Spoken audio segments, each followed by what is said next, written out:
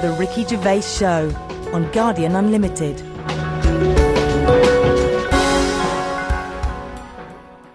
You're listening to Ricky Gervais with me, Stephen Merchant, and Karl Pilkington. Now, you probably know me from such works as The Office and Extras, Stephen being my co-writer and co-director on those things. For those people who are not so aware of Karl Pilkington, he was our producer, sort of given to us when we first started on XFM, and you're thinking, well, why are we doing a podcast? Why are we doing a podcast for no money? Is there no money? No. It's free, innit? It's free download. But this is what I'm here to answer. It's because I like to be in a room with Karl Pilkington. You know, like some people go and help sort of chimps. Do they? Yeah. Well, they go to the jungles and things. And help out little sort of endangered Diane species. Fossey or whatever. Exactly. You're very much the Diane Fossey of the Manchester scene. Of the little bald mank world. And Karl Pilkington is an ongoing experiment for me, because I've seen him blossom from an idiot into an imbecile. And I want to see it through. Look at the way he's looking at us through the glass. Look at that. He's got a perfectly round head. And that's why I'm doing this podcast, or bodcast, as I'm going to call it in his honour. Little round-headed bod-type freak. If you're not familiar with Bod, we can maybe put up a picture of Bod, the popular cartoon kids character. Go to rickygervais.com and you will see a picture of Karl and a picture of Bod. And you draw your own conclusions as to the likeness. Karl, what do you think about all this? That's alright. Are you excited by this new technology? What? Podcasts? Yeah, exactly.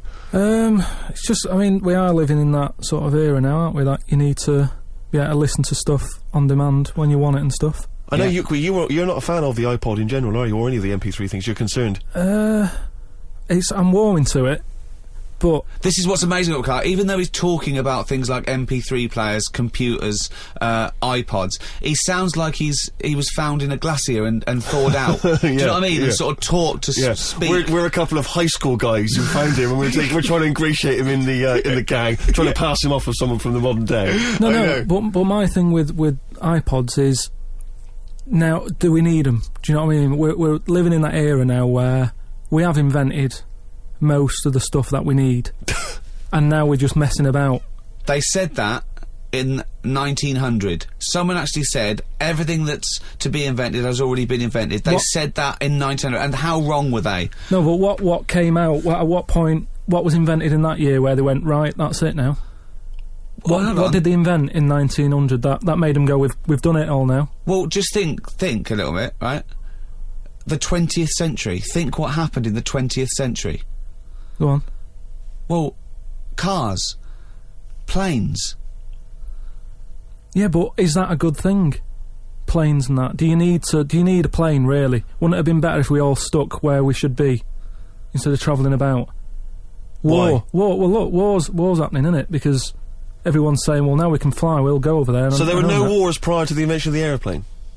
Not like there is today. Right. But what I'm saying is, the more the world's got smaller, on it. Everyone's saying that, right? Yeah. You know, the way I was saying to you the other day, you know, we now go to places where we shouldn't go. People go on holiday to places where you've got to have an injection before you go there. Yeah. Forget it then. That's a warning. Don't go there. I'm with you on that. I don't want to enter a country where I have to have an injection to stop me from dying while I'm in that country. Right, I totally agree with you on that. So what happened is, so they invented the plane, and it's like, oh, let's go on holiday, and then they go, oh, die now. Oh, well, you've got to invent something. Let's invent an injection. And then it's like, right, well, what else do we need to go to that place? There's a lot of faffing. So what I'm saying is... Is that a place? A lot of faffing? What I'm saying is, you know, Steve's travelled more than I have. You've been to, like, dangerous places. I've been to places where you need injections, yeah. Yeah, but why? Because it's fascinating, isn't it? You know, don't you not believe in that idea of travel broadens the mind? You know, it makes you experience other ways of life, other ways of thinking. It just enriches you as a human being. That's the whole reason people go travelling. But since the invention of the telly, you don't have to go that far to see it. You're absolutely right. So there you go then. The telly was the 20th century, wasn't it? Yeah, it's pretty good. So where would you stop then? You'd stop making stuff now? Stop inventing stuff right now? Or do you think we could carry on for another 5 years, see what comes up, and then just draw a line under it all? Well, again, we're just messing about, and but there's still things to do, isn't there? I mean, I know, I could throw things up, you can always get arts about it, but, you know, a cure for cancer, a cure for AIDS. Yeah, but should we mess with that? What do you mean? Because there's too many people in the world as it is, isn't there? So that's a way of controlling it, so that, you know, like, look at London, right? It's overpopulated, rent keeps going up because there's more and more people surviving, right? If you let them die, it's going to even itself out.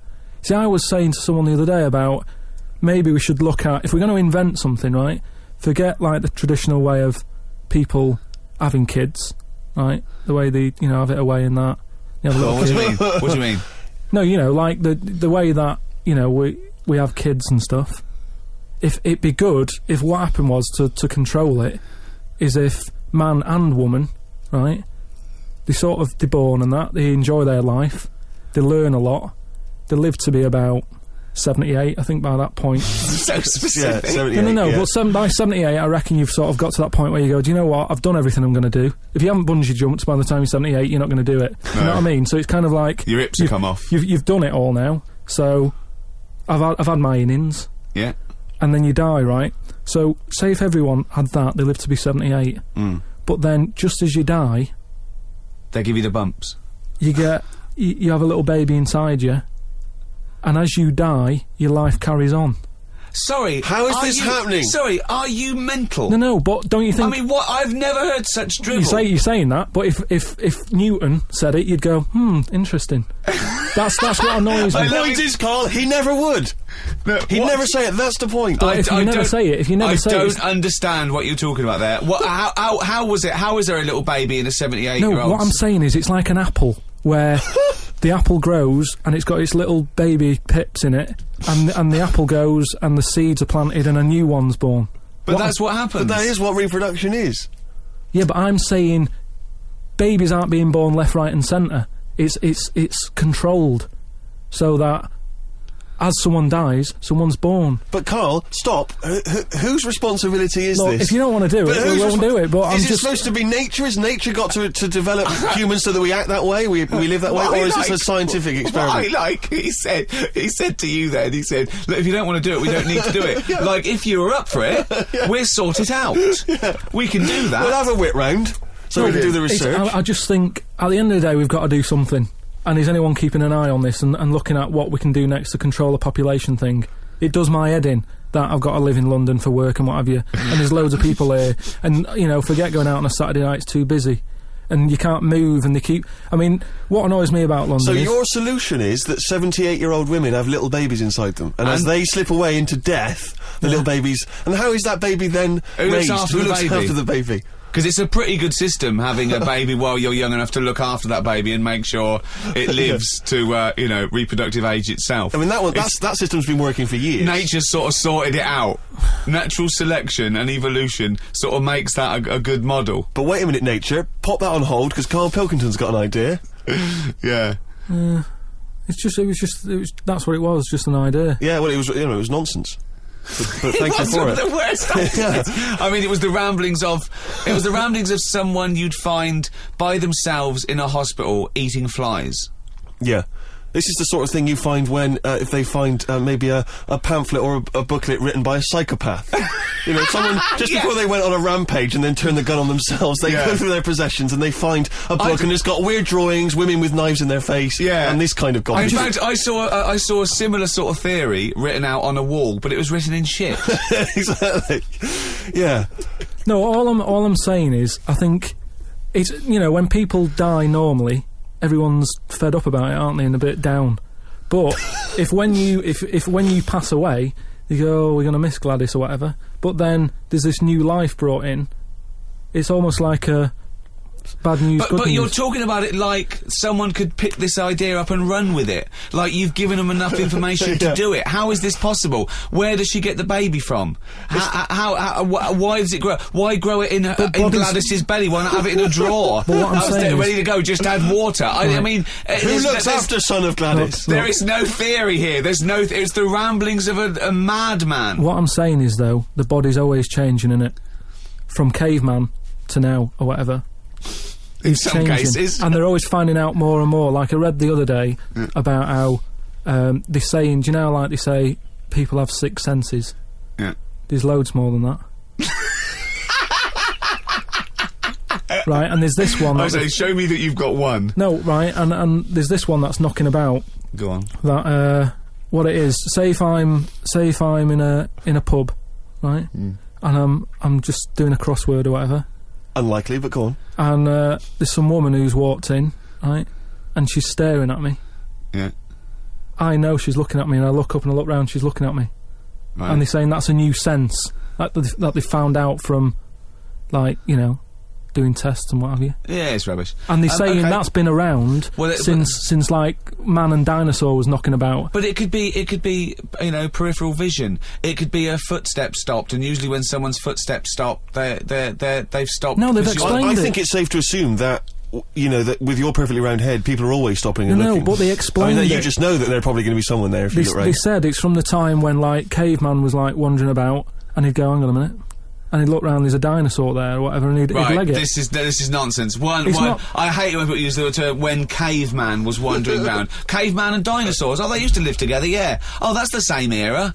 Yeah. What have you been watching? Raquel Welch. What do you mean? Well, what do you mean caveman wandering, knocking around with a dinosaur? You know, the Flintstones is only partly based on fact.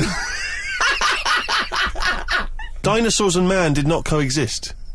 The dinosaurs had long gone before man arrived. Extinct. Kaput. You don't believe us? What, you don't believe because you've seen... Because you saw that film where they took pictures of lizards and magnified them and put them next to men in films so they looked like they were fighting. Yeah. No, but why couldn't that have happened? What is the film with Raquel Welch? A Million Years 10 BC. A Million Years BC or A something. Million Years BC. Brilliant. Yeah. Yeah. No, but She had a sort of woolly mammoth bikini. Fact. why wasn't the dinosaurs back then just like how we have dogs now, in a way? He's watching the Flintstones. He's watching the Flintstones. He's thinking of the Flintstones. Yeah. That's what he's when thinking. he puts out the saber-toothed tiger, Yeah, and then yeah. Dido And he gets mixes in. his concrete in a pelican. Yeah. Yeah. I just think that there must have been a crossover point.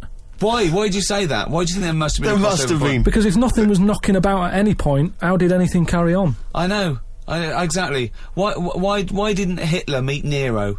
It's weird, isn't it? There must have been a crossover. They must have met somewhere. They must have met at a party somewhere. They mixed in similar circles. Yeah.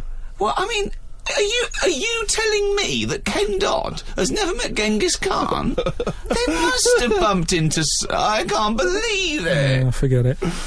Oh. You're listening to Ricky Gervais with Stephen Merchant and Karl Pilkington. Coming up after the ads, Monkey News.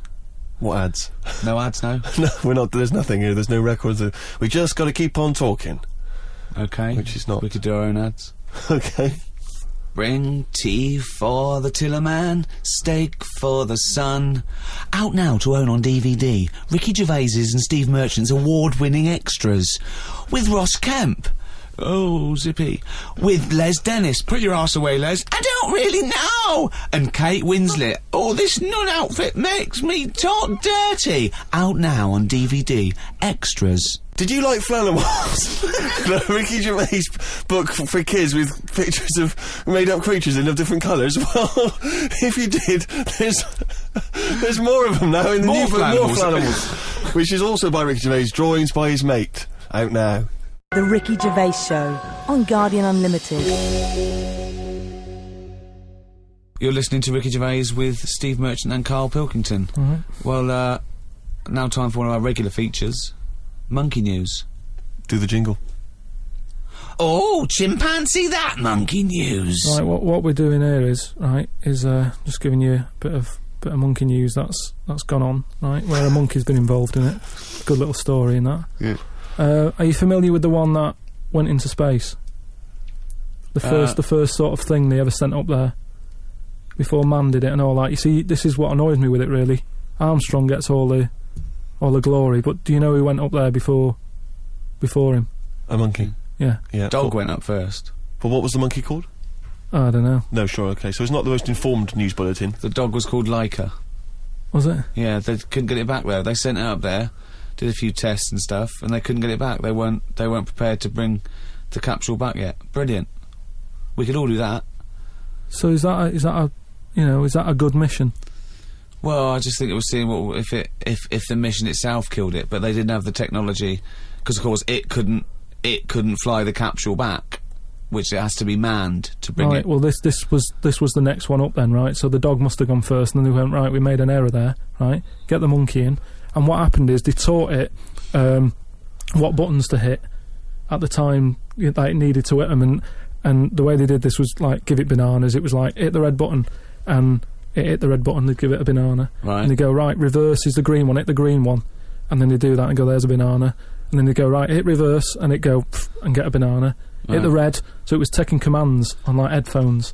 Right, but how were they Is giving it that the how you learn banana? to do radio? How were they giving it the banana? What do you mean? No, Well- this is before it went. You wouldn't right. just go and put a monkey in it and go, there you go, get on with it. They'd sort of put him in one of them capsules that you get, Yeah. and they were on headphones. I don't believe this happened. Well, I'm telling you the story now. So the monkey I don't sat... think they trained it to do anything. I think they sent it up there and he put electrodes coming out of it to No, see what It wasn't it's- any of that. They did a thing like they do, like they can with animals. If you give something, like a treat, you can teach it how to do it. It's just like a dog, isn't it? It's called Pavlovian conditioning. However, that was to see if it would salivate or go over to a particular corner, not if it could control a spacecraft. Next one up. It's the next one up. As far as the monkey's not sat there going, oh, I'm a bit under pressure here, it's a rocket. All that's knowing is, I'm getting a banana if I hit that button. That's all the monkey's thinking about. They wouldn't put billions of whatever. space But dollars. how can they be sure that it's going to press the button at the right moment? Because it's got headphones on. They're telling it. It's not like just, you have now. it's not like willy-nilly. It's not just like pop it in there and Willy-nilly, see. who's that? But what's to stop it from just hitting it any old time? Because it's a monkey and it's Because not a human. Because he's trained now. But It's anyway, trained. so It's fully listen, trained. Yeah, go So on. what happened is, anyway, Oh, this is absolute rubbish. they pop the monkey in there. Yeah. He's got his headphones on. They go in, right, hit the green one. And I think there's something there that a little banana comes out to keep the same. No, you're making this up. I'm not. It's the same. There's no way that they made a Right, so spacecraft they can- that had a banana dispenser. Right, There's so- no way in this world that they made a spacecraft that could go into outer space, right? So but what- so manned you're- so by a you're- monkey with a banana dispenser. So you're saying that it's easy to send something up to space, but you don't believe there's a little banana machine? Right, okay, See? so in your world, there's a monkey and it's been conditioned and there's a So- little monkey dispenser, Banana. monkey dispenser, a Yeah, banana like banana dispenser, right? So it comes to the launch day, monkeys sat in there, everyone's ready, bananas are stocked up and all the rest of it. They go, right, hit the green button. Right, and the rocket goes off and what have you. No, they would not make the monkey launch the rocket. Carl, So- you are living in a cartoon world. So the rocket goes off, right? This is absolute bollocks. It's all going well. I mean, I don't know It's what you're all- going to... It's not going well. it's going There's well. no way a monkey launched It's a going- rocket. There is no way a monkey launched a rocket, So you idiot. it's all going on. So they go and hit the left button, and it goes a The little bit left. left button! Right, Oh, so- well-known spacecraft command. This is Houston. Hit the left button. Oh, brilliant. This is what happened in Apollo 13. Hit the left button. So it You goes are- left. Yeah, it goes left. So it goes left, and it's going well. Left! It's- It goes know. left! Yeah. No, the moon! So You're it going goes, right! It goes for the moon. Everything's going well. Right. They get up there. It does whatever it does. It reverse. It comes back. Right. So then You are, honestly, you are brain dead. So it's you are land- one of the most stupid people. That I would rather have the monkey drive me listen. home than you. So the thing is, so it lands back. Yeah. It does a good job and everything. It gets out. And this It's is sick of bananas. This is where it turns a bit sad, because after it's done that mission, right? Because it happened and it was all safe and everything. The next one would have been to send man.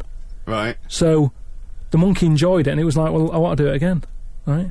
But they were like, So how did they know that? How did they know he wanted to... just the way it looked and what have you. It was like, Fuck off!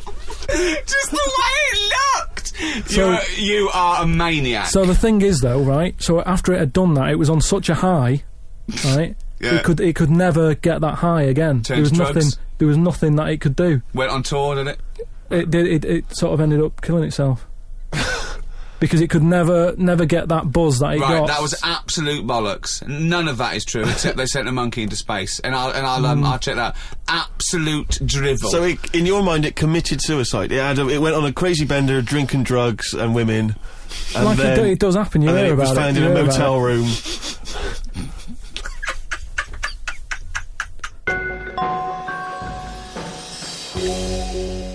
Right, do you know, like, you don't believe in, like, scary stuff?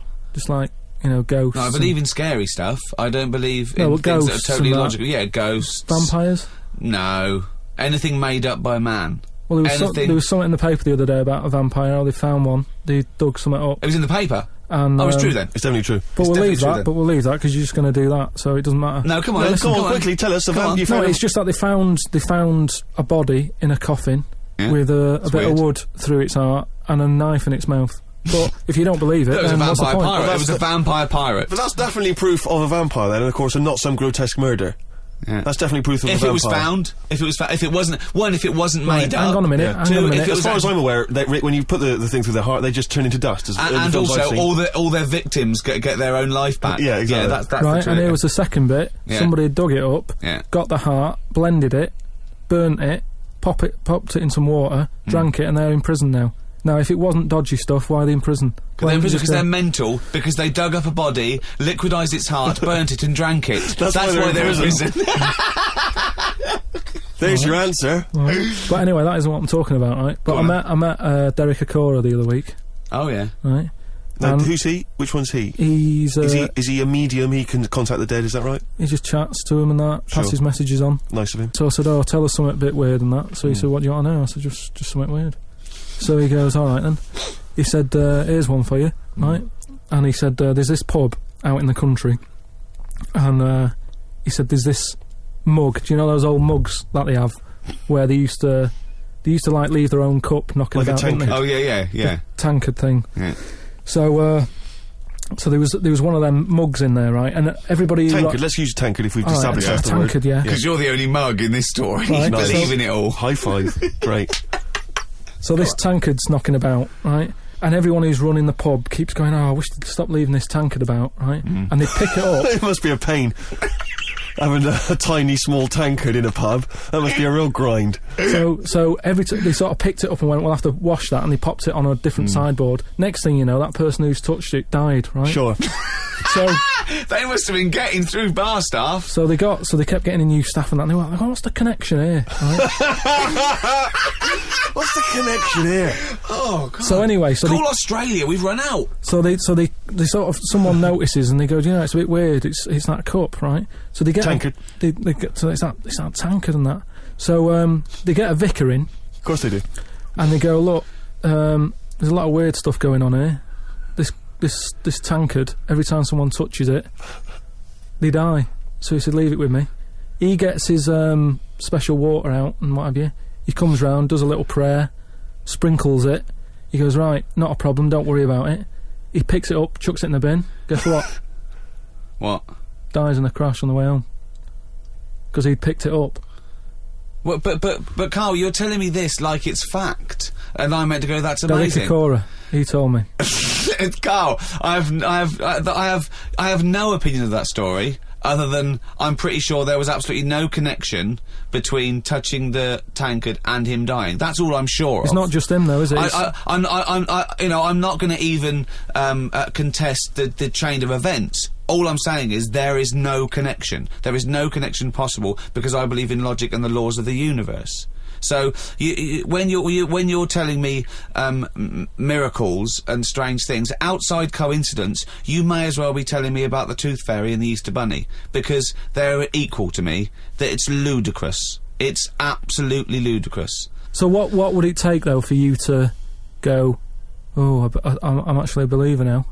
But what you're saying is you're I can't answer that question because I'd have to base my beliefs on some of your premises, which I can't do. It's like you saying, "But what if you found out that 2 and 2 equaled 5?"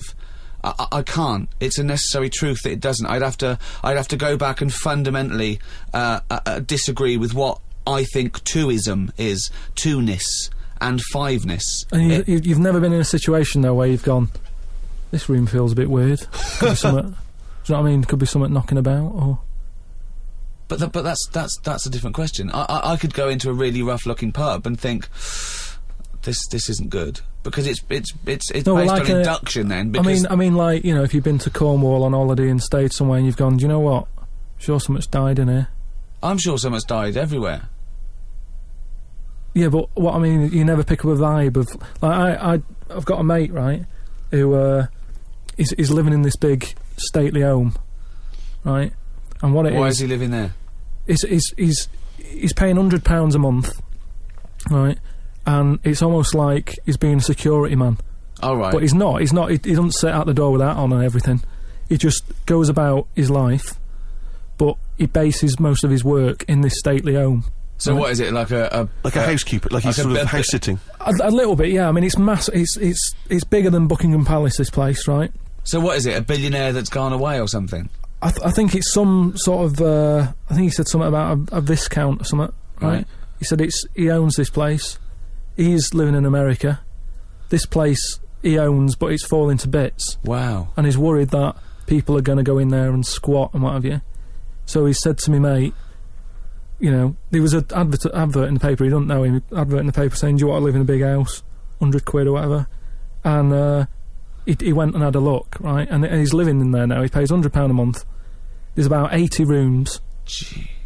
And it's this big stately house and what have you. And I went down there. He said, oh, come down and have a look, right? And from outside you go, oh, this is brilliant. It's like something out of, you know, like the Man of Born or something. You go, this is impressive. But then when you get in, it's like, it's a wreck. It's just falling apart because they can't afford... Well, it's just been left. No one's doing any vacuuming up or anything. There's like rat poison everywhere. Like windows are smashed, doors kicked in. That's a real shame. Why is it? Is it? I don't think he's doing his job, is he? Is it because it would cost like millions to do up or well, something? Apparently it'd be like I think they're going to have it done up, but it's going to cost like 80 million, right? So anyway, that's a big house. That's a big house. So we go to the pub and what have you. I've got like a little torch, and we're wandering around looking in all these different rooms, right? And I'm asking him how's it got in this state? Do you know what I mean? If someone's had it, why have they let it get to this state? And he was saying how, you know, it was like a mental home at one point, and it was like a drug thing as well. People who had problems with drugs, they popped them out there because it's in the middle of nowhere. Do you know what I mean? If you needed drugs or anything, forget it. It's not going to happen. Do you know what I mean? So that's straight away. Do you know, like, have you ever been in a hospital when it's been shut down, or a school when there's no kids in it, and there's that sort of bad atmosphere of like weirdness? Yeah. Right? For the sake of argument, yeah. So we're wandering about, and I say, oh yeah, what's in this room, right? And we go in, and all the floors are like a wreck and rotten and stuff. And I looked at the wall, and there was like a little piece of paper stuck on the wall, right? And I said, what's this here? So I wandered over, right? Got right up close to it, and somebody had wrote it. Somebody had wrote it? Oh. Somebody had wrote it. I love this. He could do, imagine him on Jack and Horry. Right, okay. Right, go on, sorry. So there's a little sign there, right? And I go up to it, and it says, flies, right? With an arrow. Flies this way, right? So I think that's a bit weird. So I follow the arrow, right? Which goes to this corner where there's a shelf. About 3,000 dead flies on it. Oh my God. Condom stuck on the top. That's weird, isn't it? That is weird. That is weird. Right? So I'm looking at that, and there's loads of stuff on the floor and that, bits of paper. Picked up this bit of paper, right? And it had, like in biro and that, it looked really old, like it'd been there years. And it had something like, need nappies, dummy, right? Blankets, blah blah, all this, like, all stuff for, like, and I turned it over, right, and it said, none of this now needed, baby dead. Right. Now that's weird, isn't it? Now that's what I'm talking about when you get a bad vibe, you go, that's who's been in here. So I don't actually understand what point you're trying to make, Carl. Just because who's written that? Who's been in that room? Who's been in that state? And then straight away your mind starts going, oh, I'm getting bad vibes in here. But Carl, didn't you just tell us that it was once occupied by drug addicts and mentals, to use your word? Yeah. So haven't you put two and two together and thought that was probably who wrote it? That doesn't mean it's paranormal or ghostly. You walk into a building, it's a big, terrifying, empty house. It's terrifying in as much as it's cold and dark and drafty and a little bit spooky in this sort of illustrative sense. And insecure. Yeah, you're a bit nervous because you know, it's got this sort of, it's got its bad vibe. It's just based on the fact that your mate's in charge. Yeah, that's terrifying. I mean, yes, so it's like saying, are we scared of the dark? Yes, I understand why people are scared of the dark. I'm a little bit scared of the dark. You're walking along. Because you don't know what's in it. Yeah, you don't know what's in the darkness. That's why people get nervous. It doesn't mean you have to make the leap then that you've got some paranormal sense. Oh my God, I'm Karl Pilkington, and hang on, just like Derek Acora, I have sensed something strange and evil in this room. Wait a minute, there's some flies in a condom. I was right all along. That is weird. Flies in a Johnny equals badness. the flies in a condom was weird. It's enough. weird. I don't know. But the note. Yeah. I just think of his face when he saw that, reading it by torchlight. You must have been terrified. It's a bit odd, isn't it?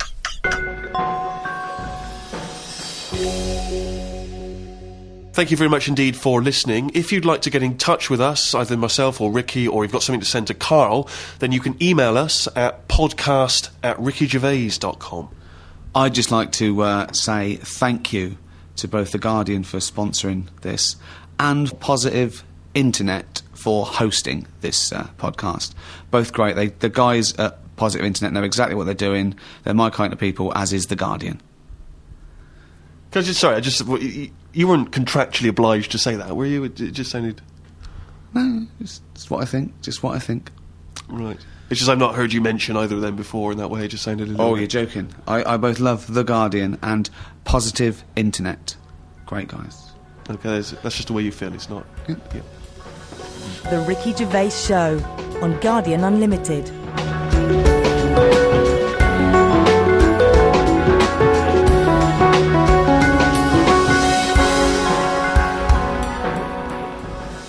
The Ricky Gervais Show on Guardian Unlimited.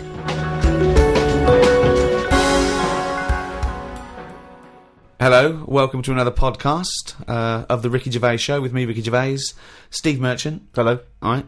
And, of course, Karl Pilkington. Right. Rick, you'll be pleased to know we've already had some responses. You remember last week I mentioned that you can email us on podcast@rickygervais.com if you've got anything for Karl or you or I.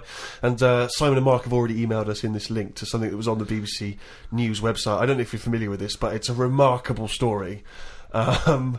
Well, I'll give you the headline straight away, and you can draw your own conclusion. Lion mutilates 42 midgets in Cambodian ring fight. That's just the headline. That's a hell of a headline. That makes me want to know more about the story. Well, that's what a headline... That's what a headline should do. I mean, I think we'd all read the news. We'd all take more interest in the news if they could open the BBC News at 6 o'clock every night. Bong. Lion mutilates 42 midgets in Cambodian ring fight. Bong. We'd definitely pay more attention. So this is the story. It's just extraordinary. Spectators cheered as entire Cambodian midget fighting league squared off against African lion. Now, I didn't even know there was a Cambodian midget fighting league. You're an ignoramus. Everyone, of course, has heard of the CMFL, which is genuinely what it's known as in Cambodia. Now, like you, I don't know who the Cambodian Midget Fighting League are normally fighting. I don't know what tournaments... I assume it's each other. Well, I assume each other. It's midget fighting, then? Yeah, well, let me just give you more information, and then we can dissect it afterwards. Tickets had been sold out 3 weeks before the much-anticipated fight. The fight was organised when an angry fan contested Yang Shamoni, president of the CMFL, claiming that one lion could defeat his entire league of 42 fighters. So this bloke is going to the president and going, I reckon a lion could get all your midgets. I reckon he could destroy all of your 42 midget fighters. Now, apparently, Shamoni, the president of the CMFL, he takes great pride in the league, and he's conveyed in a recent advertising campaign that his midgets will take on anything, man, beast, or machine. Now, I don't know what kind of machine, again, midgets are fighting. But don't the midgets have a say in this? A washing machine. I don't know. The midgets going, all right, keep it down. No, they won't fight anything. Well, we won't fight anything. We'll fight each other. We're sort of like equally matched. No, you'll fight a beast or a machine. No. I'll fight another midget. I will fight any midget. Is what. When I said I'll take on anything, I meant another midget. Machines. So this bloke goes, I reckon a lion could take on your midgets. He goes, rubbish. Yes. And that is why an African lion was shipped in especially for the event, which took place a couple of Saturdays ago, in the city's Colosseum. I mean, they've got a Colosseum, Rick, which is already brilliant. So hold on, this is sanctioned by the city? Well, the Cambodian government allowed the fight to take place under the condition that they receive a 50% commission on each ticket sold, and that no cameras would be allowed in the arena. We'll take 50%, but for dignity's sake, there's no cameers. We don't want to make this into a spectacle. Yeah. No. It's just lion versus midget, but exactly. Well, 42. Never forget there was 42 midgets. Now this is the tragedy element, and this is why we shouldn't be laughing, because the fight was ended. Don't tell me the lion gets hurt. Well, the fight was ended, Rick, after only 12 minutes, after which 28 of the midget fighters were declared dead, Right. while the other 14 suffered severe injuries, including broken bones, lost limbs, and they were basically unable to fight But the anymore. lion wasn't hurt. It would have seemed that the lion was okay. Oh, good. Because the lion had no choice in this. No. See, that's I love it when a human takes on a beast and comes unstuck. Because that lion was scared and defending itself. Those little midgets were loving it. They wanted to go What do in you mean there. they were loving it? You don't know that. Well, why would they do it? Well, what I find out... Well, I'm worried, you see. I don't know the ins and outs of this. I wonder if they were fighting against their will. I got the horrible feeling, because with all due respect to any midgets listening, they must be fairly easy to round up. You could probably corral some midgets fairly easily. You know, you only need some regular full-size people, and it'd be easy to grab some midgets and take them away, whisk them away, put them in a cage. No, because no, because they don't. Because a lot of them stand on each other's shoulders and wear a long coat. Sure, but... And a hat, and you go, oh, that's not a midget. No, Let him but go. those ones are getting away with it. They're fine. They're wandering around, fine. Because who's voluntarily going to join the Cambodian Midget Fighting League? But midgets who want a bit of action, who want to fight other midgets, they're allowed. They want to fight. They can't get in real boxing matches because the fellas are too big for them. But they can go, well, I'll tell you what, let's have our own little fighting league, right? But if I was on the Cambodian Midget Fighting League, I'd be livid. I'd be thinking to myself, well, I can't believe I listened to my agent and he's put me up fighting a lion. I mean, I should have just taken Panto in Grimsby. I can't believe that I can't believe it. But hold on, though. I thought... Are they all really midgets, or are they lumping in dwarves with them? It's not specified, Rick, but... But that annoys me when people say, oh, look at these midgets, and I go, hold on, no, they're making up the numbers with a couple of dwarfs there. That's clearly only 39 midgets and 3 dwarves. Sure. Well, that's amazing. Karl, what are your thoughts instantly? I mean, you're bound to have a take on that. Whose side am I meant to be on there? What? Well, I'd be on the lion side. I'd never go to a bullfight, but I love it when I see a matador gored to death. Because, again, the bull doesn't want to get in that ring and fight a bloke with swords, okay? So I love it. I think it's disgusting. And when someone says a midget versus lion, I'm thinking, well, it's okay if the lion wins, to be honest, because they haven't got a choice. So, and I hate it when people go, oh, I went to a bullfight when I was in Spain, but it's the tradition, isn't it? Oh, well, there's loads of traditions that we don't adhere to anymore. So I say it shouldn't have happened, of course, but if it happens, I'm glad the lion isn't hurt. See, what's annoying me is I've sent money to Cambodia because apparently they're hungry and haven't got any energy. So what's going on? Well, it's much easier to fill up a midget than it is a regular Cambodian. You know, they're I just happy feel on like a Mars I'm bar. being cheated a bit. You were conned before with a charity, weren't you? Well, a few times, yeah. What about the old lady? What was that? I got stopped, and it's like they sort of drag you in by saying, "Have you got a gran?" And I said, "No, they died." And that it's like, "Oh, did they die of the cold?" No, she's, ill. What have you? Just old age. He said, "Well, what happens with a lot of people's grans is they die in the cold, right?" So I was like, "Oh, that's bad, isn't it?" Anyway, so she's chatting and she's showing me pictures of these old women who look cold, right? Saying, "Look at her, that's Edna. She's got no family. She can't pay the bills and all that." Yeah. So I'm like, "Oh yeah." Anyway, it goes on for about 15 minutes, and you feel bad. You give them your bank details, right? And what happens is every couple of months you get a letter from Edna. Well, it's not from her; it's typed up and what have you. But there's a picture of Edna, right? And it's saying, "Oh, this December, Edna's going to be extra cold. It's cold outside. She can't afford to pay the heat and what have you." Yeah. Keep going, right? So you keep paying every month like £5, whatever. Get another letter a few months later, right? Edna's sat there. She's got a tan.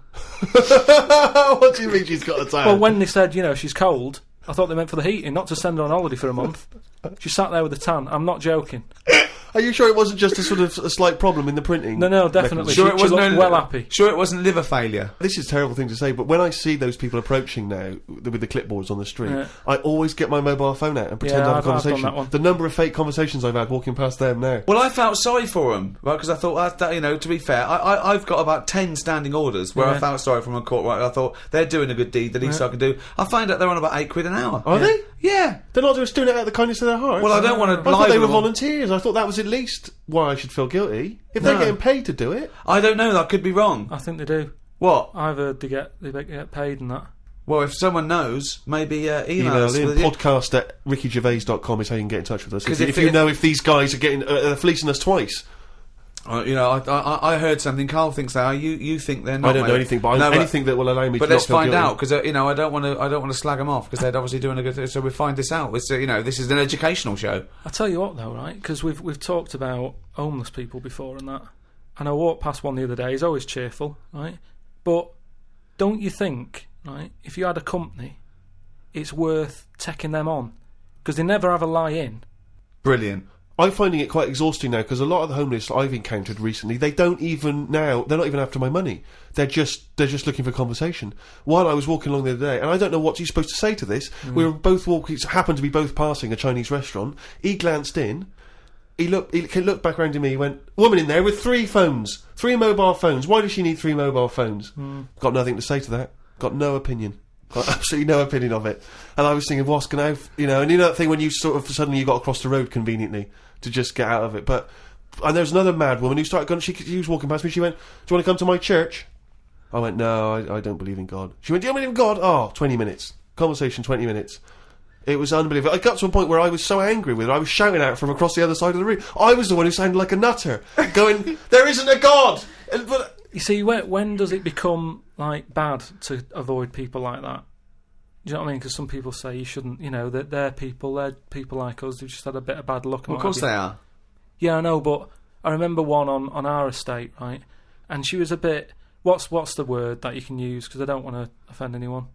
But I'd say, but sort of mental homeless.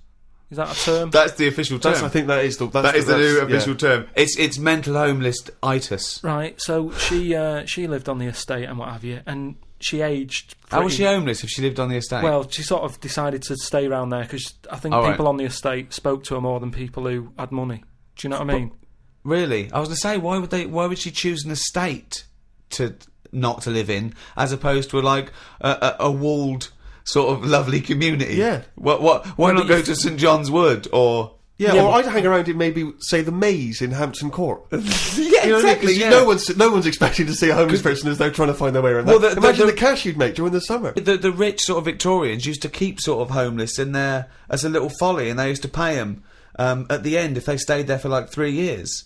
What do you mean there? Would they pay? It was fashionable to have a little homeless little hobbit in your outhouse. Seriously. And what did they have to do anything for their money? Run, dance, no, they just had to tigers? be there. No, they had to be there when they brought around. They go, look, that's our little catweasel fella right. living in our folly. Yeah, and then they got money, you know, at the end of it. There's just like really rich sort of Victorians and stuff. That's a great idea. They should definitely bring that back. Because, you see, I would give a lot more to shelter and those kind of charities if I could have a homeless guy come and do my bidding. I could make him dance. And they had a really long beard and rags. Exactly. Yeah. And I could just make them do dances for me, or, you know... And he was somewhat magical, possibly. That would go, riddle me dee, fiddle me do, what is my name and who are you? Exactly. Yeah. And then, But anyway, so this mental There's a little idea for shelter if anyone's listening. Yeah. Mental homeless woman on the estate. And what she used to do... Right, she acted quite normal, and she used to always push like a pram around with her, right? And everyone was like, she can't have a kid, can she? Right? And she was dead happy every day. She was up and down, walking up and down the road. Anyway, one day she sort of walked past, right? Turned round and looked in the pram. There was a bucket with a face on it.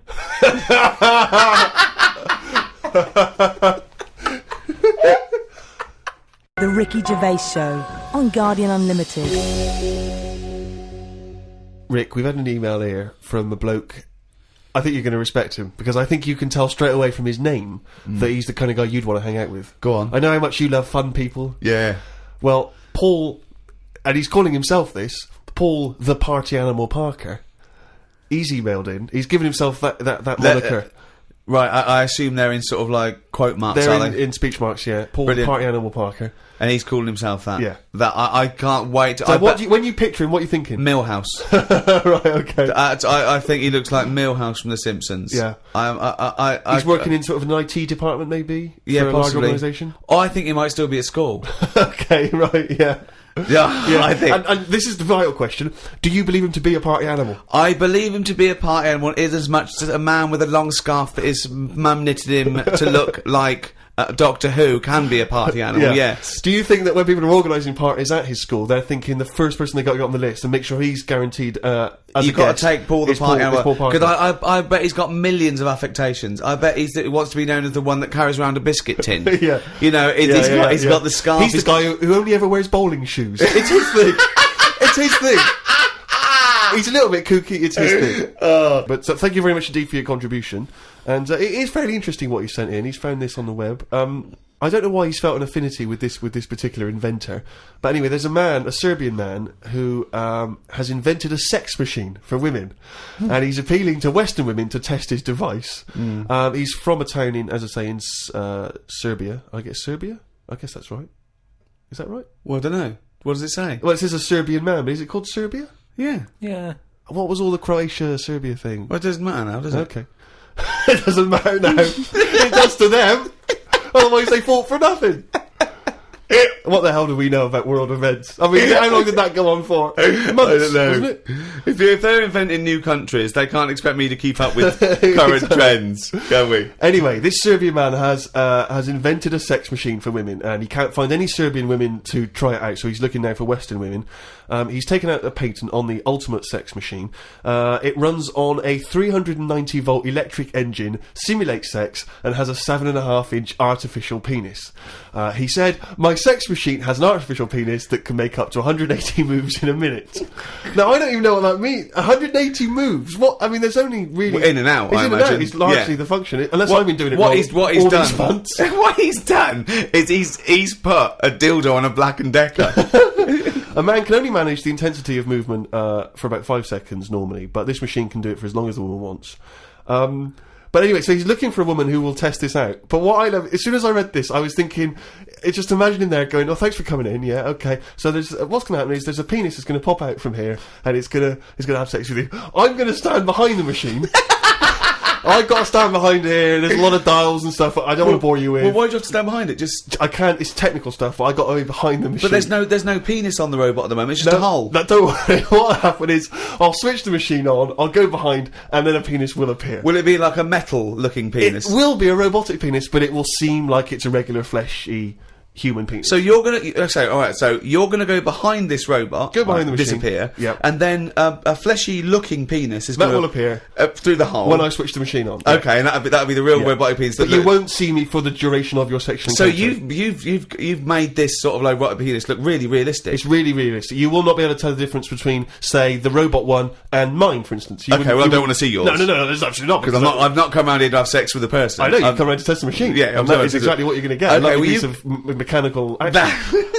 But what is the idea that on the front maybe he's painted a picture of a robot's face. Yeah. And then when the machine begins, you know, rather like in one of those horror houses, like a kind of mansion in a spooky film, the eyes of the painting, they'll move. And the real eyes will appear, just staring out. But I don't think I can have sex with this machine unless you're actually in the room, just in case anything goes wrong. No. Don't worry, I'll be behind the machine, it'll be fine. It'll be safe, not a problem. Okay. But anyway, so yeah, Paul the Party Animal Parker sent that in, and knowing him, there'll be plenty more coming like that in future weeks. Carl, what do you think about that? The machines and that. Yeah. Well, they've always been sort of. I mean, to a lot of people, sex is important, isn't it? You know what I mean? Not to you. Well, it serves a purpose. but what purpose? No. Because you don't want to have kids, so what purpose? Just you know, something to do in the evening. Something to do, innit? When the telly's broke. But for years, like they've found stuff, haven't they? Machines from like Roman times that similar to that setup. No machines in Roman times. Like that though, the old sort of knob on a stick machine thing. The old Roman knob on a stick. I'm sorry, but I watch Time Team every week, and Tony Robinson has never done an old knob on a stick machine. I just think of Julius Caesar sitting down and go, "Okay, aqueduct, we love that. Thanks for that. Straight roads, good idea. We can see the enemy coming. What have you got there?" Well, I'm glad you've asked. Plumpticus. What have you got there? Wanklicus. What I've got here is a Yieldy knob.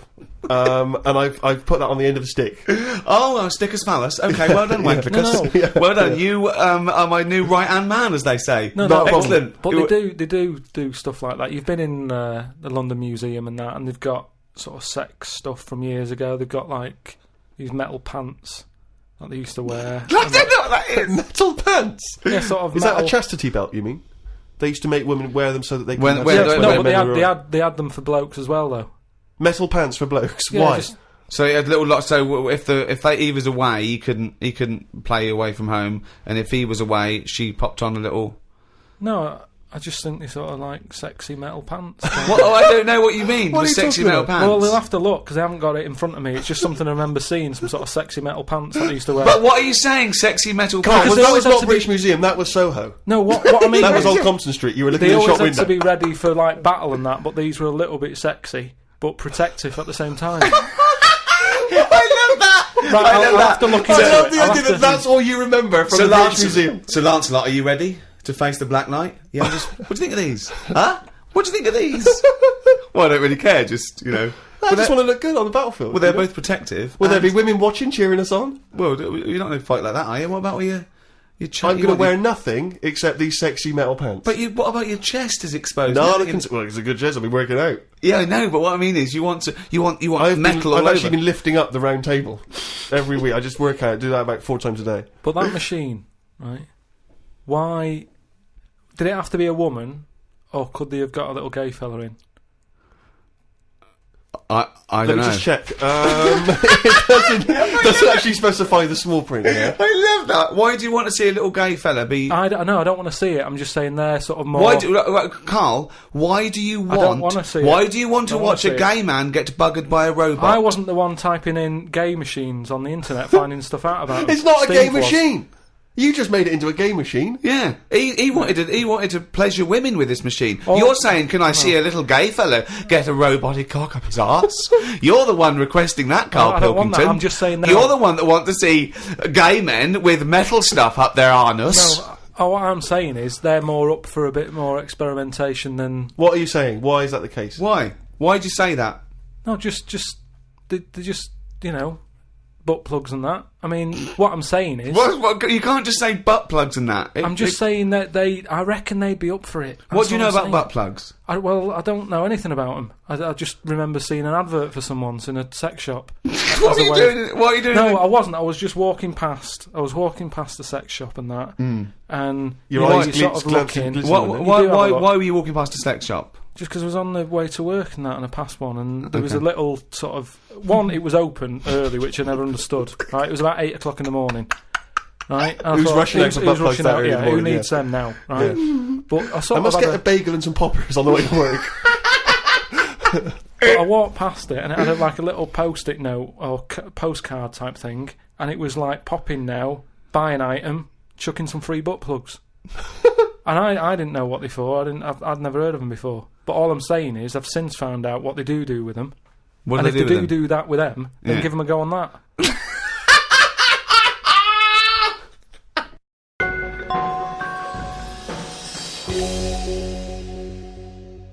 I had another email here. This is they haven't given their name actually, but it's an interesting fact. I'm hoping it's true. America's first nudist organisation apparently was founded in 1929 by 3 men. Now, what intrigued me when I read that is the fact that it's clearly 3 blokes just trying to meet some nude women. They're all 52, balding, Exactly. with little so those gold rimmed glasses. Yeah. Yeah. And they're just wandering around, and it's all quite saggy down there, and they're just knocking on doors saying, "We've just set up an organisation. It's perfectly above board, completely Yeah. legitimate. It's a nudist organisation. You got any women in there that want to come and join us? 'Cause Well, we haven't not got any really. female members at the moment. Got any women in there interested in, volleyball No, or I trampoline? I can't be doing with it, me. You hate nudists, don't you? Nudists. I don't understand what it's all about at the end of the day. And here's something, right? Do you know, like, when you're a bloke nudist, right? Do you ever get any who just have, like, a small knob? I don't know. I don't understand the question. What's that? What's your point? Well, are there any blokes who are knocking about who just have a normal sized knob, or maybe a bit smaller than normal, who are happy wandering about showing off what they haven't got, if you know what I mean? I don't think nudists are just doing it because they're so proud of their knob. No, but there's got to be a little bit of that in it, isn't there? Why? Say like Jonathan Ross, right? He's nipped to see you now and again and what have you. He's what? He sort of nipped in to see you now and again. He's always happy getting his knob out because he's known to have this big knob, right? What do you mean he's showing known? it off. Why is Jonathan Ross known to have this big knob? No, he just talks about it a lot, doesn't he? He's always saying about, oh, you know, but you'd like this, wouldn't you? And all But that's that. like me. I'm known for being a great lover. I say it a lot. It's clearly not the case. What Yeah, evidence but- have you got that he's got a big? No, knob? but the difference is he's happy to keep getting it out. It's different, sort of me walking about going, "Oh, I've got a big one" and all that, and then but no one ever sees it. But Jonathan, sort of, he's always getting it out, isn't he? Have you seen him get it out before? I saw. Well, he did get it out, but I wasn't looking. What do you mean you weren't looking? How do you know it was out? Just because he sort of was moving it about and that, and I could sort of So see. you- No, I wasn't looking though. It was that sort of thing where you can see something moving about, but you're like, I'm not looking at it. What, like an owl seeing a mouse? It At, just like. what I mean. It doesn't matter. All I'm saying is So no, let's get back to this. You remembering vividly Jonathan Ross's penis? no. Yes. I don't mean that. What I But mean, why were you looking at his penis? I wasn't looking though. Well, I'm it was just saying- clearly not meant to be looked at. I'm just saying, most blokes who, you know, nudists, they must be pretty confident in themselves to, you know, getting it out. And I wasn't looking. It's just that. I mean, I looked once. Okay, what was it like? What? Sorry, you looked at Jonathan's once. No, or- no, Yeah. I was looking at another one. What? At the same time? No, Why no. are you looking at loads No. of men's What's penises? going on? No, Where are you because hanging What out? is this? It's natural. That's what I'm saying. What do you mean? This As a is bloke- Carl takes a sneaky look at No, no. menscocks.com. No, what I'm saying is, it's Where natural. was this happening? You were in a gym. No, A lot of guys are getting changed, and you No, were just checking out their you're at your bedroom window with a pair of binoculars, No. and there was a little fella across the road getting changed. I was at some night out once. Go right? on. So you were at heaven, and you were in the It was toilet. some night out, and some people come running on the stage, right? Some music started coming on, and these 4 people ran out. It was 2 women. So 2 you're at a blokes. gay strip club. It wasn't gay in that. It was just a normal night out. Well, you know, some sort of party night out. Right. These people come running on, right? You got 2 women. You got 2 blokes. Right. They whip their knickers off. The fellas whip their undies off. At the same Now- time? Yeah, all at the same time. Was it like, that, was it like a choreographed thing? like what's it? Chippendales. No, what you know, like Cheryl Baker was in it. It was that thing where they sort of, you know, on Eurovision Song Contest. Making your mind up Yeah. when Bucks Oh, Fizz Bucks ripped Fizz. off a larger skirt, conceding a smaller skirt. At no point did Bucks Fizz whip their knickers and pants When off. you said Cheryl Baker was in it, I was thinking, what? Didn't she used to host Record Breakers? I don't remember that on So- there. so that- Tea Time on BBC One. So Go on. that happened, and all I'm saying is, right, before I had a look at the woman's bits, right, I just had a little cheeky glance at the fellas. Why? Just checking it out, just seeing is everything normal down Why there. weren't your eyes drawn instantly to the ladies' bits? No, don't believe me. I had a look at that. All I'm saying But you is, went to the guys first. look, I didn't know how long pants were going to be left off for. So you didn't want to miss your opportunity, is what you're Oh. saying? You saw a window of opportunity to see some men's bits, and you thought, I better take it. No, because this may never happen again. No, So what happened? So there's had a 2 look. women, 2 men, right? I don't know what sort of event this is where you're looking at anyone get their knickers and pants off. I don't know why you're looking at all. Good night, So you go right. There's knickers and pants off. Right. Let's check out the knob and testicles first. you're telling me you've never, like, when you've been in a gym or anything, you've not just sort of turned your head, had a look, and gone, all right, yeah, that's all right. Yeah. Been in a... Sorry, let's just get this question right. Have we ever been in a gym and just taken a sneaky glance at a man's genitals? Is that your question to us? Right, for me, it's the same as when you see someone who's a bit odd, 2 heads or whatever. Well, I'll be honest. If I was in a gym and a bloke came in with 2 heads, I'd look. What? I'd get a sneaky glance in the mirror. I'd go. Sorry, but you'd look at his genitals or his 2 heads? There's 2 heads. Or would you sneaky look at the heads and then think, I wonder if he's got 2 cocks? And just... I'd have to have a look there. If I'll tell you what, and now I admit it, if I'm ever in a gym and a naked man with 2 heads walks in, I probably will check out the genitals as well, just to make sure that he's got 2 of everything. Can I tell you the thing that always freaks me out? I do sometimes go to the gym, and I live in North London, and the thing that always freaks me out is if there's an elderly man, often quite short, and I say this only so you can picture something in your mind's eye, you know, because I live in North London. There's quite a lot of old elderly Jewish gentlemen, you know, wander around, and I'm always freaked out because there's at least 2 I'm aware of who've got very, very large penises. And I always find that really disturbing, because sometimes you can't help but notice, because it's like Godzilla coming through the changing room. Do you know what I mean? And it's swinging there, and it never seems right that he's an old guy, he's kind of a little overweight, quite short, and he's got a massive piece of action going on between his legs. And I always get, dare I say it, a little bit jealous. Because for a tall man, I feel I've been a little bit shortchanged. Oh, wow. So that, I do admit, that's the only instance where my eye has been naturally drawn to it. Do you know what annoys me in gyms?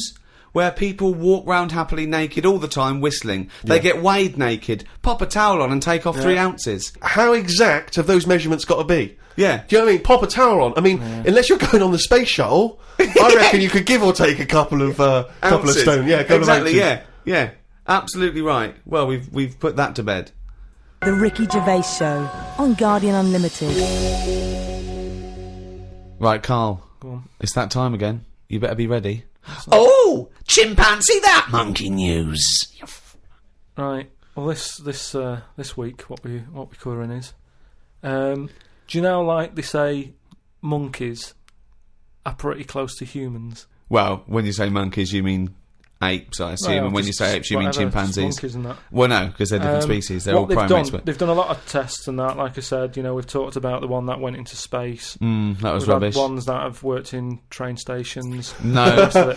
So Barbers, was there a barber one? There was a barber one. He started off sweeping, didn't he? But he didn't immediately go in Straight into, but he worked his way up. Yeah. They do apprenticeship. They do a lot of stuff. I've seen the salon. He was probably the top student. But the thing is, I mean, in a way, this is linked to the one in the salon.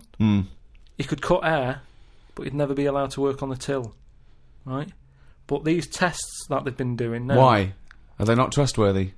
Well, they've had problems understanding money, right? But they've got one recently that they've been teaching about the value of money and showing it that, to get this money, you've got to work hard, you've got to save your money, and when it's saved It's up, all bollocks. you can do what you want with that money. Yeah, it wouldn't But happen. at the end of the day, these monkeys aren't on that much money. Yeah, So- and they wouldn't. You could never teach a monkey the value of money. So the thing is, they've said to these monkeys, look, there's your money. They haven't said anything You're to the only getting monkeys. so They much have, Rick. money, Please listen to the news. but It's the news. It's the news. it's important that they know how to spend that money, right? It's basic rules, really. It's what you teach a human about money, innit? It's what you teach kids. The So value invest of money. wisely. Invest and all that. Sorry, who's teaching they got these monkeys? past, Sorry, Carl, stop. Just some people and that. But who? Where are these The monkeys? monkey people. But where are these monkeys? Where are these I monkeys think being? it's in San Francisco. Where are these monkeys though? What are they? Are they in a shop? What are they doing? Are they in homes? What are they doing? Just in the like- zoo? Well, probably just in like some sort of science place where science people are checking out monkeys' brains and that and seeing how they work. But they're happy. They're not. This is cutting them that. different to the news at 10. So listen. Well, yeah, but you can't interrupt the newscasters for one thing, Rick. Please. Sorry, go on. So there's these monkeys, right? And they've given them some money, probably about £5, and they said, right, off you go, go shopping. See who comes back with the best. Sort of, how much can you get? Like in Ready, Steady, Cook. Cook, where they say, there's a £5, go and get some food. Anyway, some came back and they were like, they hardly had anything. Right? This is absolute shit. No, listen. This is bollocks. Listen. But one of them, right, he was away longer, to be fair. Yeah. Right, I think he came back last. But they were really impressed because he sort of said, this is amazing that you've got all this. Can't believe it. Give us the receipt, right? Oh, this is absolute. Right, forget it then. Forget it. No, listen. forget it. No. This is absolute shit. We want to hear the end. No. Look, hang on a minute, right? So they said, give us the receipt and that, and they looked at it, and it was all official, right? And they went through it all, and what they were really impressed by is the way that they always went for the sort of slightly older veg, where you get 2 lots for the price of one. Right, you're absolute. So, and it just goes to show, This is right, absolute bollocks. Well, There's forget it no then. way. If you're There's not no gonna- way forget a it. chimp went It's shopping not- and knew what he was buying. It's I don't know why you absolute- asked me then. Well, it's absolute bollocks. Once again, you've made it up. You probably saw a headline it. on some sort of half-witted website, and you're talking shit. Right. Just to say, if you have any monkey news for Carl that you want to hear on one of these podcasts in future weeks, then you can email Carl, or indeed with anything, Sick of at it. podcast@rickygervais.com. This podcast was hosted by Positive Internet. Can I just ask, what does hosting mean when you, in that sense? I don't know, but the guys at Positive Internet do, because they're experts in this field, and that's why I like them. Well, thanks very much. Join us next time when we'll I'm sure, waste another half hour of your lives. See ya. Bye. The Ricky Gervais Show on Guardian Unlimited.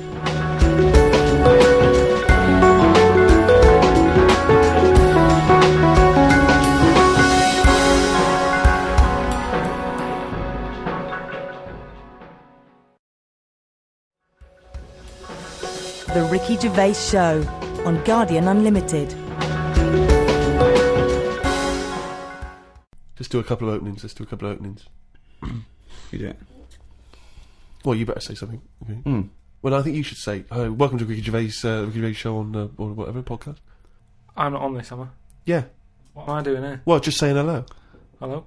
No, let us do the introductions. We're doing 2 introductions in the 2 shows. Fuck me.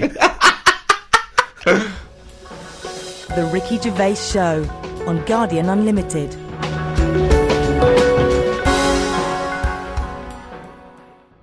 Right, welcome again to the Ricky Gervais Show on this Guardian podcast with me, Ricky Gervais, Steve Merchant, and Hello of course, hello there, Thanks.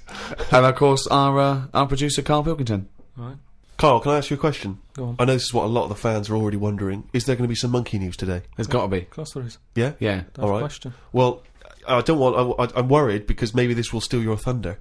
But Sarah Greer has emailed this in, once again, emailed to podcast@rickygervais.com.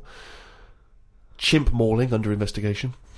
I know you're concerned, because this actually fuses 2 of our greatest features, Monkey News and Knob News, into one seamless whole. Oh. Investigators said they are trying to figure out how 2 chimpanzees that viciously attacked a visitor at an animal sanctuary escaped from their cage. This is the grim bit.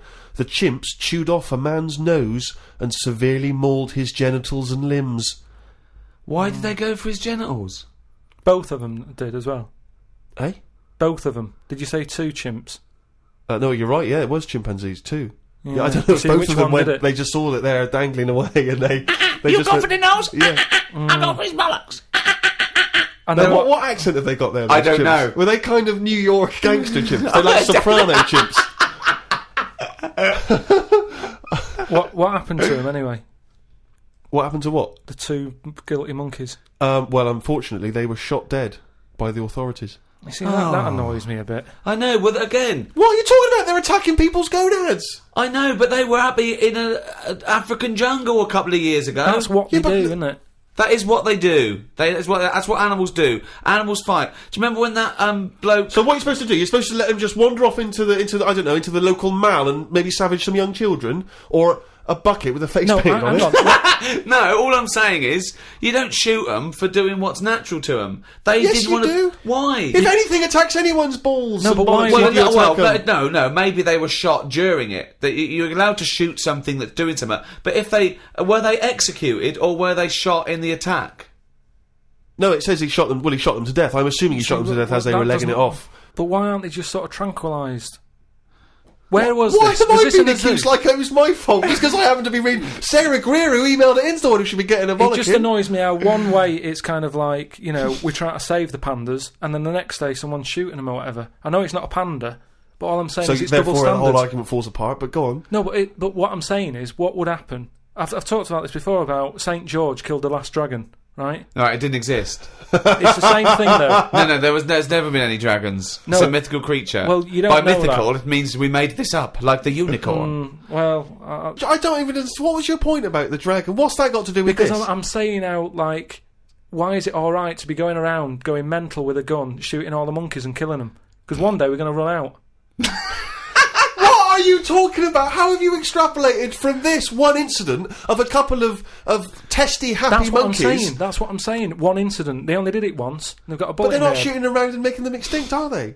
If they carry on like that, they will. But Well, it's up to the monkeys to stop attacking people's private parts. It's But that's that's what a give and take here. No, I'm come sorry. on. That monkey doesn't know why it's in a cage. It's not going, oh, this is for my own good. It's like, even if it's animal husbandry, they're not sitting there going, well, I'll tell you what, let's stay here because it's, you know, they're trying to do a nice little breeding program here, or we could get out and do what we do best, run amok, eat some bollocks, right, and have a good time. Right? They don't know what they're doing. They don't. And Carl's right. The poor little bastards get a bullet in the head. For what? And I'm saying, if they're attacking a human, shoot them to stop them. That's fine, okay? But if they're running away and they're, don't shoot them in the back like a coward. This was an animal sanctuary, though. So presumably they had quite a cushy time there, because most of the ones I've visited, they've always got it easy. They're But hanging you around don't- on tyres, they got comfy chairs, they're wanking. They're going berserk, they're loving it. So, you say that, I think I don't know, I just think there was something nasty, there was something a bit warped in these monkeys. I mean... But hang on a minute, you've just answered your own question there. You said they're in a sanctuary, so they haven't had a good upbringing. So they're going to be a bit more, madder than other monkeys, aren't they? Because that's where the ill ones go, isn't it? Sorry, what do you understand by sanctuary? Well, I've been to one for seals. It's not like a borstal. Yeah, exactly. He thinks it's a borstal. It's like scum. Like they did some bad stuff in the jungle, and they had a little monkey court, and they went, send him to borstal. So, well, what is it then? No, it's a monkey sanctuary where it like a haven. Well, it's not a haven, is it? They've got a bullet in the head. The Ricky Gervais Show on Guardian Unlimited. Talking of eating knobs, Yeah. Gilly Goulden. Now What's she been up to? Well, you saw her in I'm a Celebrity, Get Me Out of Here. I haven't been watching it. She popped a little kangaroo knob in the mouth, chewed it up. What, she just found it? Did she line around? No, it was one of the things that she had to Oh, it was eat. one of the challenges. Carol Thatcher, a daughter of one of our leaders. Sure. She popped a couple of bollocks in the mouth, Oh. chewed them up, swallowed them. Oh. And Gilly Goulden, there was a kangaroo penis there, dried. She couldn't even get. It was so tough she couldn't even get through it. And then she eventually she eats What was it, it. like a pepperoni? Yeah, and she. What do you think of that, Carl? What, eating that sort of stuff? Yeah, I watch it. I like those little trial bits, right? yeah. But what I don't think people realise is, right, it is hard eating a little kangaroo knob. Right? Really? How do you know? No, it's just, you think about it and you go, oh, I couldn't do that, right? But what they never mention on the TV programme, which I think takes it to the next level, right? They're eating that at 7:30 in the morning. Sure. Right. Which for is breakfast. worse, innit? Yeah. Do you know what I mean? If I was there and Ant and Dec said, right, Carl, eat the knob, I'd go, hang on a minute, give us a few hours, let me get some rice and that on my belly, and just sort of fill me up a little bit more. I'll pop back at about 6:30 this evening, Right. have it ready.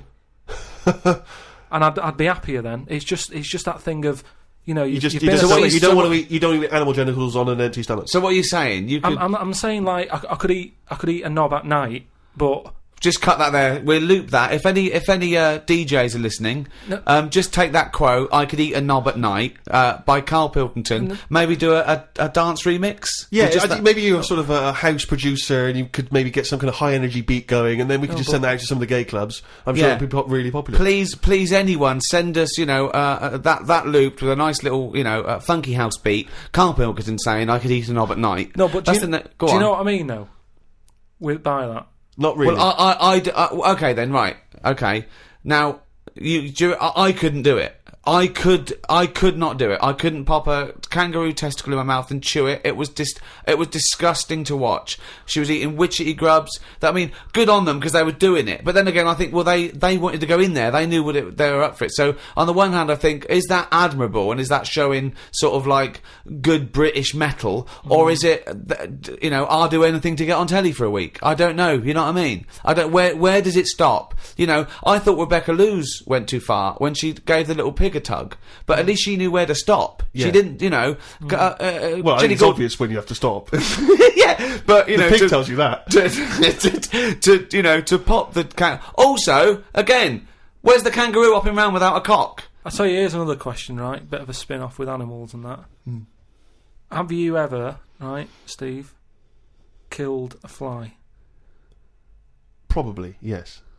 Right? Well, I was watching David Attenborough, right? He makes his money out of flies and that, doesn't he? Do you think he's ever killed one, or does he go, well, I can't kill that fly or that spider, because that's how I make my money? I don't know what the question is. I don't know what this question is. Like my mum, right, she said if a fly is knocking about the house, she never kills it, she always catches it and puts it out and that, and she said she'd never kill Who is one. she, Mr. Miyagi? What do you mean she catches it? How does she catch With it? a pair of chopsticks. No, she...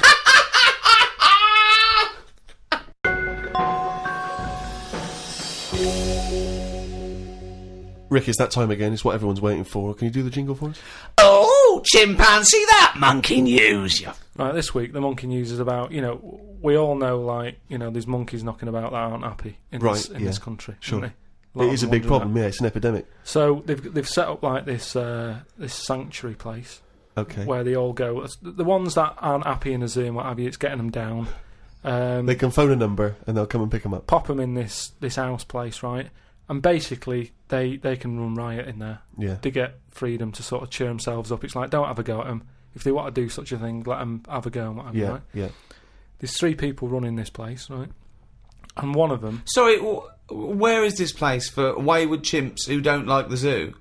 What are you talking about? A house where they can do what they want? I'm not sure where it is. That's a surprise. Go on. But there's this place anyway. It doesn't matter where it is, does it? At the end of the day, I'm just telling you what the problem is. We haven't got to the problem bit yet. Go on. I'm just building up to it, right? So these monkeys, big house and that, PlayStation, anything they want. Gym, all that lot. Gym. So anyway, I'll cut to the chase. Whatever. One of them wanted to mess about with the woman's breasts. Right? Which woman's breasts? The woman who works there. Right. Right. And she was like, right, pack it in, we've all had a bit of fun. You've been in the gym and everything. She obviously, got a bit excited and that. He was fired up and that, ready for some more action and that. He's trying to have a go on this woman's breast, right? She was like, have a go. She was like, no, you're not doing that. Pack it in and all that. The boss who's running the place was like, come on, let him have a go. No, right, you're talking shit. I'm telling you what, I know sometimes I step over the mark and they made Right, so where is this place where... Well, 1, where is this house where chimps are allowed to do what they want? And 2, where is this place where one of the human bosses, suggests to the other one, oh, and if the chimp wants to play with your tits, love, let the chimp play with his tits. I've said before, Rick, will you please stop interrupting this news? Listen, it's alright, Steve, because what I'll do, I'll bring the link and you can put the link on the website and people can have a look at the proper story. I'm just giving it them in a headline form here. They can read the full thing. No, you've only read the headline form. I haven't read it. I sort of read like the first. It paragraph. was probably monkey feels a right tit, and you've extrapolated all this from that. So anyway, right? So he's there, and so the boss says, "Yeah, you can have a group." The boss is saying, "Let him have a go." Come on, Rita. If monkey wants to play with nipples, let him. So she's like, "I'm not happy with this," and he's going, "Come on, you know the rules here. We've got to cheer these monkeys up." This is absolute. We've valued it. Actually, no, and in the end, because she didn't allow it to happen, the fella bloke sacked her, got someone else in. This isn't made up. I will put the link on the website and everyone can have a look at it. But basically... I want to see the advert he put in the Guardian media page. I love that. Woman wanted to let chimp feel tits whenever it wants. Well, it's all up there. You're talking absolute shit again. Well, we'll see. That is no way that happened. The Ricky Gervais Show on Guardian Unlimited. Do you know the other week when I came up with like a different idea of how we can sort of make the world run and that?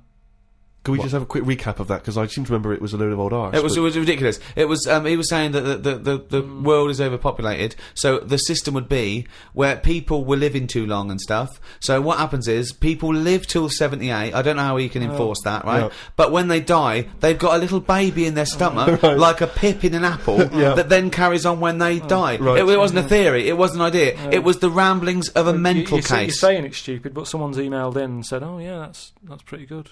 Yeah, and okay, I'm asking you again, was the letter written in shit?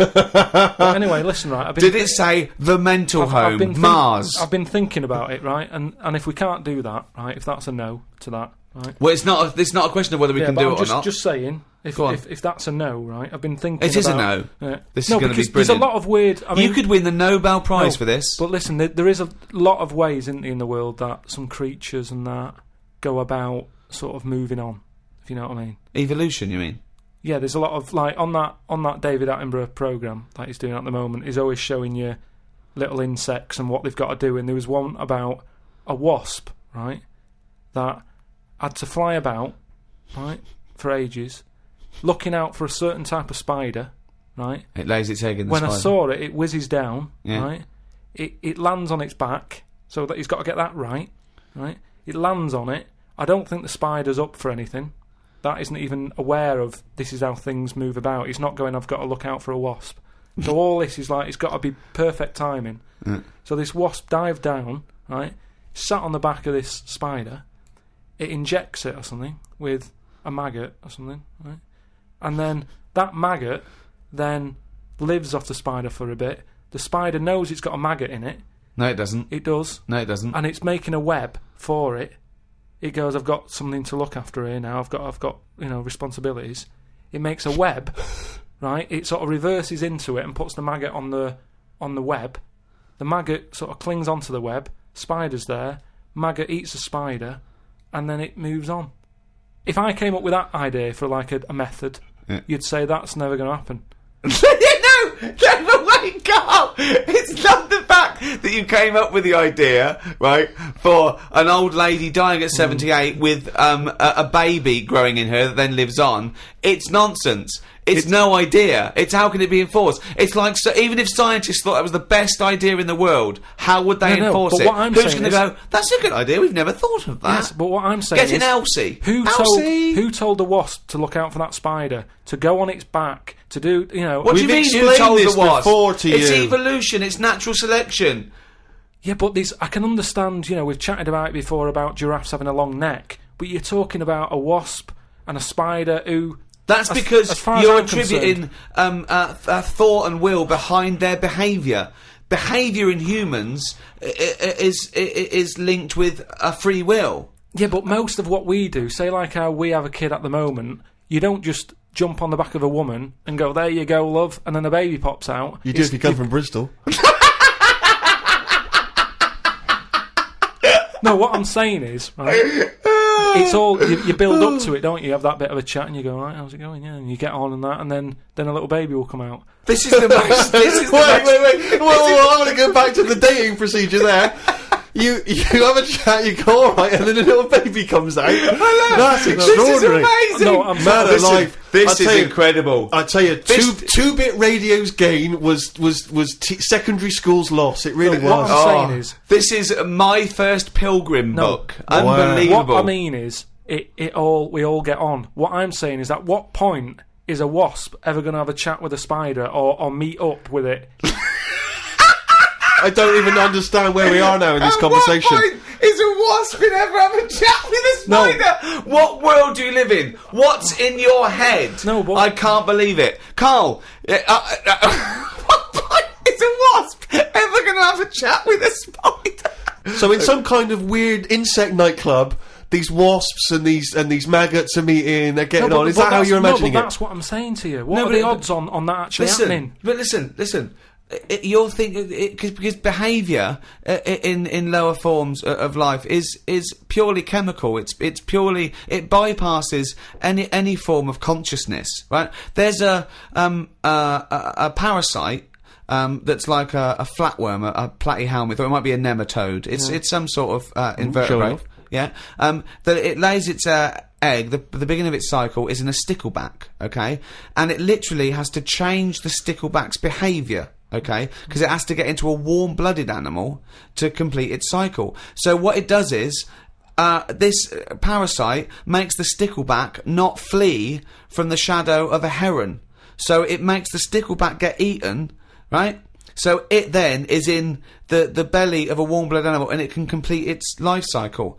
But at no point is the nematode or the platyhelminth, whatever it is, going, slow down, there's a heron coming, stay here. And the stickleback going, why? I don't want to stay, there's a heron.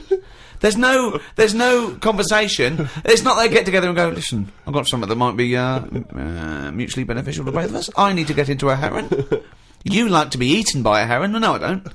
Where's this conversation with a wasp? Yes, you do. It's got Jedi powers. Yes, you do. No, all I'm saying is, the idea that I came up with, you're sort of saying that's a crazy idea. It's not an idea. It's not an idea. How many times have we heard all I'm saying is, and then such a stream of nonsense that it's blown our minds? No, but that's all I'm saying. That, what you've just explained there with the heron having to knock about and for a flea to be sat in the shade and that. That is incredible. That translation of what I said that sums it up for me. Yeah. He sees a headline, he reads a book. It then goes through this weird filtering system with, I imagine the music in his head is boop, beep, boom, ba, discordant piano. I think the noise in Carl's head is like a fax machine, if you've ever got that up full volume.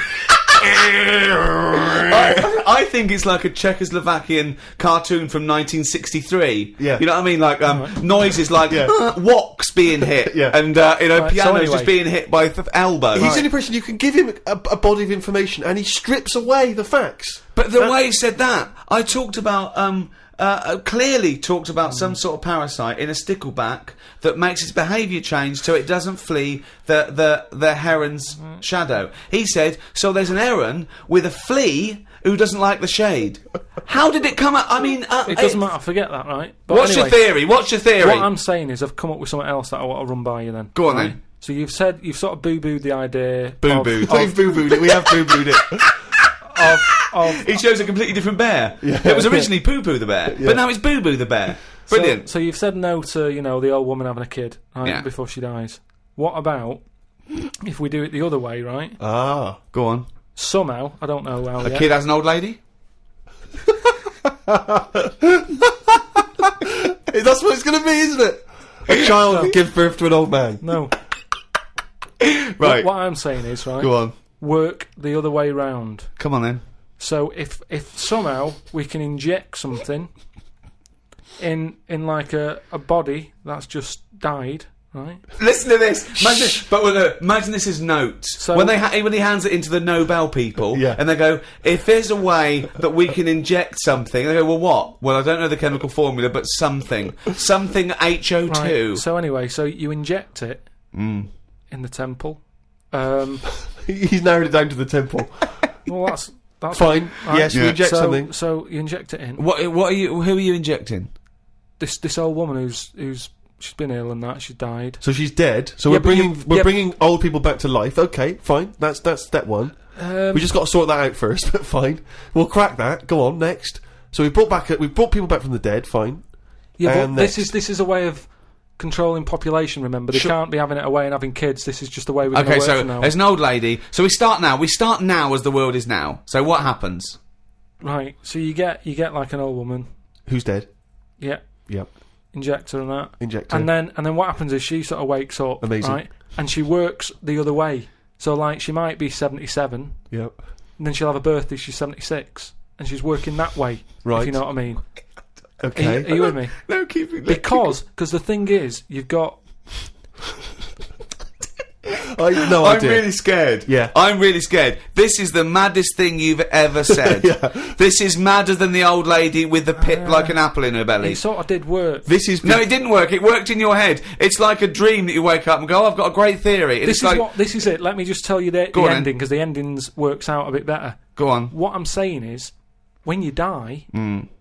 at the age of 78, 9 months. What? At the age of 9 months, because that's when you come out. What do you mean when you die at the age of 9 months? You're not scared of dying because you're now a baby, so you don't know what's going on anyway. So there's no fear. So you missed out a bit here. So this woman, literally gets younger and younger? I think when she's in her 20s, she's in her old age, Rick. Yeah, but it doesn't matter because that's the fun part of your life, isn't it? When you're 20 and you've got all your energy and that. So before you die, you're actually having a good life, rather than it being the other way around. But does she do different stuff than she did on the way up? Because she's already lived 78 years, hasn't she? Don't forget. She was a baby once, and she grew to 78 years, then someone stuck a needle in her head and said, right, back you go. No, but forget all that bit. Forget all that bit. How do we forget that bit? What I'm saying is... So she died and she doesn't remember all her... This is a new life, is it? Let me just leave you with this. Right, you're talking shit. Explain yourself. What I'm saying is, old people are scared of dying. When they're 77, they're going, oh, what's going to happen to me?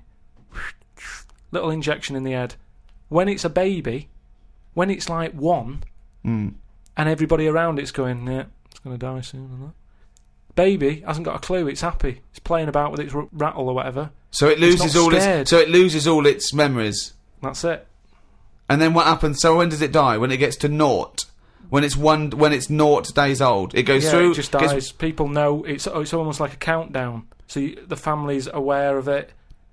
But aren't the family getting younger as well? What's happened to the family? Forget it then. We'll leave it as it is. No, leave it as it is, shall we? Shall we? Can we all agree on that, guys? Now, should we agree to leave it as it is? Is that all right? Because I don't want to hear any more from the diaries of Charles Manson. No, it's. I mean, you're a fucking maniac. If you're a maniac and you'd like to get in touch, then please email us at podcast@rickygervais.com.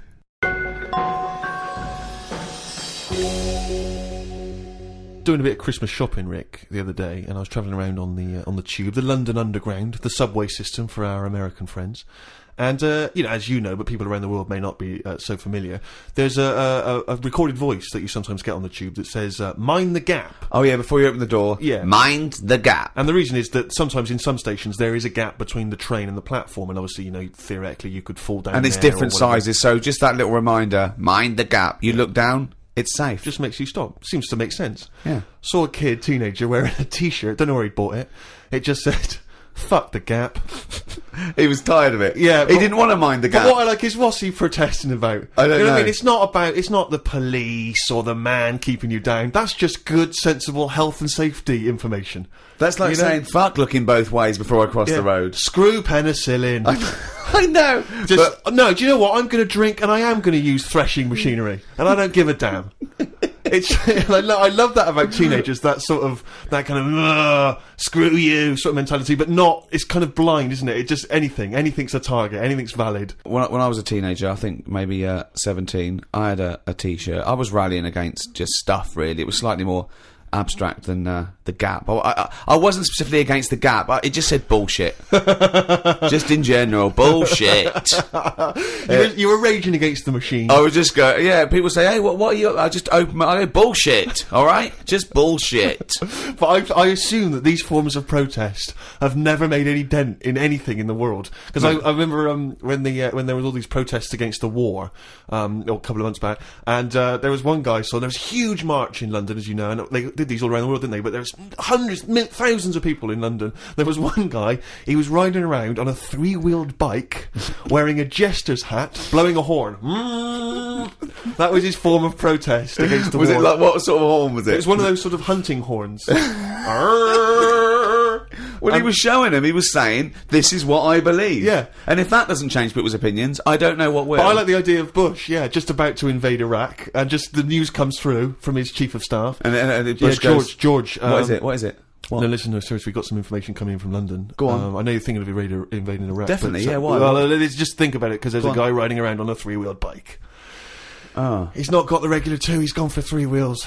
So... Okay, well listen, what's he wearing? I don't want to tell you what he's wearing, he's just... What's he wearing on his head? He's tell me just wearing... He's wearing a jester's hat. Okay, no, well, calm down. It's not that bad. It's not going to change my opinion about. He's blowing a horn. Okay, get the troops out. Get the troops out now. What do It's they think they're pointless. doing? You've got to get involved in the... I saw a girl once again, a teenage girl. I was behind her on the tube, and she had this bag, like a rucksack, and it was kind of black, and it had painted in Tipex. It had a picture of George Bush, but he was kind of in the sights of a rifle, and it sort of said "Stop the War," and it had a Barbie's head, but it was severed, and the hair was scraped back, and she'd been made up to look kind of devilish, and there was sort of CND signs, and there was "No to war" and all this, and I sort of wanted to tap her on the shoulder and say, are you actually getting involved in stopping the war, or have you been working mainly on this bag? Yeah, Because that must have taken you at least a couple of days. Where you could have been writing emails, you could have been getting a petition going. Oh dear, Carl, have you ever been into that sort of teenage rebellion, teenage protest? What, to sort of stop stuff going on and that? Yeah. Or just making your views heard. I don't really like people knowing what I'm thinking and that. Right. There's no way anyone can know what you're thinking. No, but even Is with that why you're doing a radio experimentation. show where you spout off your nonsense ideas every week? No, but what I mean is... A team of surgeons could fiddle around in your head for a couple of days and they still wouldn't know what you were thinking. No, I know what you're thinking. Exactly. You're thinking, could a monkey ever be president? At this moment, aren't you? But I don't like anyone that... Like, all those badges that you're talking about, like, Save the Whale and all that. I don't like the idea that when I get on a tube and someone sees that, they sort of know that I want to save the whale. I don't like people knowing, even to the point of... It gives you a disadvantage in life, doesn't it? But just knowing stuff like when you get on a tube and say if you've been shopping, right, and you've had to buy an ironing board, I hate it that people sort of look at what you've got and go, oh, he's doing some ironing. Right, okay. That's got to be rare. I mean, you can't have bought more than 5 or 6 ironing boards in your adult life. life. I don't mean just ironing boards. I mean, like, anything big where they can't wrap it, so they just put a carrier bag round a little bit of it. And everyone can see what you've just bought. It's weird because I bought an ironing board last week from Argos. And I did feel a little bit self-conscious. There you go. Because I thought people thinking, he's 30, why hasn't he got an ironing board yet?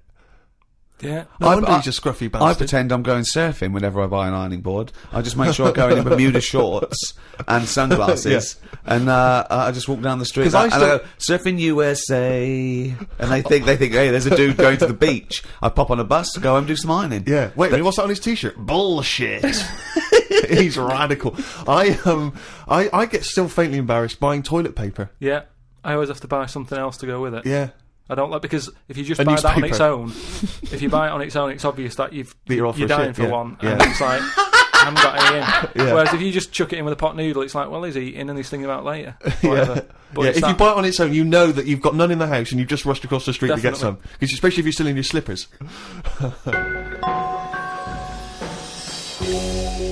Well, that's about it for another podcast. And a new one in a week's time after Christmas. So, Merry Christmas, everyone. Have an absolutely blinding Christmas. Or a lovely whatever festival you celebrate in your part of the world. From Ricky Gervais, Stephen Merchant and Karl Pilkington. If you want to send us anything, as ever, the email address is podcast@rickygervais.com. You can email just your thoughts on the show, if you've got some monkey news for Karl, or anything you think might intrigue Karl, or indeed maybe just some Christmas wishes. Then that's the email address, podcast@rickygervais.com. I would like to wish a particularly Merry Christmas to those guys at Positive Internet for all their genius input and good work hosting this podcast.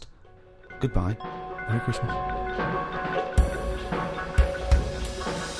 The Ricky Gervais Show on Guardian Unlimited.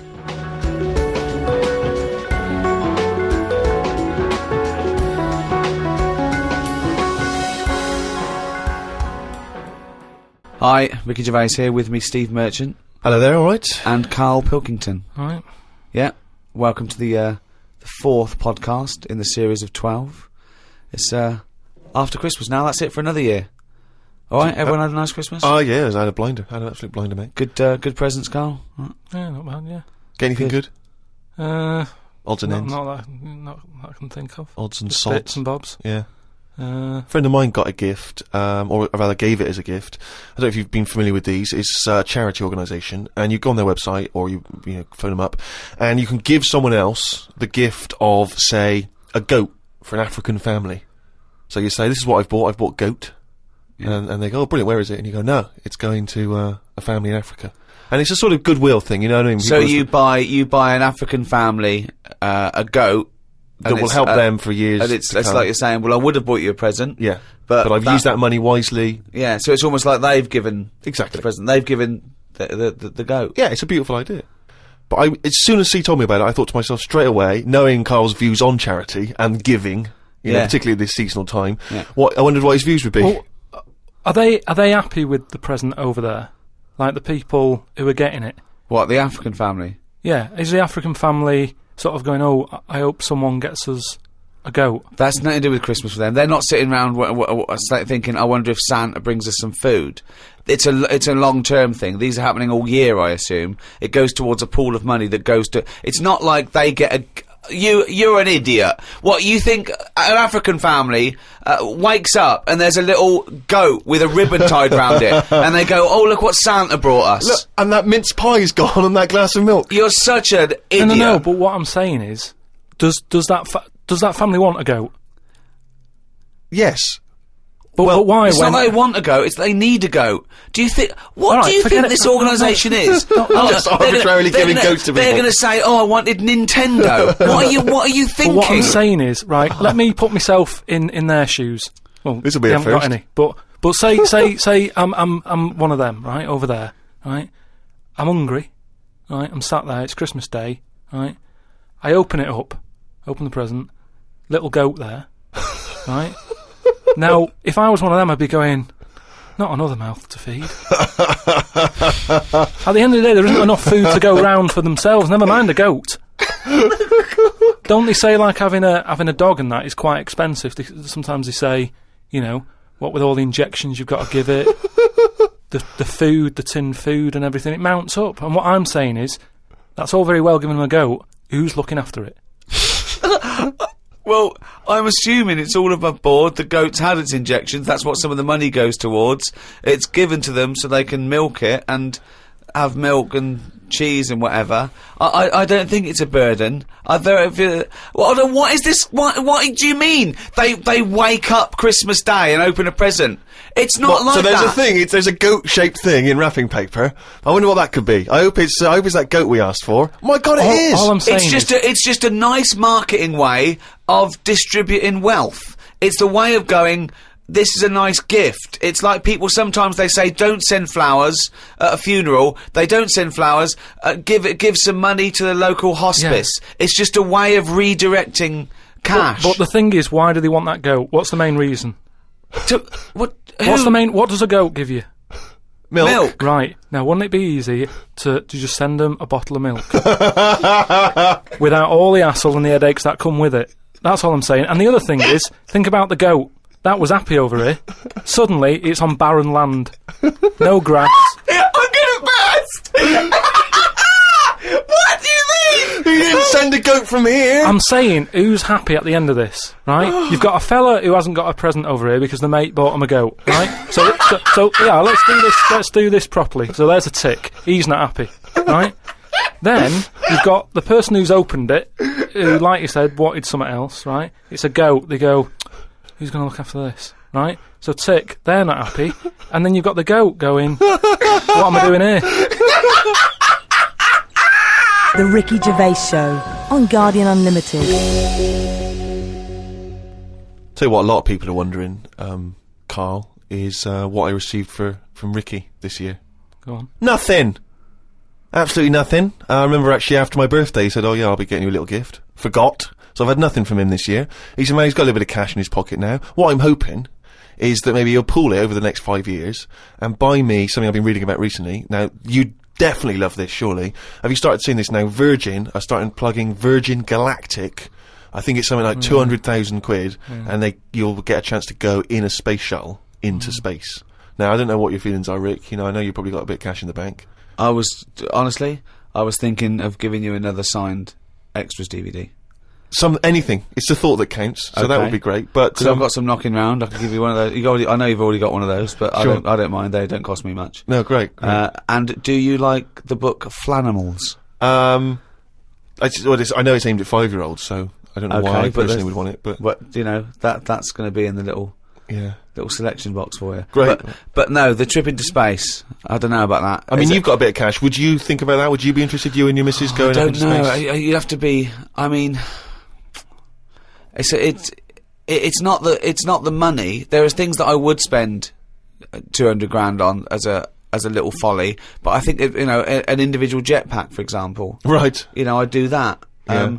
I'd like to see the Earth from a couple hundred miles up. That'd be good, but I don't know if that's quite worth it yet. The other thing is the safety, because I'm worried that I want to see a lot of people go up there first. Yeah. I wouldn't be the first bloke to go on an aeroplane. No. I'd want to see a few pioneers go. It's really safe before I got on something like that. Well, I believe the actress Victoria Principal is volunteering herself. So I think she maybe used to be in Dynasty or Dallas. So, well, I'll see what happens to her. Yeah. If I think if she can do it, then no. If Vicky P comes back all right, rather like those monkeys they sent up years ago, then we'll all be a lot more relaxed. Exactly. If they put electrodes on her and it all works out fine, and there'll be a banana, chute issuing bananas, and there'll be buttons. Press left, press right. Yeah, and I might consider it. Carl, thoughts? Going to space? No, it's not worth it. Why? Wouldn't it be a fascinating experience to go into space and look back at the Earth? There's now out there, though, is there? There's now there. Say that again. Well, there's now out there, though, is there? Right. I mean, at what point are you all meant to be happy? Do you know what I mean? You're floating about up there, and because you don't get out, do you? What, you mean to do some duty-free shopping? I'm just talking, you don't go floating about, do you? You stay in your seat. Well, they probably let you move around on the shuttle. Yeah, no, but I'm talking about getting out. For me, when you go on you want holiday, to get out into space? Yes, but that's what I'm saying. When you go on holiday, the flight bit isn't the best bit of the holiday, is it? That's the bit you've got to do. So what I'm saying is you've got to stay on this, and then you go back home. Do you don't take luggage, right? I don't see the point. Right, so you're there, you're sat in your own clothes for the whole time, same clothes the whole time.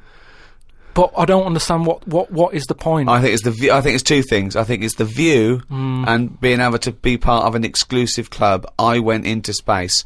It's all that thing about man conquering nature, and you're one of that elite few that have managed to pop up, see the world from a distance that no one else can see it from, and then pop down. You know, that's it. Of course, yeah.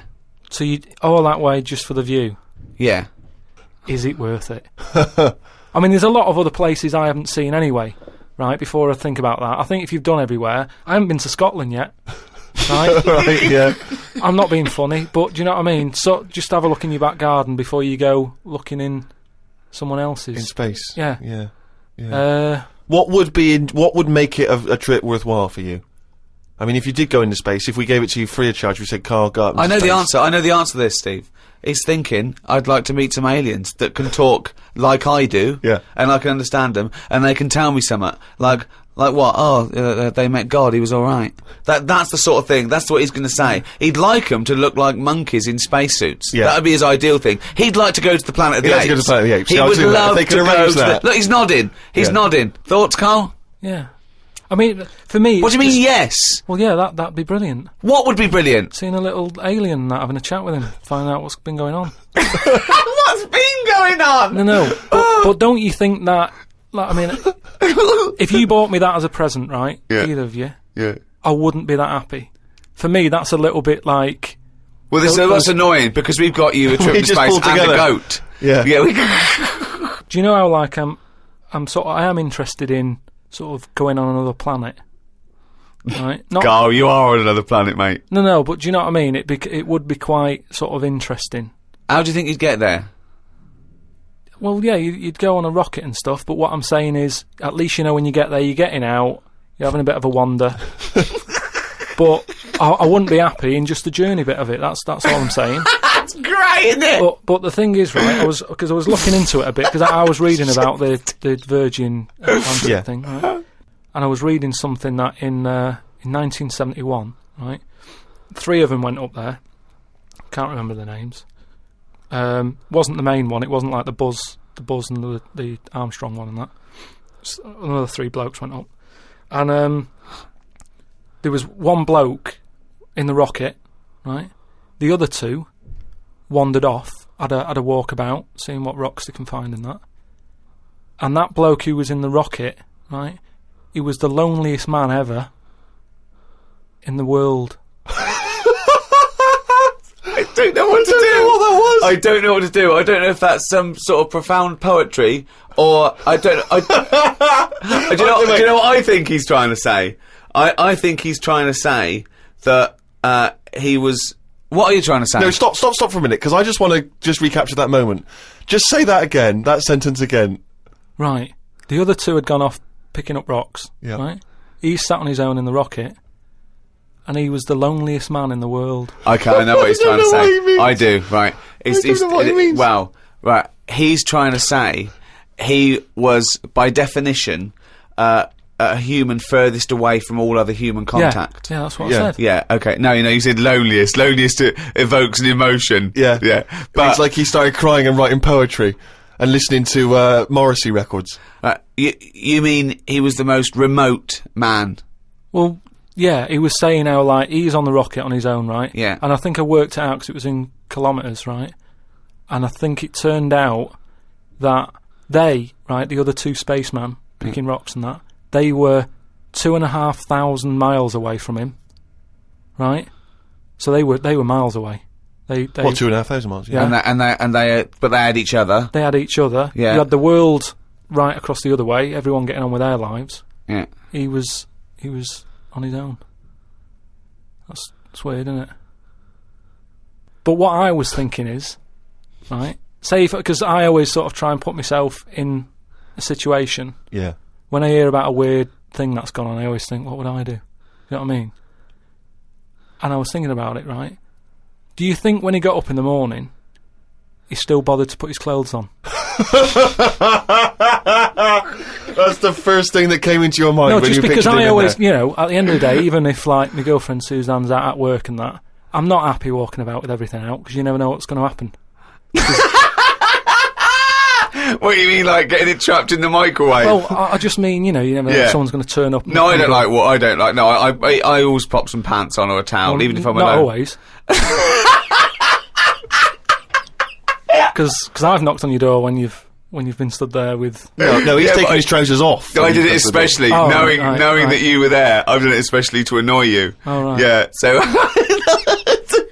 But do you know what I mean? Do you think he was walking about the rocket with his tackle out, or Or did he floating go, about, yeah. well, you know, no one's watching here? Do Do you know reckon what I it floats up or down? Depends In how long it space. is, doesn't it?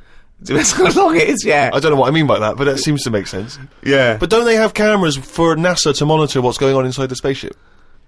Not all the time. No, I bet they've got to give him some sort of privacy. Now, that would end up on the internet, Yeah. him Well. floating around with his floaty knob. Well, if you are the man who was up in a space rocket and was for a short period the loneliest man in the world, we'd love to hear from you. We'd love to hear what you did with your time, how lonely you felt, and also Lonely? did you float around with your cock and balls out? What was that like? Did it float up or did it float down? These are just some of the questions that we'd like. So if you are that person, or maybe you know them, maybe they're a neighbour of yours, then you can get in touch with us at podcast@rickygervais.com. The Ricky Gervais Show on Guardian Unlimited. We've done radio and stuff in the past, Rick, and we have never had the kind of response that we've had from these podcasts. So, I mean, It's people amazing. are emailing in by the hundreds of thousands. It's meant, well, maybe not hundreds of thousands, but I didn't count them, but thousands, certainly. Crazy amounts of email. I couldn't really get through them. I've just managed to pick out a few. It's because it's global now. It's people all around the world are listening, and that's so exciting. We've got just loads from America, Australia. It's mad. Yeah, New Zealand, Canada, and these are just some of the ones that I've pulled out from the email because there's so many of them. Podcast@rickygervais.com if you want to get in touch. Rob says he listens to the show in his exams, which I'm sure cannot be a good idea. I mean, No, because that's a waste. What I'd do is the night before, I'd record all the answers and then listen to that, as Yeah. opposed to me, you, and Karl Pilkington. but surely you're not allowed to listen to your stereo or your iPod in an exam. That would be crazy, wouldn't it? Well, he's probably got it's probably up his back, Right, a little yeah. wire wired to him, covered in sort of like some sort of fake flesh and Yeah. hair, and then just pops into his ear. It's all changed now, though, isn't it, as well? What do you mean? Well, they're allowed calculators and that, isn't it? It's just sort of. Sorry, I had calculators in my exams. What Yeah, what world? What do you know about exams, Carl? No, You but- never showed up. But what I'm saying is, years ago, a calculator wouldn't have been allowed. We've moved on a bit now, haven't we? What year was this I don't though? have an iPod. With loads of people with abacuses. I don't know. Anyway, Rob's question was this. Brilliant. I've never heard him admit that before. I think we've broken his Yeah, spirit. yeah. Carl, you go. I don't know. Oh no, we might have put an end to the phenomenon that is Karl Pilkington. Monkey news still to come. He's back. Anyway, listen. Rob's question is this, Carl, and it's specifically to you. Carl, if you could have a superpower, like Superman, what would your superpower be? Can I suggest consciousness? Yeah. Can I have the power of thought? Remember, you've already got opposable thumbs. So cross that one off the list. Oh, go on, Carl. There are so many to choose from. Telepathy, X-ray vision. Flight, invisibility, Choose it wisely. strength, intelligence. But why have I been picked? Oh, for God's sake! No, but I'm just saying. It's I'd say, Rob's question no, for no, you. But I'd just say, does anyone else want this? Or do you know what I mean? Oh, No, what just- do you because- wish you no, could do that's no, impossible is the because- question, no, because- or out of what? What do you mean? Because with that comes a responsibility. is what With I'm saying. enormous power does come great responsibility. So would it? Would you like Spidey senses? Is that what you're saying? Would you like some senses? Would you like some sense? The power of sense. Come on, Carl. You know what these superheroes because they can. I know, but it they can always freeze things. They're never they- happy, are they? Do you know what I mean? Spider-Man wanted to tell that girl that he could climb walls and that. He's like, I can't. Superman didn't never tell Lewis and that. Who's Lewis? Who's Lewis? Lewis. Who's Lewis? It's just a pen pal of Superman's. Lewis, his little secret chum. Yeah. All right, Superman. Hello, Lewis. What are you doing? Superman. Who are you? I can't tell you, Lewis. Brilliant. You know, Hulk, he wasn't happy. So, But you're being allowed to choose the superpower. You don't have to get it forced upon you like the Hulk. Hulk, he wasn't happy. It's true, he's got a theme. He has got a theme. There's not many happy superheroes, are there? Leaving aside the superheroes you're already aware of, Yeah. what superpower do you want? You don't have to fight crime with it, Carl. Everyone around the world now is thinking, what can Carl choose? Let's deliver it to him now, Carl. Think about it and give us the answer, please.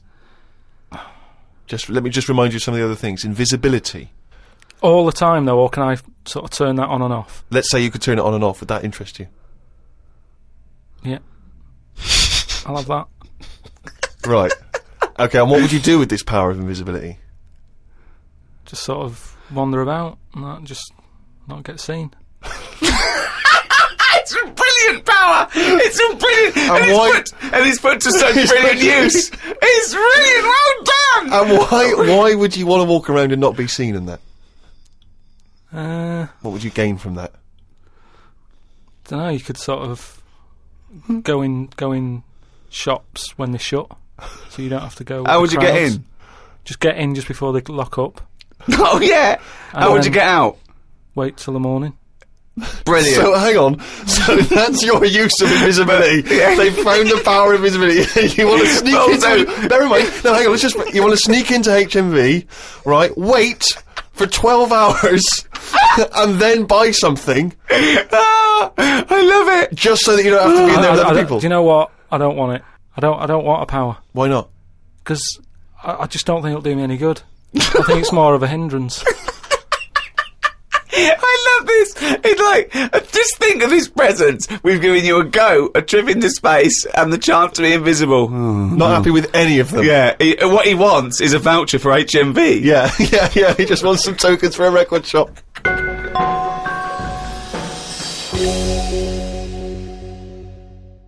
Just going through a few more of these emails. This one is from David. He's in Los Angeles, California, 22 years old. He says he loves the show. But he says, with respect to Carl, never before have I understood so little of what a man says. Virtually everything that Carl talked about was aloof to me. What on earth was he ranting about? Flies and condoms, monkeys and pushing the left button, cavemen and dinosaurs. And that's just some of you. I mean, let's be honest, if you are in America, I mean, firstly, the accent is probably a problem. But that is the best write-up we've ever had. Yeah. Flies and... Imagine if you're a new listener, flies and condoms. What on earth does that mean? This one's from Kent Plummer from Nova Scotia, Canada. He says, Carl, he's wondering if you've got any personal mantras that you could pass along. For instance, he reminds us of Ben Franklin's famous mantra, waste not, want not. Who said that? Ben Franklin. What did he do? What was his job? Benjamin Franklin was a well-respected American politician from the 1800s. He was a sort of thinker, a philosopher, a scientist, deeply respected. Also a big political figure. He features on the dollar bill or the $10 bill or something. Yeah. So he's one of the great sort of American Enlightenment thinkers. And he came up with the mantra, waste not, want not. You must know waste not, want not. I mean, that's just... Do you understand the phrase waste not, want not? No, not really, no. What does it mean? You've never heard that? I think I've heard it. But I don't know. I've never used it. But when someone else said it, I don't know what. Well, in context, I mean, all I'm going to do now is paraphrase that and put some prepositions and stuff in it for you. I can't work out how you can't work out what that means. It's like, don't throw stuff away because you might need it, and therefore you won't be wanting anything because you didn't throw it away. So he was a bit of a hoarder. Well, if you don't waste food, for instance, then he's a bit of a hoarder. For God's sake. No, but I'm just saying, he's a man in power. Is that the best thing he ever said? No, I'm sure he came up with many, many profound things. Why is that one he did remembered? Experiments in electricity and conducting electricity, all sorts. But that impresses me more, inventing electricity, than someone... He didn't invent electricity. Wait a minute! Didn't impress you more than what? Just saying, waste not, want not. I don't think it's that good. It's not even catchy. What I don't understand is why he was the first person to sort of suggest, look, don't go chucking that out, keep it, you might need it later. He wasn't the first person. Say that again. That is brilliant. Why isn't that catch on? That is amazing that you've just come up with there. That's poetry. How would you word it? I'd just say, whoa, don't be chucking that out. You might need that later. Don't be chucking that out. You might need that later. Karl Pilkington. Whereas some would argue that waste not, want not is perhaps a little bit more pithy, a little bit more... We should go through great sayings and phrases and say if he could, well, firstly, does he know what they mean? And then secondly, can he improve them? That would be brilliant. We'll do that next time. Let's see. Okay, Winston Churchill. Never have so few done so much for so many. What do you think of that? Do you know what that means? So he's saying... Well, it's with regard to the Battle of Britain and the pilots that gave their lives. Yeah, I'd just be annoyed if I was one of them who gave a lot for a few or whatever, right? No, gave a lot for so many. If you were one of those few that gave so much for so many, i.e., it means these few good men, their actions freed the world. They freed the world. They have an impact on every person in the world, and they were few brave men, and that's what he's saying. Yeah, but what I'm saying is, if I was one of them men who gave up his life, right, I'd want a name check. I don't want to be bungled in with everyone else who is saying a load of blokes gave it their lives. Well done on that. See you later. That's brilliant. Did you just say bungled in? Yeah, bungled in, yeah. He made up a word! I don't want to be bungled in. You made up a word. See, that's it, you see? We've been looking for it. That's original. That's Karl Pilkington. I don't want to be bungled in.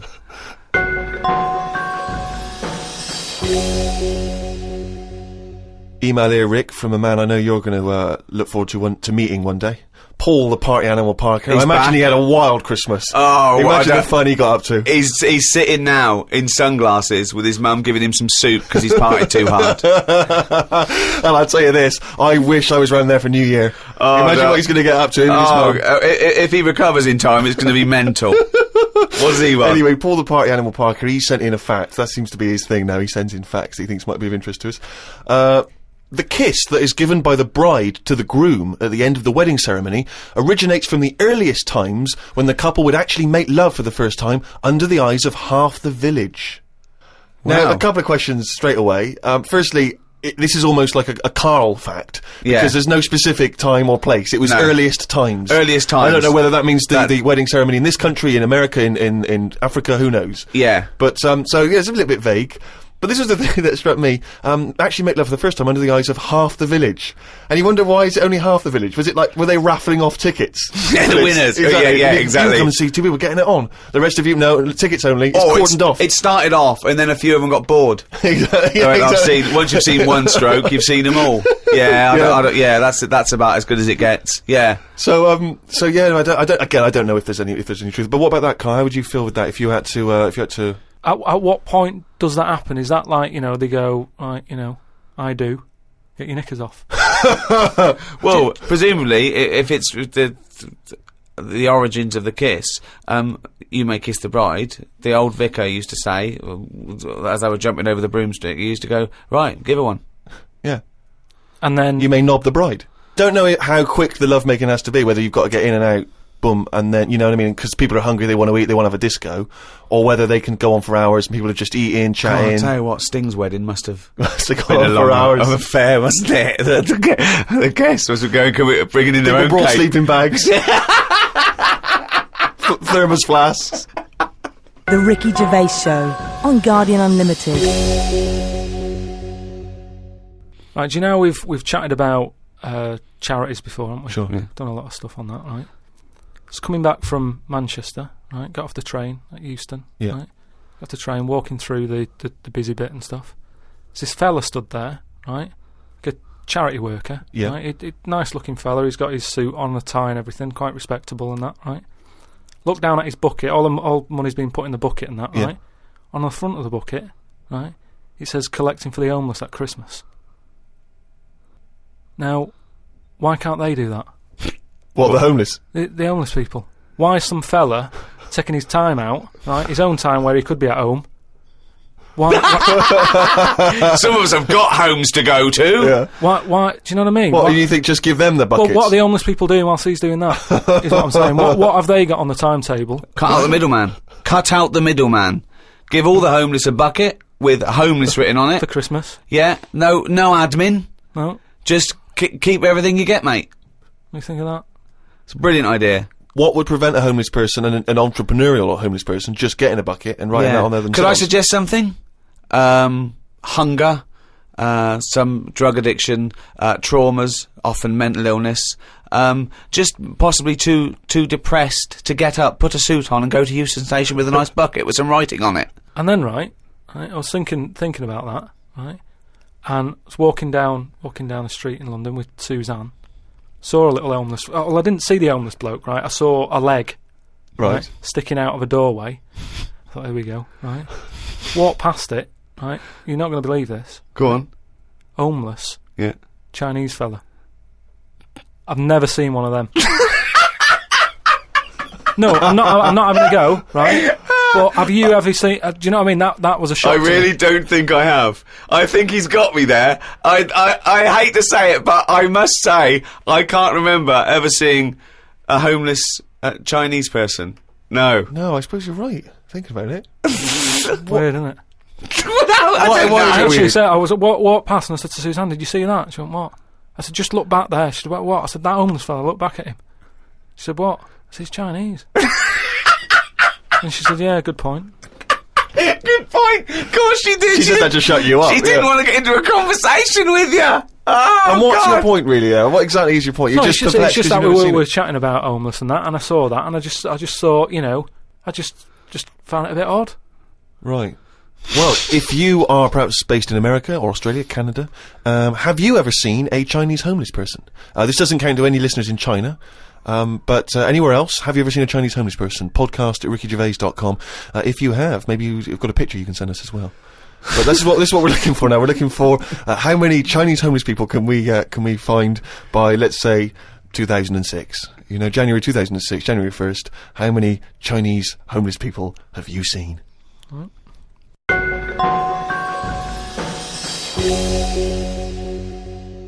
Rick, it's that time again. It's what the whole world is waiting for now. Is it every Monkey week. News? It is Monkey News. Please perform live the jingle. Why'd you say that? Well, we've got a few people saying, "Oh, is that a pre-recorded jingle?" Yeah, like anything's pre-recorded. No, it's different every We've got week. that technology. I'll give it a big one, shall I? Give it. Oh, chimpanzee that monkey news, you. There we go. Right then, well, got an email from John. If you've got any monkey news going on in your area, Just let us know. Podcast at rickygervais.com. Oh God, amazing! just bung it on email. And this one's sent in from John. Don't know where he is. But do you know, like, they're running out of TV ideas and that? They're running out of TV ideas. Well, you know, Are they? they've done a lot of stuff. I mean, if you had to come up with a TV idea now, you struggle, don't you? Because every idea you come up with, it's kind of been done on it. Sure. Okay. Right? It's like inventions and that. Right? They're not getting monkeys to come up with TV ideas, are they? Well, no, right? But there's a TV channel in Moscow, right? And I think they had a bit of bad luck or something, a lot of redundancies and that, right? And whoever was in charge of it got a bit mental and got rid of loads of people, right? Yeah. And they come in the next day and they were like, "Right, are we ready to go live?" and that. And someone comes running in with a clipboard saying, we haven't got any people left, right, to present. Such nonsense. Right. Tell you what. Right. Okay. Carry on. So he goes, "What?" If just one employee turns out to be Simeon and is doing a good job, I'm never doing this radio show again. So this TV channel, you know, it's having a lot of problems and that. They've got to go live, right? He's like, "What am I going to do?" Anyway, for some reason, right, there was a chimp knocking about. For some reason, that's the key piece of information, No, but we didn't get it. We didn't get it. It doesn't matter, does it? It doesn't matter. It does. It doesn't matter. Imagine Anyway. if that was in a film. And they're going, well, I can't see where this plot go. Well, he's just there. He's just there. So anyway, so he sort of says, get it in a suit, right? Why? So, because they're running out of ideas, the clock's ticking, they've got to go live with something. What do you mean? What he's What, is it a presenting? news programme? He's Well, presenting. Listen, it's a chat show. I am not... They can't Again, talk. don't have a go at me, have a go at John, who sent this in. Right, And be this quiet, let's hear it. Let's hear it again. So anyway, so like I say, so they're going live, 5, 4, 3, 2, 1, what have you. Chimp sat there on the chair. He was like, "Look, let's just get through tonight's show and worry about this tomorrow, right?" What are you talking about? Look. So they've put a chimp in a suit. What was that, handmade, or were the sleeves a bit short on him? You idiot, think! So anyway, it's sat there, right? And they're going, right, here we go. Good luck, everyone, right? Yeah. Chimp's there. What programme is this? It's a chat show. Whose chat show is it? Well, it's the monkeys. I now. like the fact that It's the monkeys now, is it? Did I say... I like the fact that they put the chimp in a suit. It's like, no one's going to take this chat show seriously if he's not dressed up, if he's not smart. Slovenly, look at that slovenly ape. So anyway, Oh. let's get to the point of it and that, right? So anyway, they go on, right? It's all going Didn't brilliantly. happen. There's no way this happened. Here's a fundamental So anyway. question. How was the chimp asking questions? Not sure about that bit, but all I've got is the stuff that was on the news site for this. Like I say, I've But given it's you, rubbish. Yeah, but I've given you some facts. No, I've they're told not. you there's a TV channel in Moscow that's having problems, right? I've explained that. No, bit. it's rubbish. They've got rid of presenters. The monkey sat there, right? Don't worry about it. Anyway, I'm telling you, it goes all right. All right. It goes So anyway, okay. In case you were worried, Rick. he's sat there, right? Absolute They get to the shit. first break, they're like, can't believe it, right? You know, viewing figures and that, they're loving it, right? What? No. What? How did they know the viewing figures in the break? Please do not interrupt the and news. what did the chimp At do in end the of it, first half? They had a big guest on that week and what And have what did you. he do? Just talk to Who was it? himself? They walked out. So Cher comes on, I'm yeah. not sure, but say if it is Cher, right? No, Right, what- the main gaffer is like going, "Oh, Cher's going to go mental at us, right, for putting." Say on it with is. the No, monkey." it is Cher. No, it's In Cher. his mind, it's Cher sitting there talking to a chimp in a suit. So anyway, she and they're comes filming off- it for Moscow TV, and the ratings are going through the roof. Presumably there's a translator, because Cher doesn't speak either Russian or chimp. So she comes off, right, and the bloke who's in charge is like, "She's going to go mad. She's going to go mad here." She walks up. She goes, "I love that." Right? She said that's one of the best interviews, right? So anyway, they decided, right? It went so well, kept him on. He's still there. I love the fact that Cher was an idea that Steve threw up, and now she's going, I love that, I love that, I love that, Jim, get me back there. I want to go to Moscow, never mind. Unbelievable. Don't have a go at me, have a go at John, but, you know, if you've got any monkey news, send it in. Podcast at rickygervais.com. From the creators of The Office, Ricky Gervais and Stephen Merchant. Extras, the first series, now on DVD. Who are you? Nobody. What's that? Who? Nobody. That's right. Nobody. And who am I? So the Starsky Hutch, I can never remember. You are guaranteed an Oscar if you play a mentor. I've just written a sitcom, but I wonder if you could give it to anyone you know. Is there any nudity in it? Well, it could be. Men or women? Either. Well, just women. Yeah. I will make it so. A painfully funny double disc. Extras on DVD now.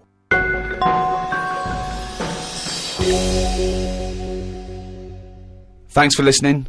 Happy New Year. Particularly to our friends at Positive Internet. Oh, who I hope those guys have a wild They time. host this podcast and they do a brilliant job. Happy New Year to everyone around the world, and in particular, those guys at Positive Internet. And also, Paul Party Animal Parker, have a blinding New Year, because I imagine it's going to be crazy. You don't need to say around it to your him. mum's house. I'm insulted that you have to tell him that, because there's no way you need to tell him that. He's going to have a blinding New Year, so don't waste your breath, Steve. That's all from me, Steve Merchant. We've got Ricky Gervais here, and of course, Karl Pilkington. The Ricky Gervais Show on Guardian Unlimited.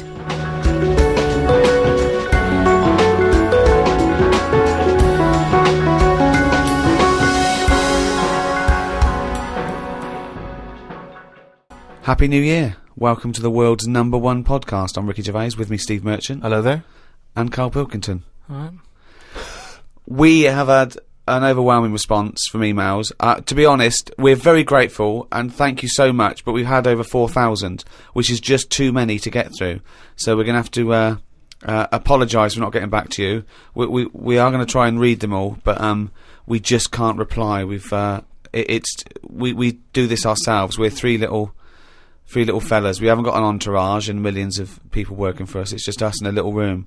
But thank you so much. One in particular, remember a couple of weeks ago we asked if there's any house DJs out there, maybe they could do a dance mega mix with the words, "I could eat a knob at night." Karl just said that in conversation, talking about someone in a reality game show, "I'm a celebrity, get me out of here," who ate a kangaroo penis. And he just came out with the phrase, "I could eat a knob at night."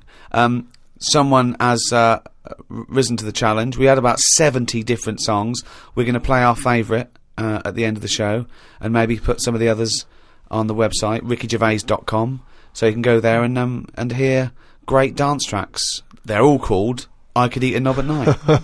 Oh, no one's switching off now. Everyone's guaranteed they're going to stay right to the end there so they can hear, I want a bit of knob at... Was it? I could eat a knob at night. I could eat a knob at night. It's funny, it was only a while ago, you were talking about getting quoted, like Winston Churchill got quoted and Ben Franklin got quoted, and now you may go down in history, I could eat a knob at night, Karl Pilkington. Karl, I could eat a knob at night, Pilkington. Talking of all things nobular, I got a text from Karl yesterday, Steve. A text from Karl, yeah. Yeah. I'll just read it to you. Okay, see you to Moz for a face rub at 6:30 then. No bum tubes, though. So I was intrigued, and I called Karl and said, I think you've just sent me a text by mistake. What's the explanation of that? See you tomorrow for a face rub. Yeah. No bum tubes, though. Just because my mate, right, Russell... Why did he choose you? He said, you know, there's things that go on in life that you need to experience. Yeah.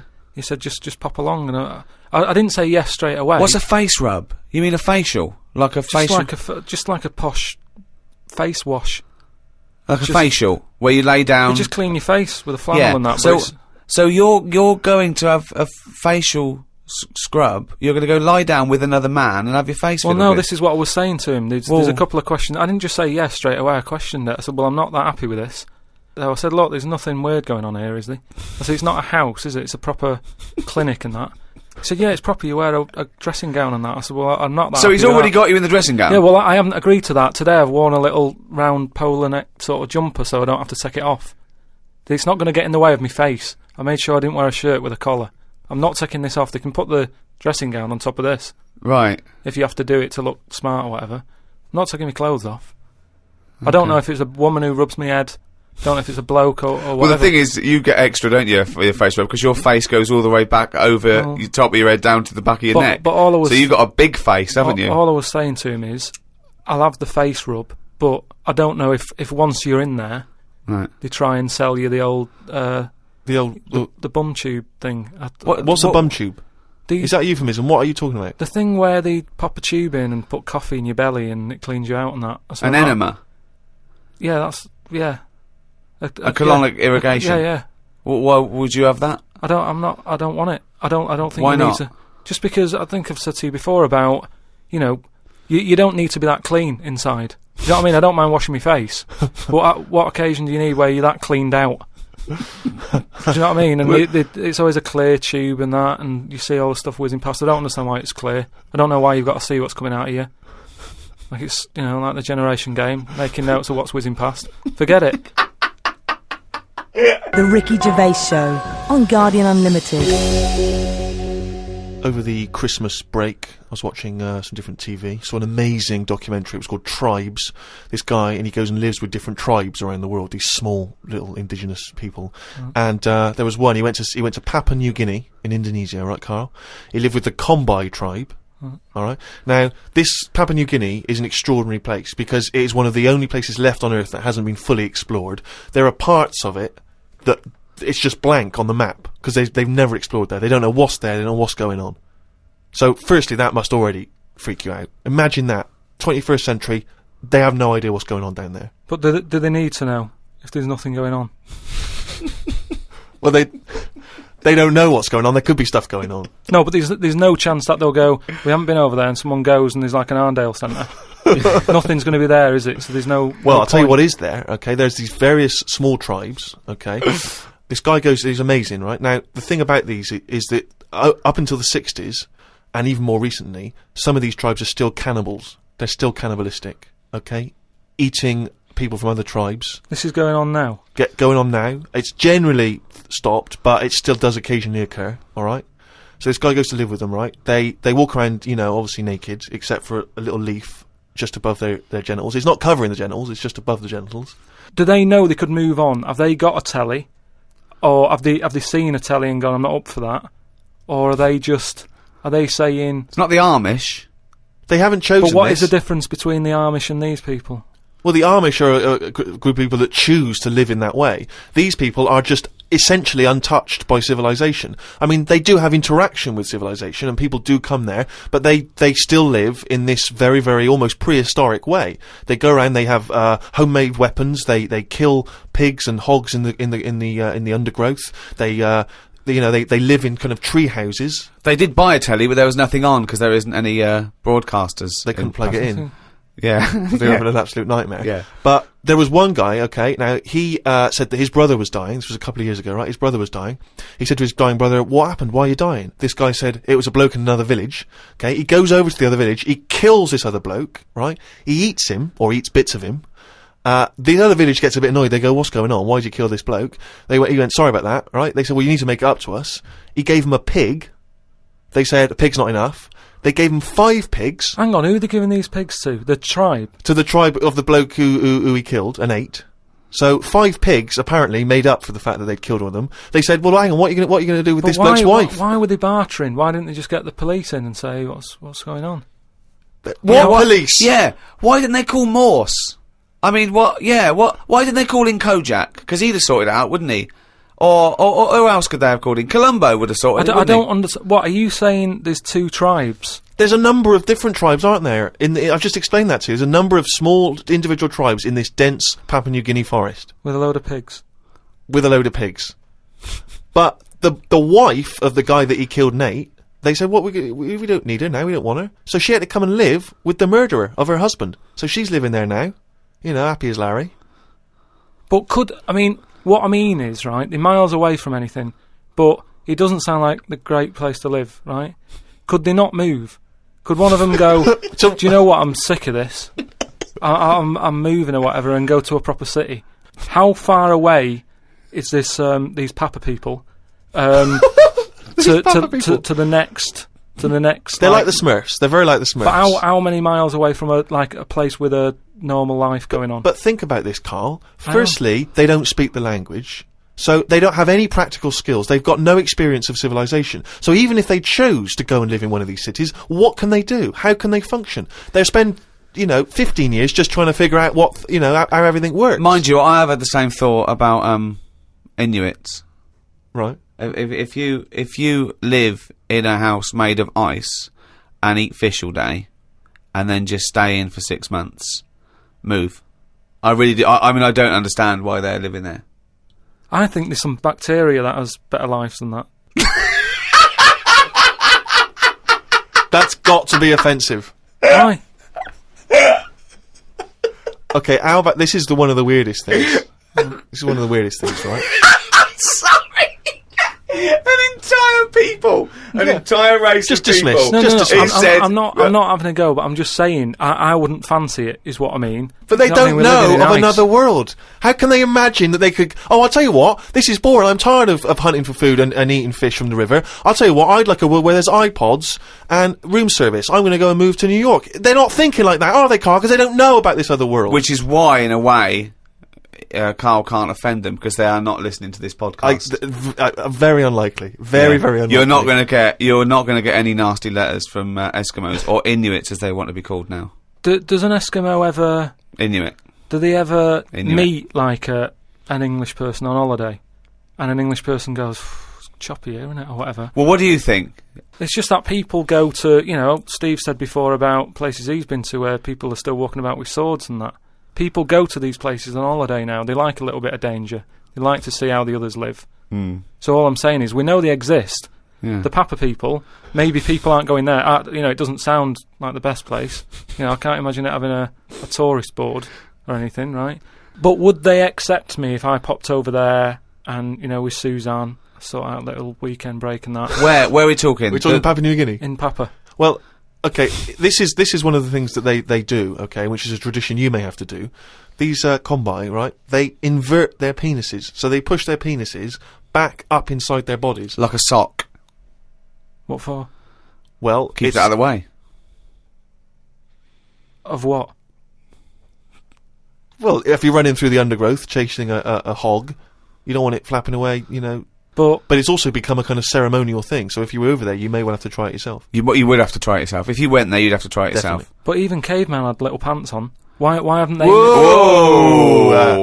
Slow down. Rewind. What do you mean? Again, you've been watching the Flintstones. No. It's just, you know. Is it a leopard skin pair of pants that's actually quite a... Go on. But it's a well-known fact that they wore, like, bear pants or whatever. Bare pants? What do you mean, bare pants? No, listen, you are a qualified anthropologist, so what... I mean that, you know, whenever you see them on footage or in a museum... Footage? Yeah. Or, whenever you see that early it's a bit documentary shaky, footage. it's black and white as well, isn't it? Caveman footage. You always see them wearing a little bit of fur little pants and that. So, what I'm saying is, even though... What year is it to these people in the woods? I don't know what this conversation is anymore. He's just clutching at straws. His mind, it's like a fly. His mind, isn't it? It's just buzzing round. It's trying to find a window, and that's your mind. It is just it's like hitting against pieces of information, but then just bouncing off. Yeah, dazed, perplexed. Forget it then. The Ricky Gervais Show on Guardian Unlimited. You can't believe your luck, Rick.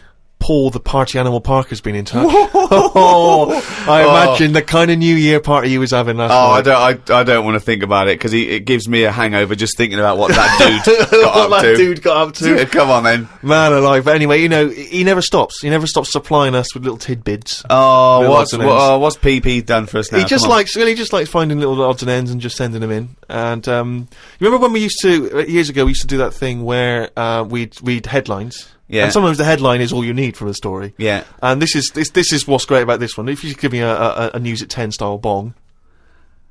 And now the news at 10. Bong. Boy waited while doctor rode unicycle. What does that mean? Well, amazing. A hospital has apologised after a 6-month-old boy waited 2 hours for treatment while a doctor rode up and down a ward on a unicycle. Paula Dadswell has taken her son James to a local general hospital with suspected gastroenteritis. I should point out now, James was fine, it was not a problem. But she spotted the doctor pedalling the unicycle, but was astonished when the same doctor later walked over to examine the child. Miss Dadswell said, "We took one look at the doctor and said, 'You must be joking.' His face went bright red." A spokeswoman for the hospital said, "Of course, we are sorry if distress was inadvertently caused to the mother, and we've offered her our apologies. But let's also remember that we should try and make hospital wards less intimidating places for patients, and we regularly provide diversions that are not directly related to medical care. Many parents have commented favourably on this approach and indeed about the unicycle." What I like about that story is that it's the most important job in the world, and the most useless. Being a doctor is saving lives. It's incredible. It's so noble. Riding a unicycle is the most useless thing you can do. It's that to me is plate spinning, juggling, flame eating. Who goes into plate spinning? Is it like the father going, "Son, when you've finished university, you can take over the business"? But I want to be a doctor, Dad. Look, the plate's nearly, and you're hooked, and you give it a little push, and you're there, and you're hooked. It's a dying art. You don't see it as often as perhaps you once did. Dad, I want to be a doctor, but the plate's nearly dropped, son. And unbelievable. But what I can't make out from that story is whether the doctor he'd done the 7 years medical training, and then they said, "You're working at this specific hospital." Yeah. They whipped out the unicycle. They said, "You're going to need to learn that as well before we can put you on the wards." Or whether he was practicing. Who knows if he was practicing? Do you know what I think happened? I think the bloke in charge of the hospital, there was 2 people up for the job. This fella, who was brilliant, he got a first from Oxford, he was amazing, and the bloke in charge, his nephew. Yeah. And they both scored the same. He did an open university course. Yeah. And they went, well, you're both very good, but who can ride a unicycle? He whipped it out. Yeah. He went, "Have a go." Yeah. And he's been practicing. Unbelievable. But it's also the idea that if it is indeed something which the hospital has initiated in order to cheer people up, particularly kids, I mean, it just seems like a dangerous thing to be doing in a hospital, with all due respect. I mean, I think so. You could pull out leads, wires. Anything could happen. I know, yeah. They get you to turn your mobile phone off when you go into some ward, so please leave your unicycle here, surely. Do not, no unicycles beyond this point. If you have a unicycle accident, of course, a great place to be. It is a good place to be. It's an ideal space to be already. But who rides the unicycle anyway? Do you know what really annoys me? We live near a park. It's a lovely park. And on a Saturday for about 3 hours, there's some twat hippie with braids, dreadlocks, sitting there, playing one drum. How can you play one drum? He thinks this is brilliant. This is therapy. It's I want to shut the fuck up. It's nothing. It's not music. It's not percussion. It's not expressing anything. It's just annoying. Yeah. Tell you now, this would be my worst nightmare if you were to take me on an evening out. You say, Steve, we're going tonight, right? You can't get out of it. You've got to do it. It's 2 hours. Stomp. Oh. Stomp, where they put dustbin lids on their feet. Now, I mean, I've seen a little bit of it on the Oscars. Yeah. It's all right for 30 seconds. Well done. But what is that show? What is the Stomp show? I don't know. I mean, Jesus Christ! After about 15 minutes, you've had enough of that. Surely. I'm assuming there's not really a story. Are they bin men? No, I just wondered how you get into that. How you start practicing and go, do you know what? That sounds quite good. Yeah, they are. They're bin men. Yeah. I was shopping with Karl before Christmas, and we went round sort of Piccadilly and St James's and those really beautiful shops around there. And I went in one shop. You had to ring a bell to enter. Yeah. They came down, and it's like a iconoclastic sort of shop, and they found things from churches and nearly all Russian 16th century pieces onwards. This beautiful carvings and paintings and statues and everything, and I was wowed by it. And this bloke clearly loved his work, and he was, enthusing to me about these stuff. This is from the 16th century. This is Russian. This is and I went, oh, it's beautiful. And as I was looking round, I heard Karl sidle up to the bloke and go, "What's the newest thing you've got here?" Yeah, sure. That's his first thought. I mean, that is the wrong question to ask of a man who's clearly in antiques. Yeah. Proud of the fact he's got 16th century iconoclastic Russian stuff, to ask, what's the newest thing you've got here? What sort of question is that? Oh, I don't know, probably the doorbell. I don't know, what does he want to say? Oh, my shirt. What were you thinking? Hoping for? I just was making chat with him, because it's the sort of place that I don't think many people go in, right, Steve? When you go up to this shop, right, it's not sat in there. You have to ring a bell. He's getting on with his life upstairs. He lives upstairs, right? You ring the bell to say, I want to come in your shop. He pops down, stands there watching you look around. So it's not a natural way to shop. Sure. Do you know what I mean? It's not nice having a bloke stood there watching you look at all this old stuff and that. So I was kind of making friendly chat. Yeah. And I think it's an alright question, because he was saying there's loads of old stuff in there, and he kept going on about the old stuff. So what was to say? Well, what's the newest thing you've got? And what was? Do you know what he said? The other question he asked him? He said, how often do you get new stuff in? And the bloke went, every day. And I said to him, why did you ask that? He said, well, I was thinking, if you got antiques and you sell it all, what's left? Like, someone's going to sell all the antiques in the world because they're not because they're not making any new stuff. What does that mean? They're not making any new stuff. But I know for a fact no one's ever going to go in there and buy the lot anyway. I mean, I've never seen anything like it. I'm not at any point in my life, and I don't think that'll ever happen, will I go, I need some old Russian wood. It was brilliant. No, Steve, it was beautiful. It's amazing stuff. There's stuff. There's these things from the 16th century of sort of like saints and monks, and they're carved. But there's loads of it. It's just all piled up. No one's interested. If I was him, I'd go, do you know what? I'm into this, but no one else is. Close shop. Because seriously, it's just piled up, piles on piles of like old bits of wood with pictures on it and that. But just think of a man 400 years ago that carved this, No, but nobody wants it, do they? I've never heard anyone say, oh, look, it's my birthday coming up. I'll tell you what I'd love. What? Bit of old Russian wood. It doesn't happen. That's what I'm saying. I've never heard anyone saying it. Like, I've never overheard someone saying, you don't know where the Russian shop is, do you? And this is in London, where the rates are high. There was this thing, right, Steve, again, making chat.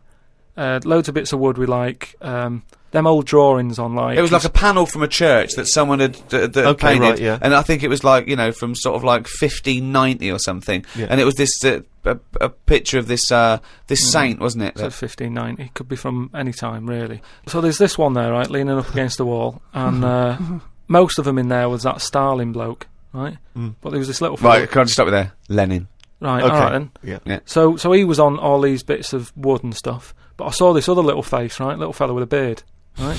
So I said, who's this bloke here? He said, the story there, right? He said, it's this little fella who went a bit mad or something. He got mugged back in Russia. This is right, isn't it? This is what he was saying. He said he got mugged. It's just that term. I love that term in a 16th century Russian wood. Oh no, I'm being mugged. So he got mugged. He got happy slapped. And he said, I've had enough of this, right? Yeah. And he went to live in the woods, right? Made like a little shed, stayed there. People went to visit him, and like if you got a problem, you knock on his door and you go, I'm sick of it. And he'll sort of say, yeah, I know what you mean, I've moved out of the city and what have you. And he'd make him feel better, and then they go again. Now, why has that man got a plaque? If he was around now, there's no way he'd have a bit of wood with his face on it, is what I'm saying. If someone had got fed up with living in London or New York or whatever, and they go, I'm going to go and live in the woods, people wouldn't visit him, and he wouldn't get a piece of wood with his face on, is what I'm saying. But this man is selling it for about, I think it was about 750 quid for this bloke's head. He's having a laugh. Because it's 400 years old and beautifully painted. But the chances are that this is either a well-known Russian folktale, or it may even be a piece of classic Russian literature. He's a saint. He was a saint. He was canonised. Everybody was a saint years ago. That seems to be, like, thrown about, doesn't it? Who's a saint now, in this year? Who's a saint? Naming one now.